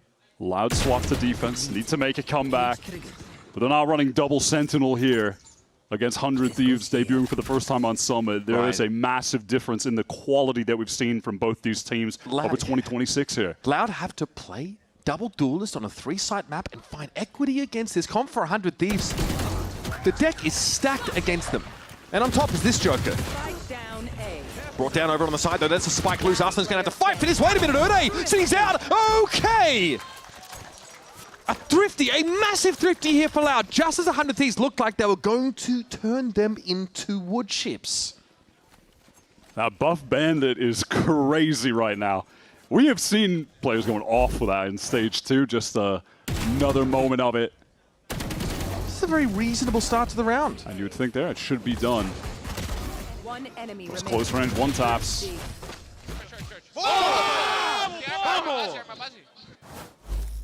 Okay. Well, perhaps the celebration was slightly premature. Loud able to do this same thing on Summit. But, again, on the macro level, they're definitely up against it. What are they going to do? They're going to get some defense side pops with this comp. They can't play this comp the same way they did on Summit.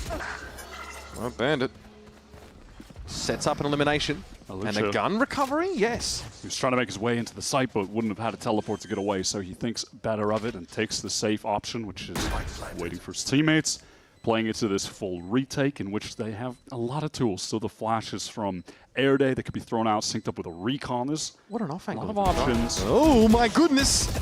Running into the close range Bandit is the least ideal of the situations they could be in. Arsena shows himself, but it's the paranoia here from sight that could be massive. Arsena peeks into it, though he's stunned up. Can't complete the kill.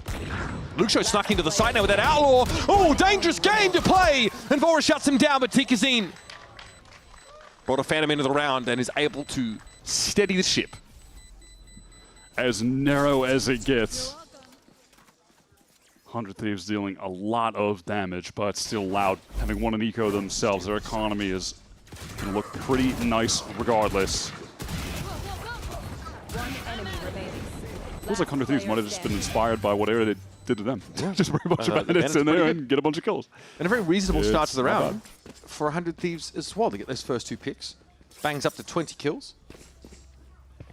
And this really is just a parallel to Summit, except Loud need to win this game to stay in the series. There are no more second chances. This economy for 100 Thieves is still very nascent. On stage, I'm hearing them call these 3-2-1 swings as they look to get that mid control. Do they believe Luxo's there?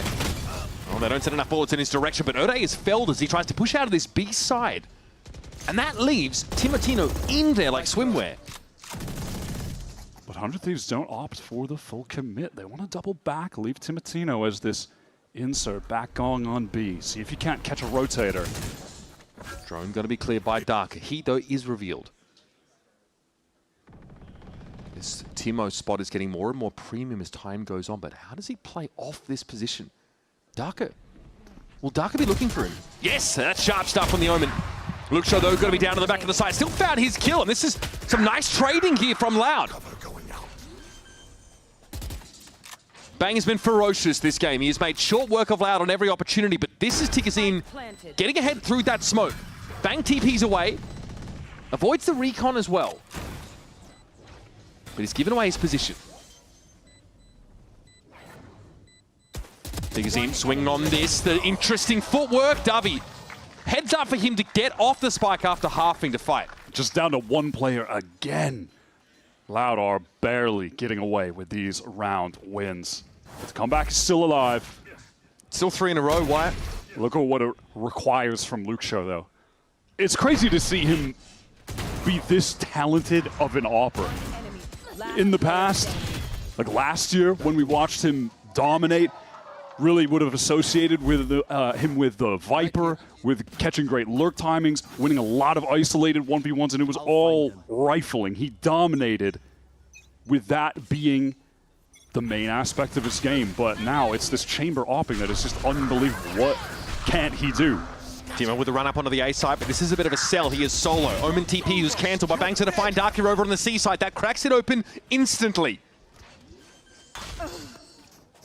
Okay. Tikazine, great catch. Loud have a chance now on the 4-on-4 retake after losing this C site to a very cool set play. The Vora called into action on this round 17. Tikazine has the overdrive to get back in. Now Luxo is someone who was a teammate of Sato's for quite some time. Yeah, wasn't an AWPer back then. 100 Thieves have fully given up the site. They have this run it back. Arsena getting right back in there. Big kill. And that was in run it back as well. So it's a freebie for 100 Thieves. This could be the round that breaks the back of Loud. 100 Thieves are certainly hoping so. It's going to be tough to get this defuse out in the open. It's on Davi, and Vora is already trained in on his position. A very important round to once again, much in the same way as Summit, get some wind in the sails of 100 Thieves as they try and close out the game before Loud really come alive. It only takes a few for them to get this across the finish line. Again, after such a dominant defensive side. And it's again Bang with a ridiculous TP. Yeah, this was just such a cool set piece that 100 Thieves bring out, selling towards A with Timotino running up using that fast lane. And then back towards C, you have Bang teleport in, the whole team rotating to get there, and Darker is all completely unaware. Loud relegated to the eco buy. Luxio would have to do something of serious significance with the tour de force. Maybe Erde can get involved with the Guardian. It's going to be a later push here for Cryo up sewer. Timo sees the molly though, doesn't want to test it. In fact, they sold something here, but Tick is in. Sticks around and fired, and he's burned 3 of them down. How? Has he gotten that amount of value? This was Loud on a bit of a half buy. 100 Thieves just afraid to commit there, hearing that ult go off. They want to just post up at long, but they are destroyed by that overdrive. What the heck did we get here? What a ridiculous thrifty. Another one from Loud. That was in round 2. They also found a crucial thrifty with those bandits. This one, though, looked a lot more electrifying, if you'll excuse the pun. What is this? What is this re-swing for 3? Insane. All headshot damage as well. They are getting beamed. I can't see Tick. He's moving too fast. I mean, that angle was so tight as well. To get like all headshots is crazy. And look at how this has just flipped the game on its head. Yep. 100 Thieves now on the eco. Loud should be bringing this to 8. Still within touching distance of the comeback. At least Bang gets his 1. Oh, wait a minute. Okay, Vora found by Davi. Loud do not want to play around on this anti-eco. They don't want to give 100 Thieves an inch here. They themselves know just how easy it is to get a thrifty here. Erde with the push-up. We saw this a lot on Summit on his defense side. Spot it out. He'll be able to buy some time and close this lane off, or so you'd think. 1 enemy remaining. 100 Thieves wanted to fight him. That is not advisable. Nice round from Erde, who is surprisingly ahead in this Phoenix head-to-head. This might be the first map this entire stage where Asuna has not been putting on a dominant performance. The game's funny like that, isn't it? Yeah, Asuna basically could do no wrong. Walking on water virtually on Summit. Here on Haven, which is such a great Phoenix map as well. He has not been able to do anything, legitimately. Very, very quiet. And hey, to an extent on defense, didn't need to in plenty of rounds when Bang has given you 19 kills for 5 deaths, whatever it was, right? Timeout time for 100 Thieves. Much to think about. This is looking eerily similar, though, to what we saw on Summit. And MBS there was able to come up with the answer. Now, 1 win, once you get into the upper semis, so win this game, clear that first round, 1 win can be worth 4 or 5 champions points for you. That sort of gap is going to close pretty drastically. And if you assume that Leviatán, NRG, for example, might be in that grand final, right? Then the invites to champs will fall down. They'll go to the next highest people on champions points, which is why they're so crucial still, even though there's such a big gap between NRG and 100 Thieves, for example. Yeah, because for instance, a scenario that very well could happen is 100 Thieves close out this game. They win today. They're up to 9. And then if they come in 3rd place, they'll be at 14. They'll be uncatchable by the rest of the pack, who right now are just trailing them, but that's not going to be a possibility later. Normally, the importance of this game, 1 champion point, but your placement in playoffs overall also is worth champions points. Yeah, the importance of this game can't be understated. Close out the first portion of this second stage. Go, go, go. This half starts with a ridiculous pissed around moment from Timo. Spray transfer with the frenzy to find 3. But since then, the glory moments for 100 Thieves have been few and far between. It's an NBS timeout and now a renewed approach to this attack side. Pacey through Garage. 100 Thieves trying to get into this C site. Testing Darker here again. He wants to maneuver into this fast lane. He's stunned up, but it doesn't matter. Oh, there's Davi as well getting involved. Darker eventually falls, but it's at the cost of this Hunter's Fury. Davi low in the back corner. And 100 Thieves have come up with nothing. Except a single kill on Darker, who basically had already derailed them. That's tough. That Loud support comes in so quickly to assist Darker, who's pinned in that corner, gets his kill off of a lot of the counter utility coming in, giving him a little bit of breathing room. Davi had a fantastic ult there. Just a very consistent, intelligent, supportive player on this team. Zowie is wonderful on this round. Denies 100 Thieves the round win out of the timeout. Forces them onto another eco. Takes these Loud guys a while to get going, but when they do, serious momentum. Inertia is a real thing.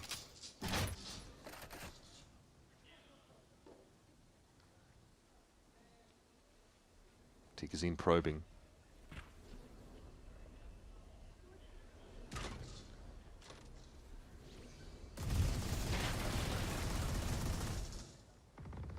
Trying to find an angle and a little bit more. Luxo may take first contact here at A main though.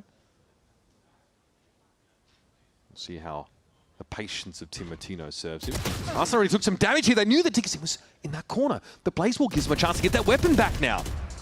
Loud can't allow this to unravel. And if Luxo has his say, that will not be the case, evening it up to the 4-on-4. Neural theft, pretty good. 100 Thieves finding advantages How in is that Arsenal. caught? He recovered the Phantom, he's into the B side. Shut down eventually though. Ode with the run it back in play. 100 Thieves have now lost that weapon. It's too deep, it's too far from them. It's inside the B side. Of all the players to go into, do you really want it to be Luxo? Absolutely not. Cryo with that trade though is still going to give 100 Thieves a chance. We haven't seen Cryo up Finally, too he's much got in it this stage, but one of the best of all time in Americas. This game, this round, is winnable for 100 Thieves. A pick here on the player in heaven could be massive, but it's a heads-up smoke that's going to force a relocation from Cryo. Makes it very awkward for him to play with his op. Vora's about to get flashed into next Tuesday. Here tries to turn it, but he's just ruined. Do they line up? Do they line up? That's one with the op. Now Cryo in a position to clutch. No, Dark is there. Dangerous waters for Loud. If they navigate through, and it's a one-round game here on Haven. 100 Thieves are that close to dealing a Thrifty back towards Loud. What a turn of momentum it would have been. But Luxo comes up with multiple important trades as the rest of his team were being caught in some awkward situations.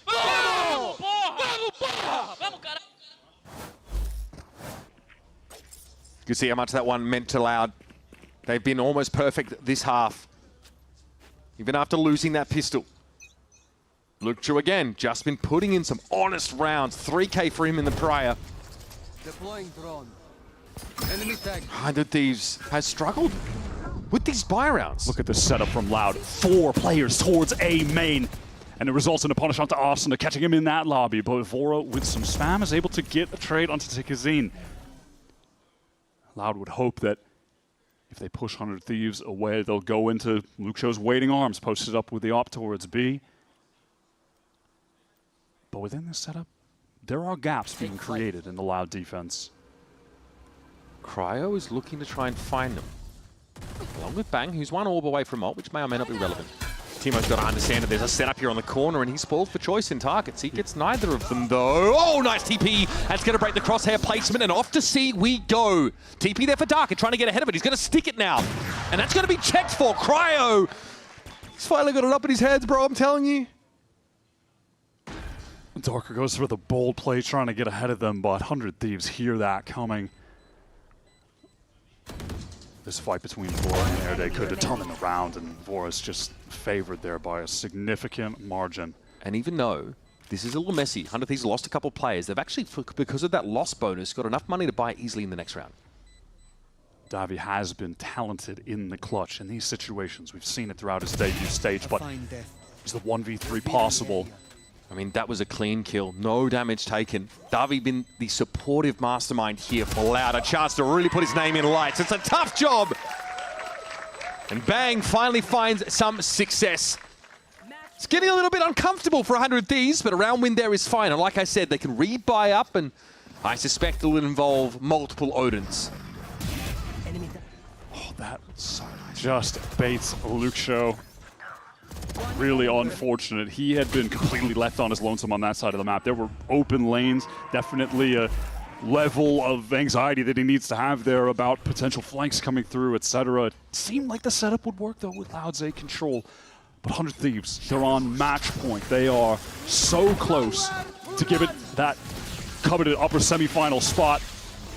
Davi wants to shut them down with the early Hunter's Fury, and it's a sick catch on to Asuna. Loud staying in the game. Luxo here with a push up mid. Al drone to clear A. Timotino has the orb this time around. Oh, and he's found Erde. That's big. Phoenix down. There's a push up here into Garage by Darker. This is reminiscent of Summit, these slower attack side rounds for 100 Thieves. Some really smart protocols to clear unknown space. Erde might be down, but Luxo, Darker, very much alive, very much hungry, and very much hunting for opportunities to put Loud ahead. Luxo is getting into the right position on C. Timotino contacting up. He absolutely put them in the 1-3. How does Timo get that? It's a keyhole shot. That is absurd. The superstar for Loud is already out of the picture now. Darker has to try and salvage, but Timo! He pulls the overdrive. Crestfallen Loud realize they've not done enough to bring this game back. And Davi again had to find a brutal clutch in the last round. This one is even harder. 400 Thieves players stand with him, between him and a reprieve, and it's not to be! 100 Thieves claim the top seed in this group. Skip that first round of the playoffs and remind us that C9 loss is just a blip. These guys are still in Championship 4. They have now brought themselves so close to making it to Champions, to making it to a Global for the first time since 2024, to finally living up to the monstrous expectations that are always placed upon their shoulders. You mentioned it, but that loss to Cloud9, that is in the rear view window. They looked fantastic today. Asuna's performance on Summit was incredible. Bang, the MVP of this series. Both maps just phenomenal play. The defense on Haven was a masterclass in anchoring. For months, 100 Thieves were trying to escape the weight of expectation, the weight of what they were unable to achieve. They succeeded so spectacularly that now expectation is exactly what awaits them. The whole of America, so maybe the world expects this team to be a fixture in the playoffs of Americas and maybe even champions. Just a couple victories away when we get to playoffs, and 100 Thieves could be there. And honestly, when you watch them play, when you see the individual level that they're at, how they've evolved together, they deserve it. Asuna is on a generational run. 6 years in, and he's playing the best Valorant of his career. And we know what it's like to be a 100 Thieves fan. We know it comes with a lot of anxiety. That anxiety, though, if you believe, is going to make wins like this, and maybe those in the future, that much sweeter. Loud is such a promising roster. They've got a lot of talent. They have really exceeded expectations and how quickly you can turn a roster around with these young players. Erne's calling is fantastic. Darker's finding consistency, but they're not quite there yet. They have a lot of talent, but they don't have a lot of options as to how they can make it to Champions. They are going to have to go all the way to the grand final. There's a lot of Champions points required, and yes, they have to basically auto-qualify from being in that game, which means that, yes, they don't have to play through play-ins. Those playoffs are going to be brutal. Let's head down and dry it at the stage for the Verizon post-match interview with Asuna. 100 Thieves get the win against Loud and end up with that win for the last match of the regular season. Asuna, congratulations after this matchup. And you have been throughout, but towards the end, now you end up as the highest rated player this whole stage. You have been insane. How have you found this consistency? Honestly, I don't really know. I just keep doing the same thing I've been doing, and luckily it's all working out. Yeah, just being really confident and taking my own plays and believing in myself. And yeah, I had a pretty rough second map to close it out. So definitely a lot to learn and improve still. And yeah, luckily I have Sean on my team, one of the best omens, so he just pulled me through. everybody in the team has been incredible, but also looking at what's going to be ahead and the growth as well that you've had. I know that you were able to get that win in EWC, but the work is not done. You're trying to make it all the way to Brazil, to Champions, and to win those. In what form do you feel like the team is right now compared to where you want to be to make those things happen? I think we're at like a good 60%. We still have a lot to improve and learn, and we're just still getting better, and we're still trying to figure out, you know, map pool and stuff, even though we won in EWC. And luckily we still have the hunger and drive, so we're still very passionate, putting in tons of hours, no one's slacking, and we want to make it to champs. We're definitely seeing all the progress that you've done since the beginning, not even this year, but even before, but this team is just connecting more than anyone else. And my last question for you, or maybe the last message that I have is, what do you want to say to all those fans that have been with you from the beginning, and what can they expect from you in playoffs? Thank you so much for all the support, and it really means the world to me because I know it's hard to support, you know, a team that fails at the final hurdle, but we're going to make sure that this time champions, we're there, and we're going to make it to another Shanghai. Another Shanghai. Yes, that would be the next one. Well, Asuna, thank you so much. This is everything that we have for the Verizon post-match interview, but don't go anywhere. We have the Plains Draw Show coming up.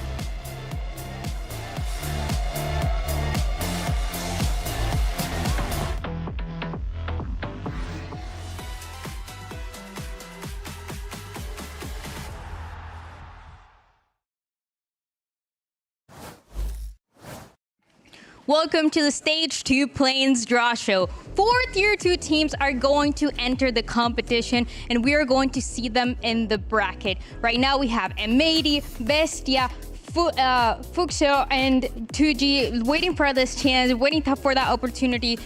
Now it's time to find out. I know there's a lot of rivalries, but Nick, you're going to be here assisting me. Can you explain the rules to us? Hey everybody, so the rules are quite simple for this one. In this fishbowl, we have the 4 challengers teams from Brazil, Latam, and North America.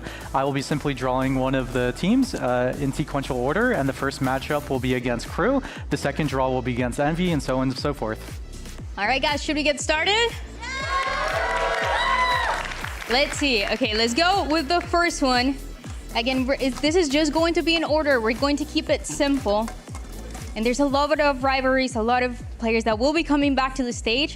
We'll find out if we're going to have those matchups. So the first one is Bestia. So this is actually pretty incredible. Bestia is going to be facing Crew. So Takulija and Melser are going to face some of their teammates and old players that they've had in the past. Let's go with the next one. I think that was a regional matchup that we can't wait to see. Now, next up is Envy, that Ascension team that we had at the beginning of this year. Who could they be facing? And it is going to be M80. M80, that NA org that got the #1 seed, and if you see what's next, I think everybody's wishes might come true with that Sentinels matchup, but we'll see. Let's move into the next one. We got Fluxo. If you guys are wondering who this team is, they were La Masia, this team that was not signed before, and in just the past couple of days they got signed, and they're going to be under that organization. So let's see Furia, who is going to be facing. There's only 2. Furia is playing against 2G. 2G, our team that made it from the last chance qualifier very recently, is going to be players like QCK, Shenum on that matchup, and against Furia. It should be an interesting one. So the last one, that means that Fluxo is going to be facing Cloud9. Let's double check just in case. And there it is, Fluxo against Cloud9. Those are your matches. Crew against Bestia, Envy against M80, Furia against 2G, and C9 against Fluxo. This is everything that we have for this play-ins draw show, and that does it for the stage 2. We'll be back Thursday. Nick, thank you so much. For the first day on play-ins, thank you for watching, and here's the Samsung OLED Fast Replay.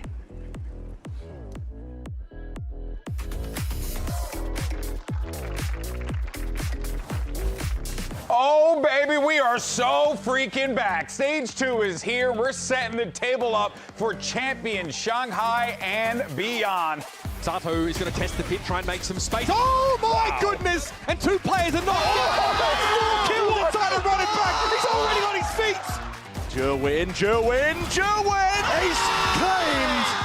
the ref needs help. Okay. Help him out, guys. We're gonna have to. Okay. There's Digizine solo on A. Perfect timing. Oh, the line up for Digizine! In for main, Davi left to do it all. Davi weaving in and out, kind of playing perfectly. It's telegraphed and still it doesn't matter. You can see it coming and he just don't care. Verno pulls it through and away, but Ethan just peeling back. The tornado closing. Ethan! God almighty! We're good on Summit. Yeah, apparently. It has been a year to the day since we last saw a 13-0, a complete and utter dismemberment. He does this very, very famously. He does that. I am so shocked that that table did not just break. There was property damage about. But it's Leaf chiming in with that Phantom. Roxy as well, tapped up himself, and here comes Leaf looking for another one. It's going to be on Jack to go 1v2. It's going to be! Oh my God! Wow, instantly? No hesitation. Hot dog.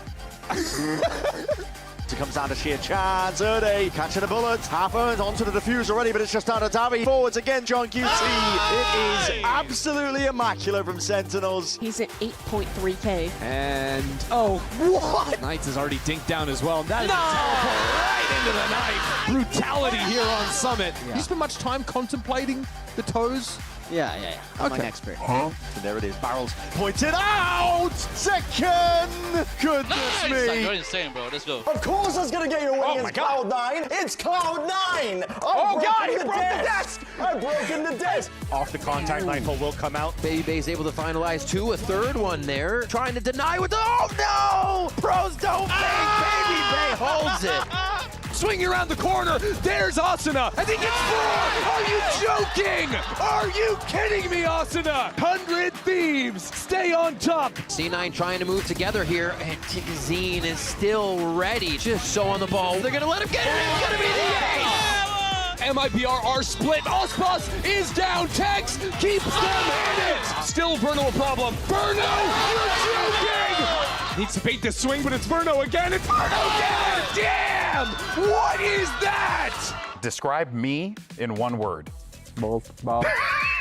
But his teammates are coming through. Knights gonna get chopped down. Basic 3, that's the ultimate. The Thunder is rolling. Basic for the edge. Basic has got it. Team 1 breaks the wall, and he's charging it for Basic. He finds him.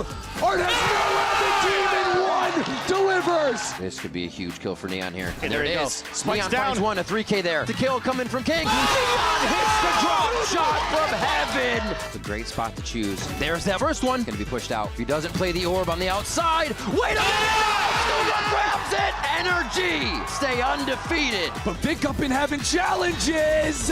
Oh my word, man. Towards that A side calling. Oh my God. Give me a good mean mug. There you go. Yeah. Ooh. Oh, they don't know. They don't know. Okay. Jack hits one as they drop into sight. Another and a third. Beautiful stuff coming from the rookie. And a fourth.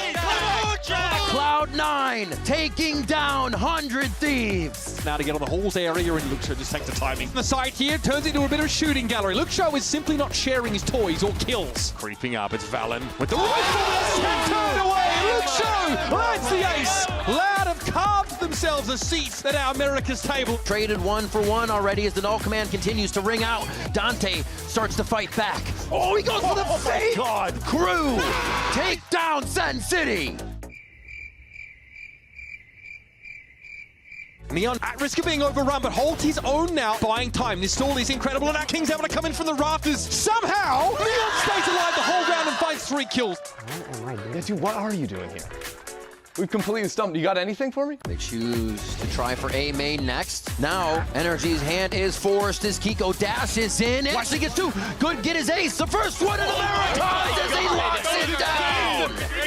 That's the end. Tigazine, bang though, just running around on that side. Luke Show with that near side. It's bang for 4. Hate to be Brazilian going up against Bang in the server. Ridiculous. Fast into this side, Timotino. Route is insane from Timo. What? Timo's been afforded the chance to find the ace, and he said it! Damn! 100 Thieves claim the top seed in this group. These guys are still in Championship 4.